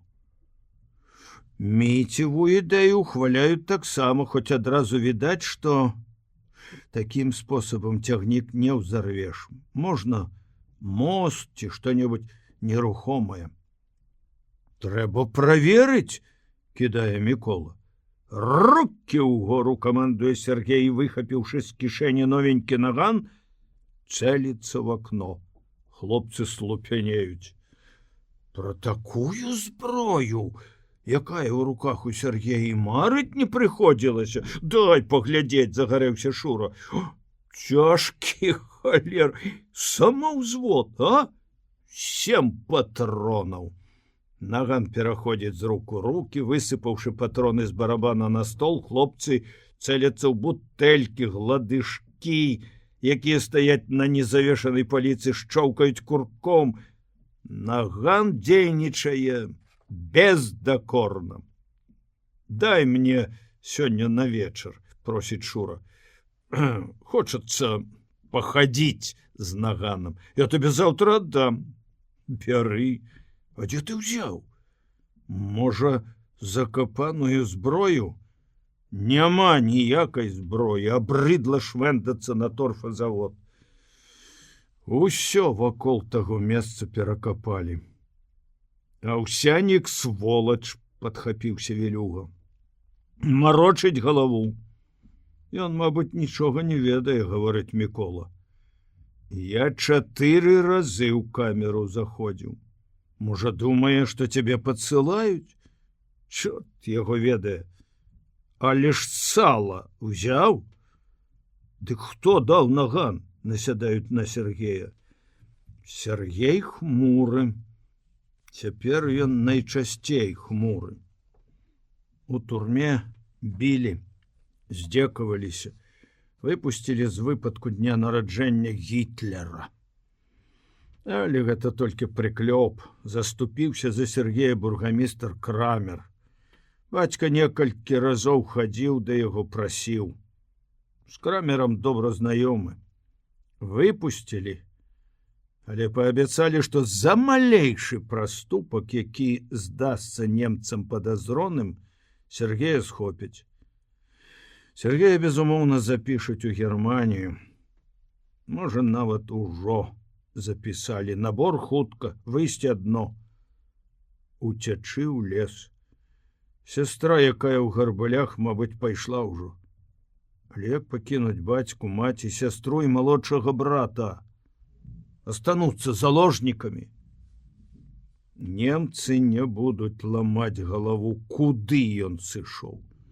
Тут і Крамер не паможа. У навакольных лясах няма атрадаў, куды прымаюць сем'ямі. Анкудовіч Наган прыслаў, гаворыць Сергей. Праз ключніка. Ключнік цяпер не хутка прыйдзе. Яны дзейнічалі групамі, а цяпер зноў аб'ядналіся ў атрад. У Дамачове свая чыгунка. Што перадаваў Анкудовіч? Дзейнічаць. А што калі і табе паступіць на чыгунку? Можа, не возьмуць адтуль? Не пайду я да іх кланяцца. Душна ў лобікавай хаце. Выйшлі на двор, прыляглі на мураве, гікаюць кнігаўкі. Пачынае цямнець. Сонца вялізным чырвоным шарам скацілася за лес. Раздзел 7. Эшалоны ідуць і ідуць. Міця сядзіць на дрывотні, асцярожна цюкае малатком па галоўцы патрона, каб вываліўся капсуль. Захоплены сваім заняткам, не заўважыў, як падышоў ззаду бацька. Ты што робіш? Нічого. Муштук. Глядзі, каб ад такога муштука губы не папухлі, курэц. А што, буду курыць? Можа, у мяне спытаеш? Міця адчувае, што схлусіў няўдала, але адступаць позна, пачынае браць злосць на бацьку, ад якога ні ў чым не схаваешся. Ну чаго вы за мной віжуеце, крычыць Міця. Кроку не ступіш.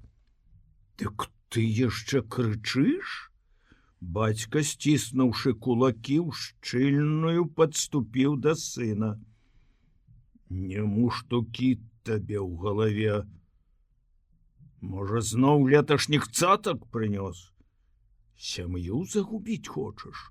знайду, галаву адкручу. Думаеш, што разумнейшы за бацьку? А я цябе на вылёт бачу. На ганку маці з дакорам глядзіць на Міцю. Пятрусь і сёстры спалохана ціснуцца ля дзвярэй. Нічога я не прынёс, гаворыць Міця. Шукайце, калі не верыць. Ён хлусіць вядома, іначай нельга, бацька не хоча яго разумець і ніколі не зразумее. Міця шпурнуў патрон, падаўся ў будку, вслед за ім бацька. Праз такіх, як ты, народ пакутуе. Не чапай ліха, і яно цябе не зачэпіць. Але вам жа не сядзіцца, свярбіць. Калі фронту не ўтрымалі, то гэта мне паможа, што тут стрэліш у немца. Ты яго аднаго, а ён тваіх 10, у яго ж зброя, улата. А мала немцы здзекуюцца з людзей, крычыць Міця. Мала схапілі, расстралялі? Дык ты што? Укажаш ім? Яны ж твайго спросу не пыталіся, калі пачыналі вайну. Іх сіла, іх і права. Беражонага і Бог бераже. Будзеш сядзець ціха, дык можа і мяне бяда. Дык я ж сяджу ціха, гаворыць Міця. Ну што я такое раблю? Новая калатнеча пачалася вечарам. Маці не паверыла Міцю, бо ведала болей, чым бацька. Даўно заўважыла, сын часта наведваецца ў хлеў. Цяпер, пачуўшы пра патроны, пайшла ў хлеў сама, кошкалася цэлую гадзіну і нарэшце прыбегла ў хату з павялелым тварам. Сцяпан! Зашаптала, каб не чулі меншыя дзеці, там гэтыя бомбы, Божа мой. Ён такі скруціць сабе галаву. Бацька выскачыў з будкі, матлянуўся ў хлеў і аберуч, несучы загорнутыя ў анучку Міцевы гранаты, кінуў іх у студню. Міця стаяў ля акна з пабялелым тварам.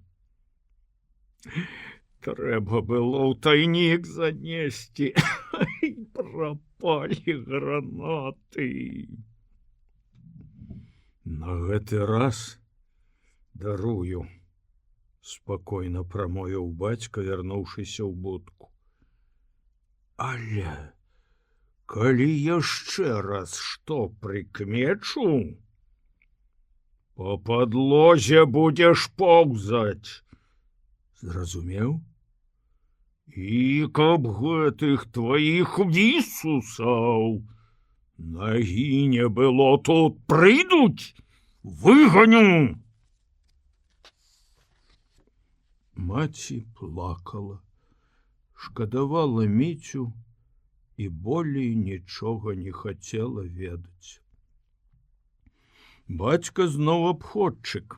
Яму выдалі звязку ключоў, новых і непадобных на ранейшыя. Гайкі на рэйках цяпер другія, большыя, ды і рэйкі мацуюцца да шпал не кастылямі, а шурупамі. Знешне ўсё асталося такім, як і было. Абход, абавязкі, служба, тыя самыя. Платы немцы не прыбавілі.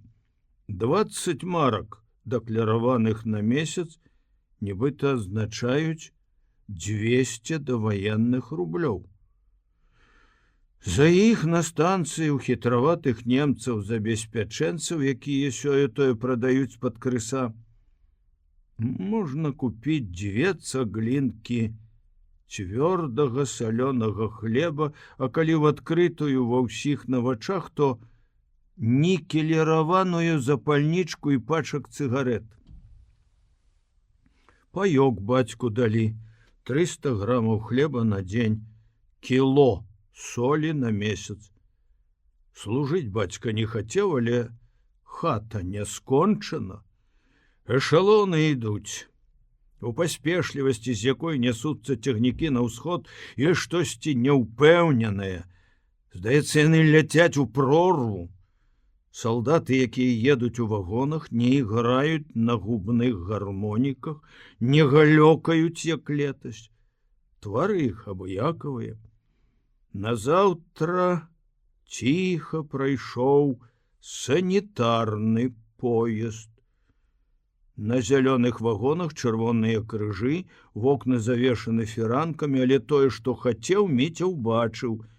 Мільганула перабінтаваная з рудымі падцёкамі на марлі галава, жоўты васковы твар, рука, што звесілася з верхняй полкі. Маці стаіць ля калодзежа, глядзіць на цягнік з-пад далоні.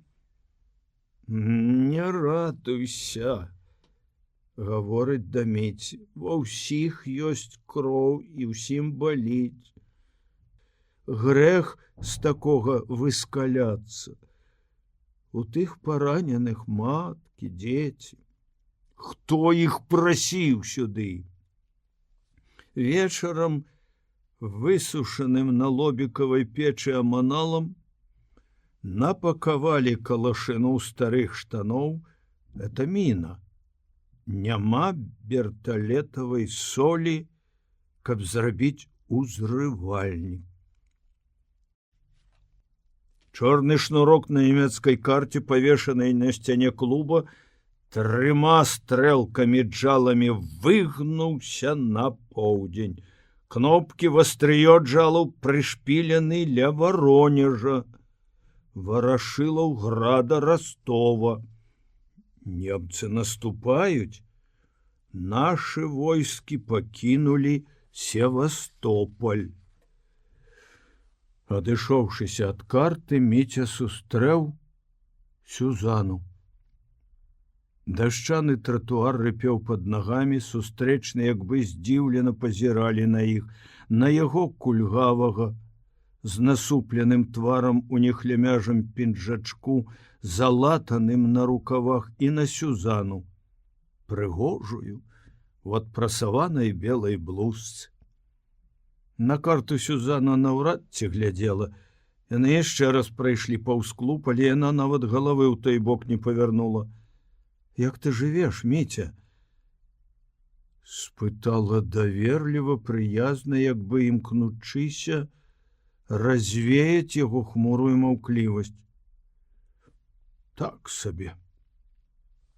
Яны ішлі побач, гаварыла, зазірала яму ў твар, не зважаючы на тое, што ён адмоўчваецца, кульгае, што на ім старая парваная вопратка, якая зусім не пасуе для шпацыру з дзяўчынай. З тратуара звярнулі ў бальнічны завулак, ціхі, зялёны, і Міця адчуў сябе спакайней. У завулку жыве Сюзана, і яе драўляны домік нічым не адрозніваецца ад іншых, гэткіх жа нізкіх, прысадзістых, схаваных пад яблынямі і вішнямі. Дом у завулку зарос падарожнікам, муравой. Тут амаль не ездзяць. По той бок парканаў густа ўзняўся маліннік, летні перад кожным домікам лавачка, прыселі на Сюзанінай. Завулак жыве вечернімі шорахамі і зыкамі. Рыпнулі веснічкі, нехта бразнуў вядром. У малінніку піскнула спалоханая птушка. Мабыць, пачула, што на паркане, асцярожна перабіраючы лапамі, крадзецца кот. Узышоў месяц, вісіць над завулкам, льючы святло на дахі хат. Ахутаныя срабрыстым полагам сады хаты нібы заснулі. Не было б вайны, вучыліся б, прамовіла Сюзана. Ужо закончылі 10 клас. Ты куды думаў паступаць, Міця? Тое, што ён сядзіць з Сюзанай, здаецца сном. Ён хацеў бы ні аб чым не думаць, забыцца, лавіць вечэрнія шорахі, але ў душы варушыцца нешта трывожнае. Ён не ведае яшчэ, якія чары тоюць у сабе месячная ноч. І не ад аднаго яго залежыць думаць пра вайну ці не думаць. У дворыку насупраць нехта грукнуў, зачыняючы аканіцы, у канцы завулка замерлі чыесьці крокі. Нечакана для самога сябе Міця прыхінуўся да Сюзаны. Зніклі ўсе іншыя жаданні апрача аднаго. Вось гэтак сядзець з дзяўчынай, адчуваць дотык яе пляча, яе дыхання, і адразу знікла вайна, немцы, Вера, якая аддала яму вінтоўку, хлопцы, што, сабраўшыся ў лобіка, мабыць, гавораць пра міну. Ёсць адна толькі Сюзана. Яна запоўніла сабой увесь свет. Яна побач з ім, ён яе любіць. Плыве месячная ноч, над лавачкай нізка навісла вішнёвая галіна, аблітыя срэбрам стаяць сады, з неба глядзяць на зямлю тысячы зорак. Завулак тоне ў змроку, ад ценяў, якія падаюць ад садоў і парканаў, і толькі вузкая светлая сцежка пролягла пасярэдзіне. Міця адчувае на сабе магутную ўладу гэтай невыказна чароўнай ночы, якая схавала ад позірку ўсё дробнае, дробязнае, нікчэмнае, аставіўшы адну прыгажосць. Драўляныя пахілыя домікі здаюцца незнаёмымі, аблітыя месячным святлом яблыні з рагулямі падпорак пад імі, заморскімі дрэвамі. Ноч прыкрыла сваім крылом усё, што не дарабілі людзі, пакінуўшы толькі тое, што ўзвышае душу. Крокаў за 50 ад лавачкі раптам бліснулі агні кішэнных ліхтарыкаў. Міця зразумеў, ідзе нямецкі патруль. У тую ж хвіліну Сюзана схапіла яго за руку і, нячутна рыпнуўшы веснічкамі, пацягнула ў двор. Стаіўшыся пад вішняй, чакалі, пакуль пройдуць вартавыя. Сюзана прытулілася да Міці, паклала на плечы рукі, схаваўшыся за ім. Ён адчуваў дотык яе грудзей, перарывістае дыханне, удары сэрца. Усімі сваімі неўсвядомленымі рухамі Сюзана як бы прызнавала за ім права мужчыны, яе абаронцы. «Прыгніся», — шапнула яна, — «а то яшчэ ўбачаць». Этыя даверліва сказаныя словы ўкалолі. Лепш бы яна іх не гаварыла. Вартавыя, слізгануўшы ліхтарыкамі па парканю, прайшлі далей.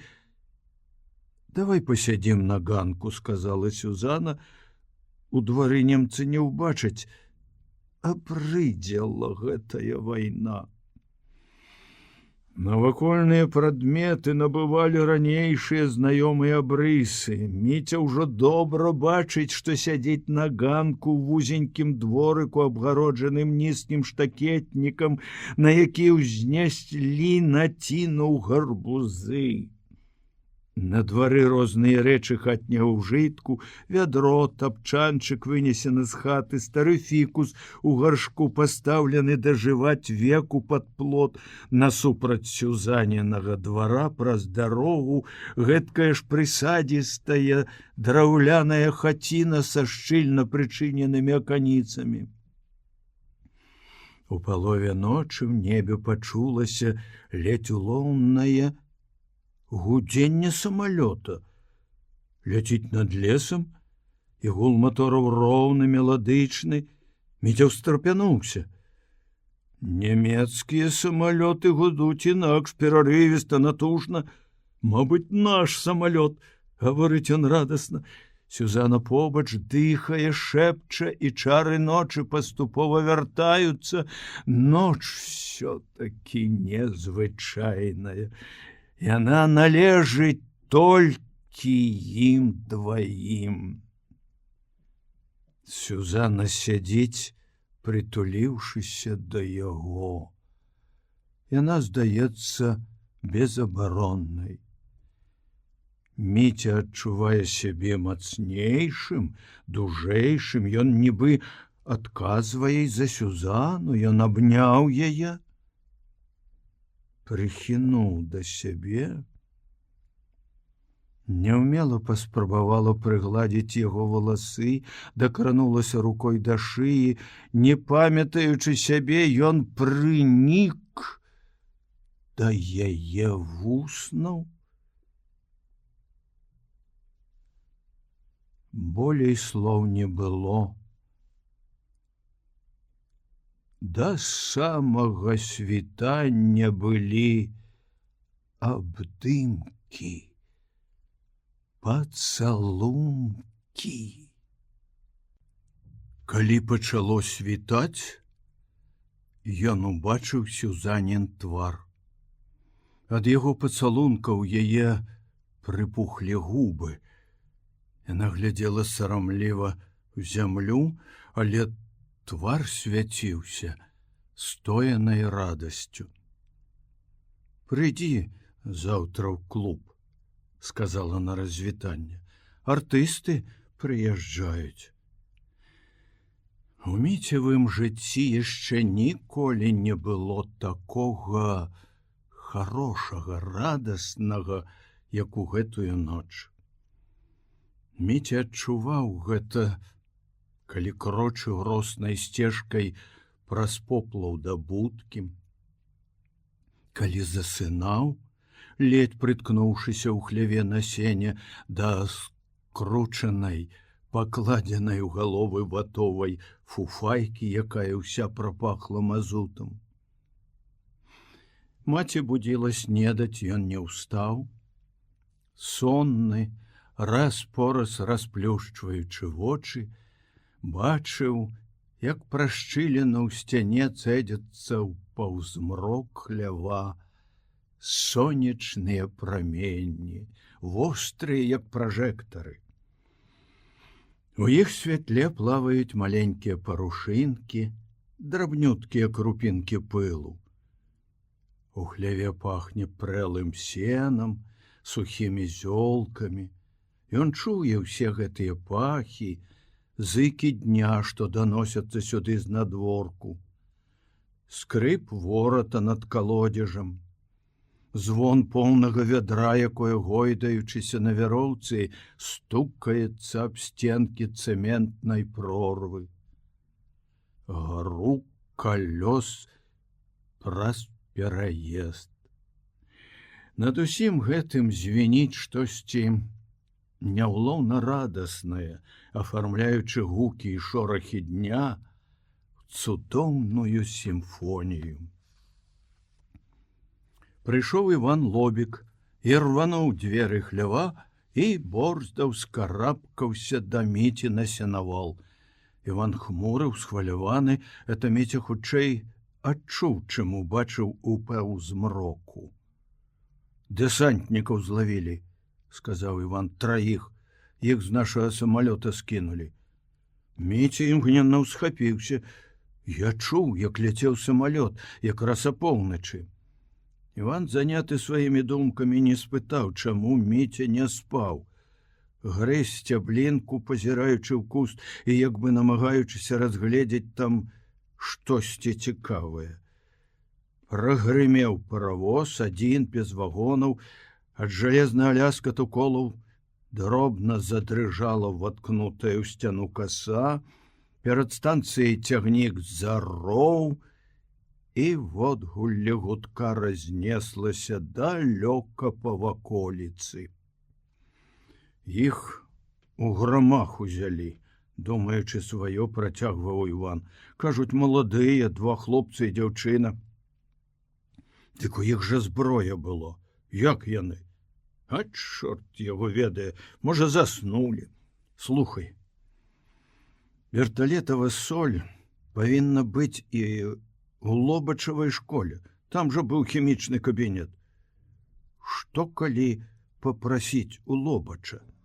Ён жа жыве там. Папрасіць проста так, нічога не гаворачы.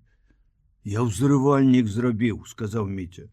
Кулю з патрона выняў, у порах кінуў яшчэ 3 патронныя капсулі.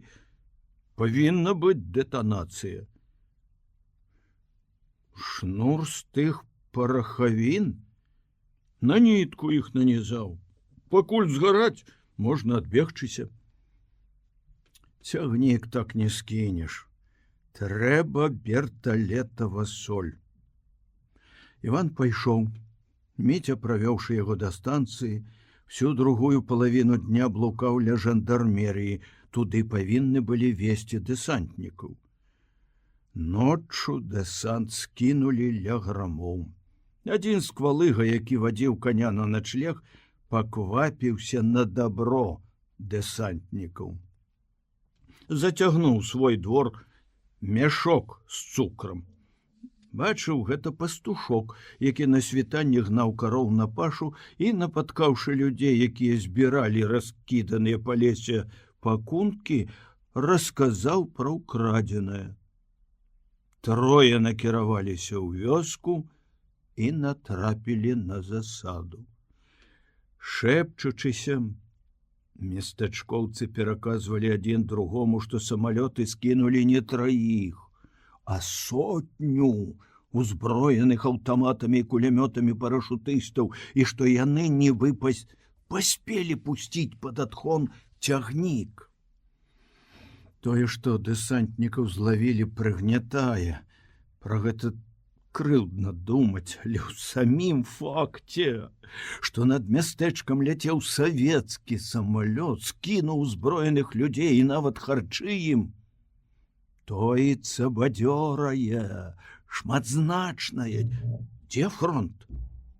Пад Варонежам, на Доне, за 1000 кіламетраў ад непрыкметнага мястэчка, і не туды, дзе фронт, дзе баі паслалі гэтых людзей, якія, здавалася, толькі там і патрэбны, а сюды, у іхнія лясы і балоты. Ужо над вячоркам парашутыстаў падвялі да школы, дзе жандармерыя і дзе на вокнах класных пакояў навешаны краты. 2 рослых хлопцаў, з якіх адзін трымаў руку на марлевай перавязі, а другі, пахістваючыся, цягнуў нагу, і дзяўчыну суправаджалі 5 немцаў-жандараў у блакітных мундзірах з вінтоўкамі наперавес. Парашутысты ішлі горда. Хлопцы ў зялёных блузах, у шэрых штанах на выпуск, у чаравіках, дзяўчына ў звычайным шэрым пінжаку, ботах, у сіняй хусцінцы паўзверх светлых валос. 100 метраў ад будынка райвыканкама, дзе размяшчаецца камендатура, да школы Міця прайшоў назіркам, каб убачыць палонных у твар. Але дэсантнікі па баках не глядзелі. Першы канвойны знік у дзвярах школы, Адзін за другім зніклі і тыя, што з'явіліся гэтай ноччу на тутэйшую зямлю. Міця стаяў, глядзеў на школу і нічога, акрамя халоднага, безвыходнага суму, не адчуваў. Ля клуба яго затрымала Сюзана. Нешта гаварыла, але ён чуў толькі яе голас, не даходзячы да сэнсу слоў. Гэтак жа механічна, у стане абыякага, зусім абыякавага ўтрапення, зайшоў Сюзанай у клуб, сеў на лаўку, у клубе гаманілі, шоргалі зэдлікамі, успыхнула святло, шэрая палатняная заслона задрыжала, нібы пад ветрам, потым яе паднялі, на сцэне стаяў стол, два крэслы, вакол іх чамусьці расхаджвалі двое пажылых людзей, апранутых у чорныя старамодныя сурдуты. Яны жэстыкулявалі, аб нечым паміж сабой размаўляючы. Пачалася п'еса, але ён не пачуў і не зразумеў ніводнага слова. Не абураўся ён ні на артыстаў, ні на каго з тых, што сядзелі ў клубе і з увагай слухалі дыялог сумных чорных людзей. Ведаў, з афішы ставілі п'есу Іпсена. Это быў нарвежскі пісьменнік, з твораў якога ён яшчэ нічога не чытаў, але цяпер усё гэта здавалася непатрэбным. Это проста падман, здзек, бо Нарвегія таксама захоплена немцамі, а побач у школе, дзе ён вучыўся, у класе сядзяць параненыя парашутысты. Яшчэ не скончылася і першая дзея, як Міця крануў Сюзану за руку, даючы знак, што хоча выйсці. «Куды ты?» – спытала яна. «Пайду, галава баліць». Шапнуў ён і, прыгнуўшыся, падаўся да выхада. Як і учора вісеў на небе месяц, ззялі далёкія зоркі, у школе на другім паверсе свяціліся толькі два акны. Немцы кладуцца спаць рана. Па тратуары, гучна размаўляючы, грукаючы ботамі, прайшлі першыя патрулі. Думка ўзнікла ўжо на вуліцы. Да хлопцаў ісці было позна, трэба было нешта рабіць зараз, неадкладна. Спяшаючыся дамоў, Міця абмінуў сцежку на поплаве, пайшоў аўсамі мяжой на прасткі. Завярнуў кусты, з-пад ног вылецела птушка, гучна залопаўшы крыллем. Ён вобмацкам знайшоў тайнік. У будку трэба было ўсё ж зайсці, ўзяць запалкі, паказаць, што рана вярнуўся. У месячным святле цьмяна пабліскваюць рэйкі, пасярэдзіне паміж першым местачковым пераездам і будкай гарыць кволы агеньчык. Даносіцца адтуль прыглушаная агаворка. З таго дня, як пачалі хадзіць цягнікі, немцы праз старасту прызначаюць на чыгунку вартавых, дзядзькоў з мястэчка, з блізкіх вёсак. Узброеныя кійкамі, дзядзькі дрэмлюць ноч пры агні, а на світанні разыходзяцца. Небяспекі яны не ўяўляюць, проста не варта трапляць ім на вочы. Перад самым пераездам Міця паклаў у траву пакунак за маналам і зайшоў у двор. Дома спяць. Ціха адчыніў дзверы ў сенечкі, ў пярэдні пакой, дастаў з печы гаршчок са шчаўем. Есці не хочацца, але ён прымусіў сябе пасядзець за сталом, пабоўтаць лыжкай. Потым устаў, нечутна падкраўся да пячуркі, намацаўшы карабок з запалкамі, паклаў кішэню. Наўмысна, каб нарабіць груку на ўвесь апор, расчыніў вароты ў хлеў і, асцярожна, без шуму прычыніўшы іх, адскочыў. Далей дзейнічаў дакладна, упэўнена, ведаючы, што ўсё будзе добра, так, як задумана, калі толькі не падведзе ўзрывальнік. Падняўшы пакунак, прыгнуўшыся, пераскочыў пераезд і падаўся ў збочынай шляху да мястэчка да моста. Мост драўляны, новы, яго пабудавалі за год ці два да вайны. Міця залез пад мост, у твар патыхнула вільгаццю, прэллю, ногі вязлі ў гразі, прыладзіў пад насцілам на гладкім круглым бервене аманал, адкаркаваў патрон, расцягнуў ва ўсю метровую даўжыню шнур, чыркнуў запалкай, падпаліў. Яму на пачатку здалося, што ўсё дарэмна. Ён прабег ад моста 100 ці болей метраў, а выбуху не было. Ён перастаў яго чакаць, пайшоў крокам, потым у нерашучасці спыніўся. Трэба ж было ўзяць назад аманал. У гэтую хвіліну над мостам узняўся вогненны слуп і нібы грымнуў гром. Міця, што было сілы, пабег.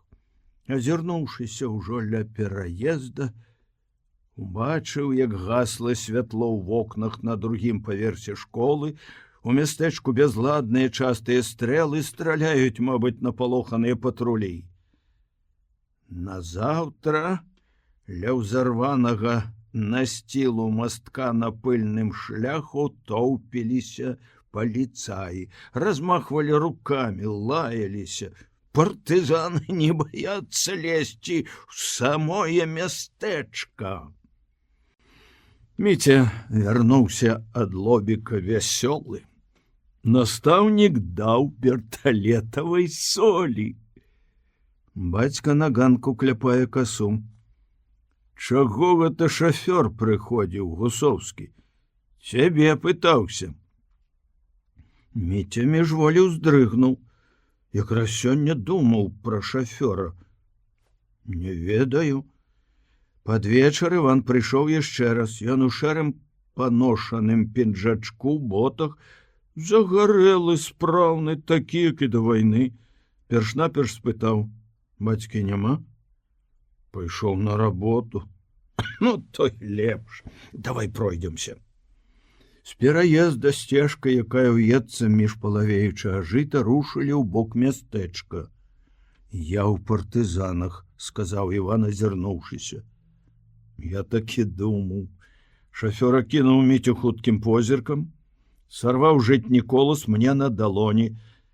Пранёсся на поўнай хуткасці доўгі састаў, цяжка гружаныя вагоны не ляскочуць на стыках, а глуха грукаюць. Як бацька? Хоча кідаць службу. Не гаварыў сёння з ім. Перабірацца з будкі, думаеце? Ага. Прыёмшчык Крамер бургамістрам. Як ён тут? Кажуць, чалавек харошы. Все яны харошыя. Абменьваючыся кароткімі заўвагамі, дайшлі да апошніх хат местачковай вуліцы, прыселі на кучы бярвенняў.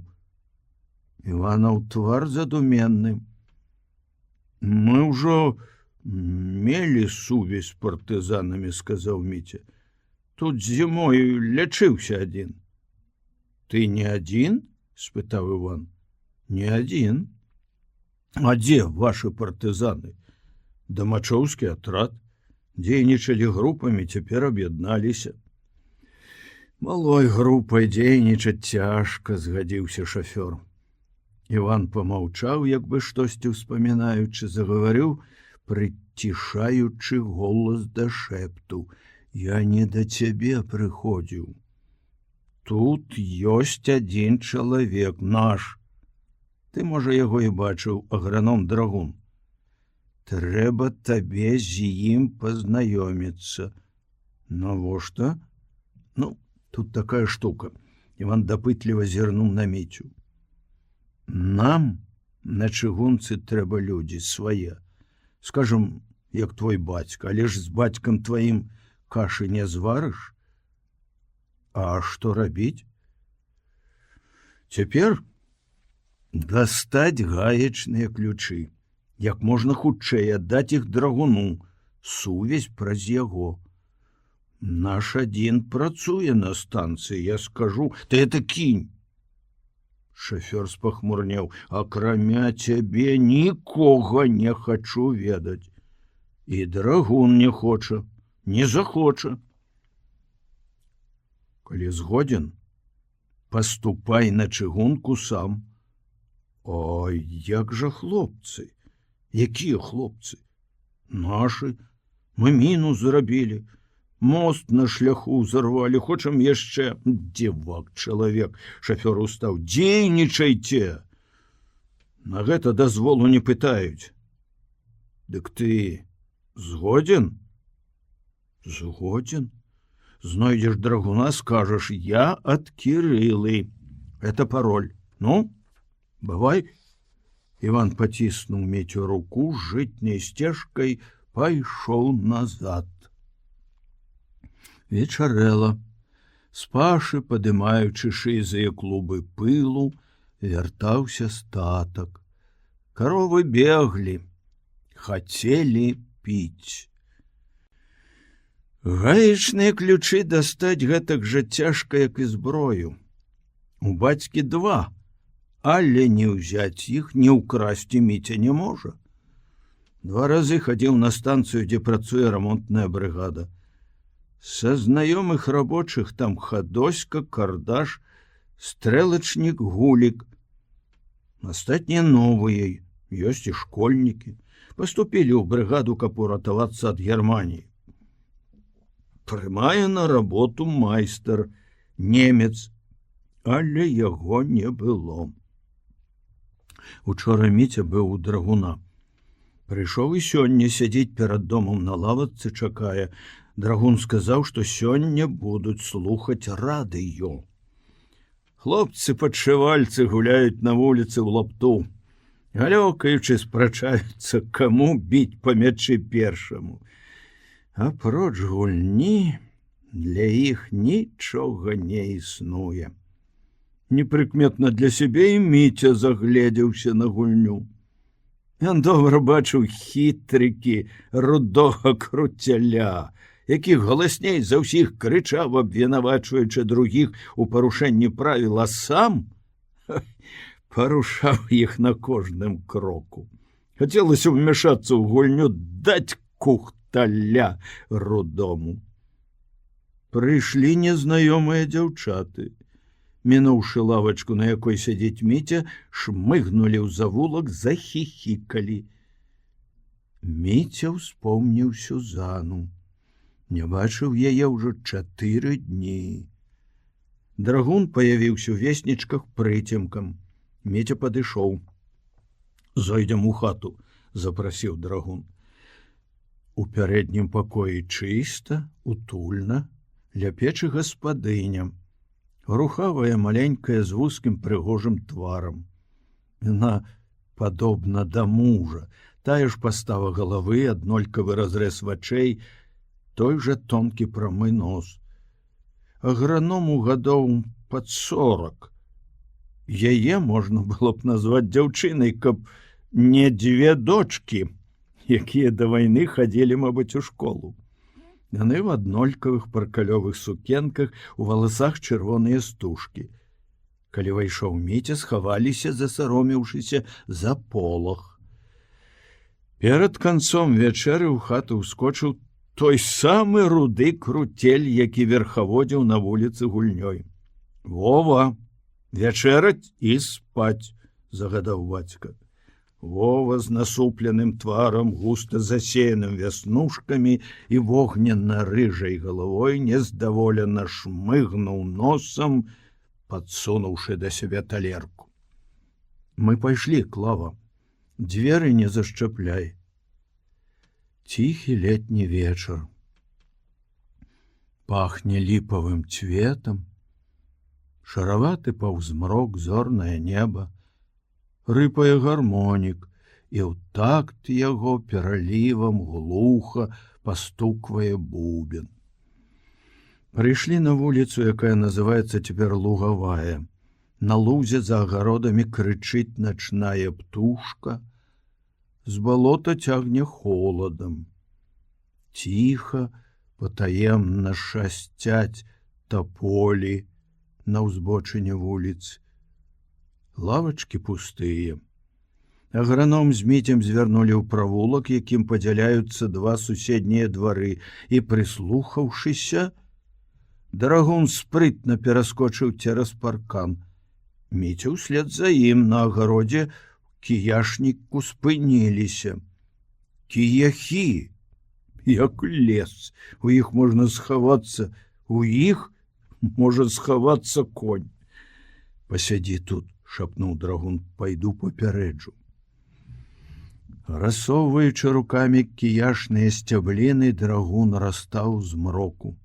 Міця астаўся адзін. Асцярожна ступаючы, хтосьці прайшоў правулкам. У двары, рвануўшы ланцуг, забрахаў сабака. Ноч поўніцца ледзь чутнымі шорахамі і гукамі. Міцю здаецца, што ў правулку ля паркана прытаіліся чорныя постаці, а то вось-вось кінуцца на яго. Сэрца б'ецца гулка, часта, ён чуе яго ўдары. Драгун вырас нібы з-пад зямлі. Хадзем, усё гатова.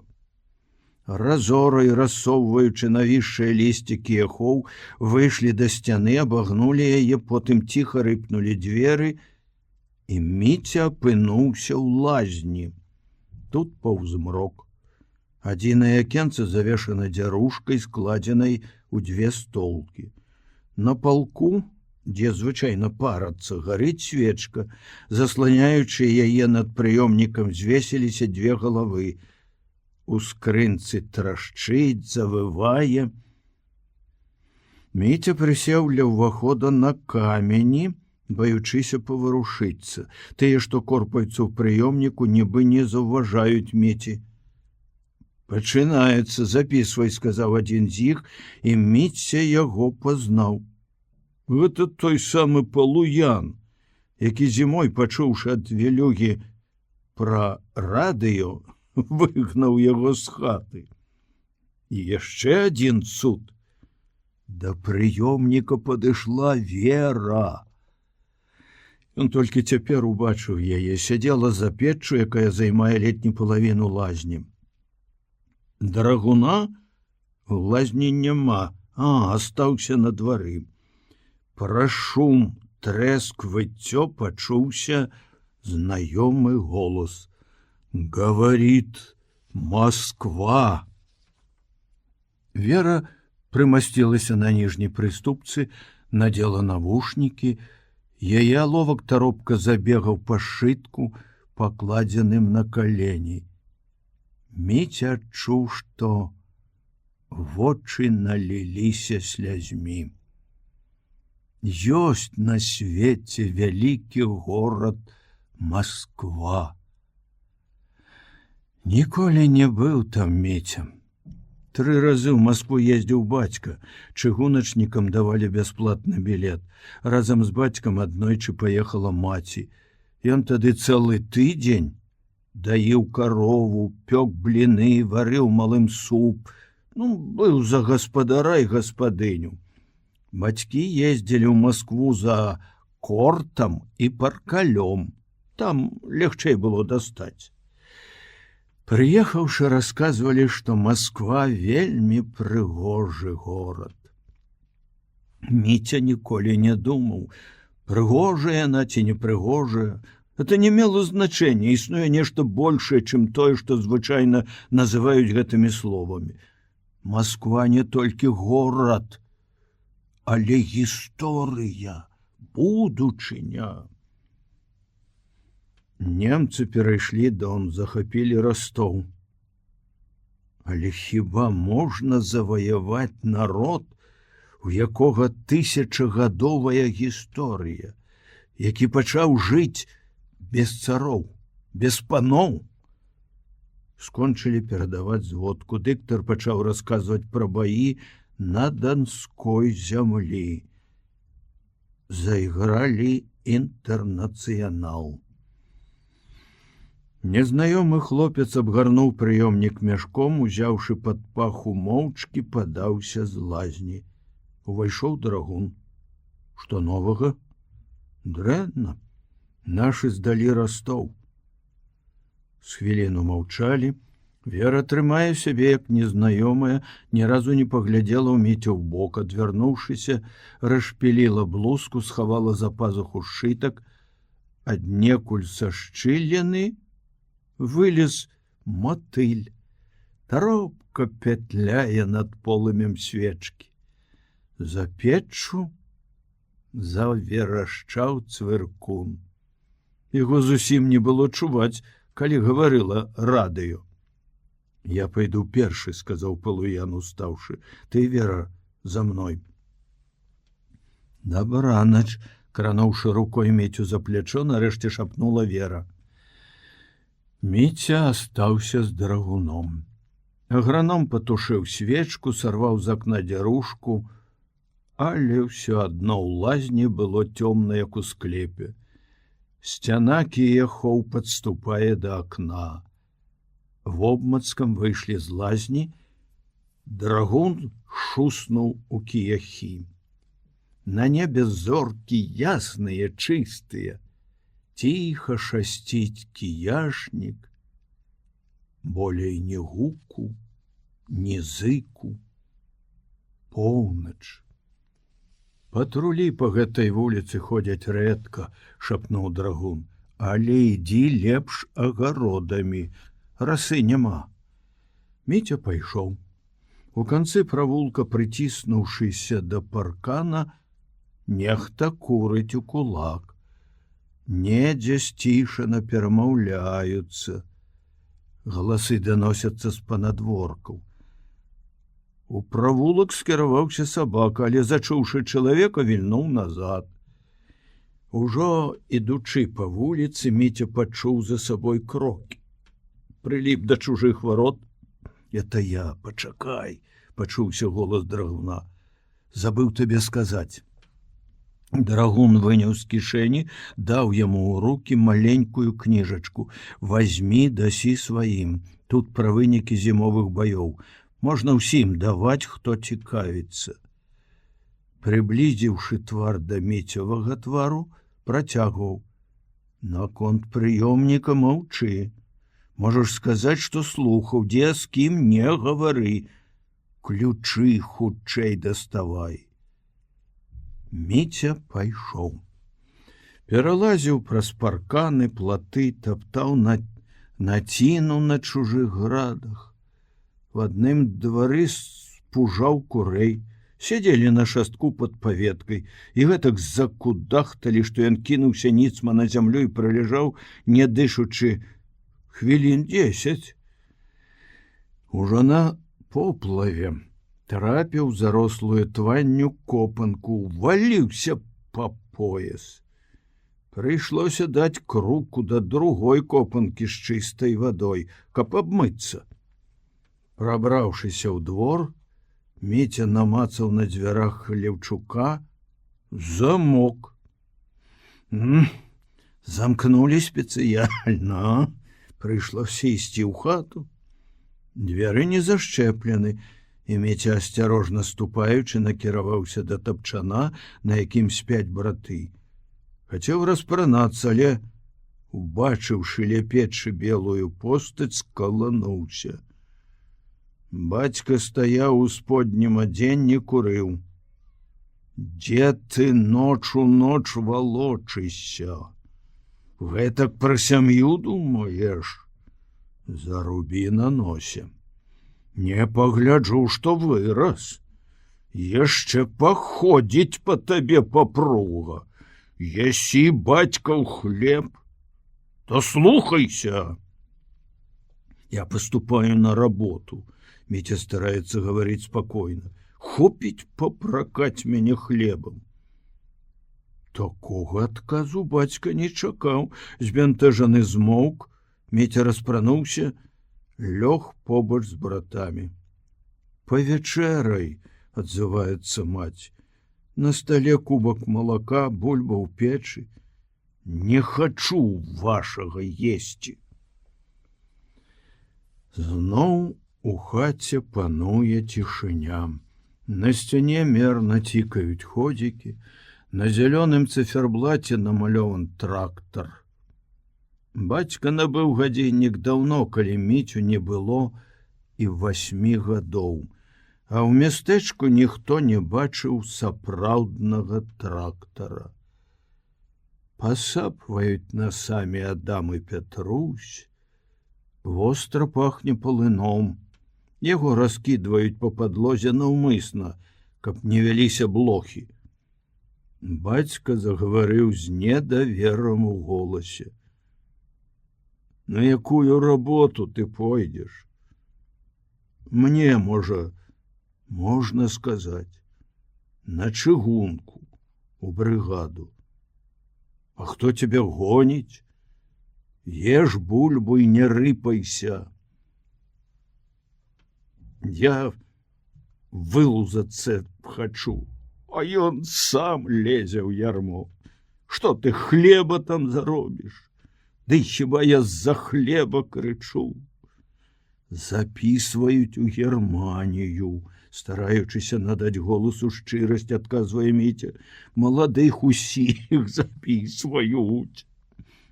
Мяне, можа, не возьмуць.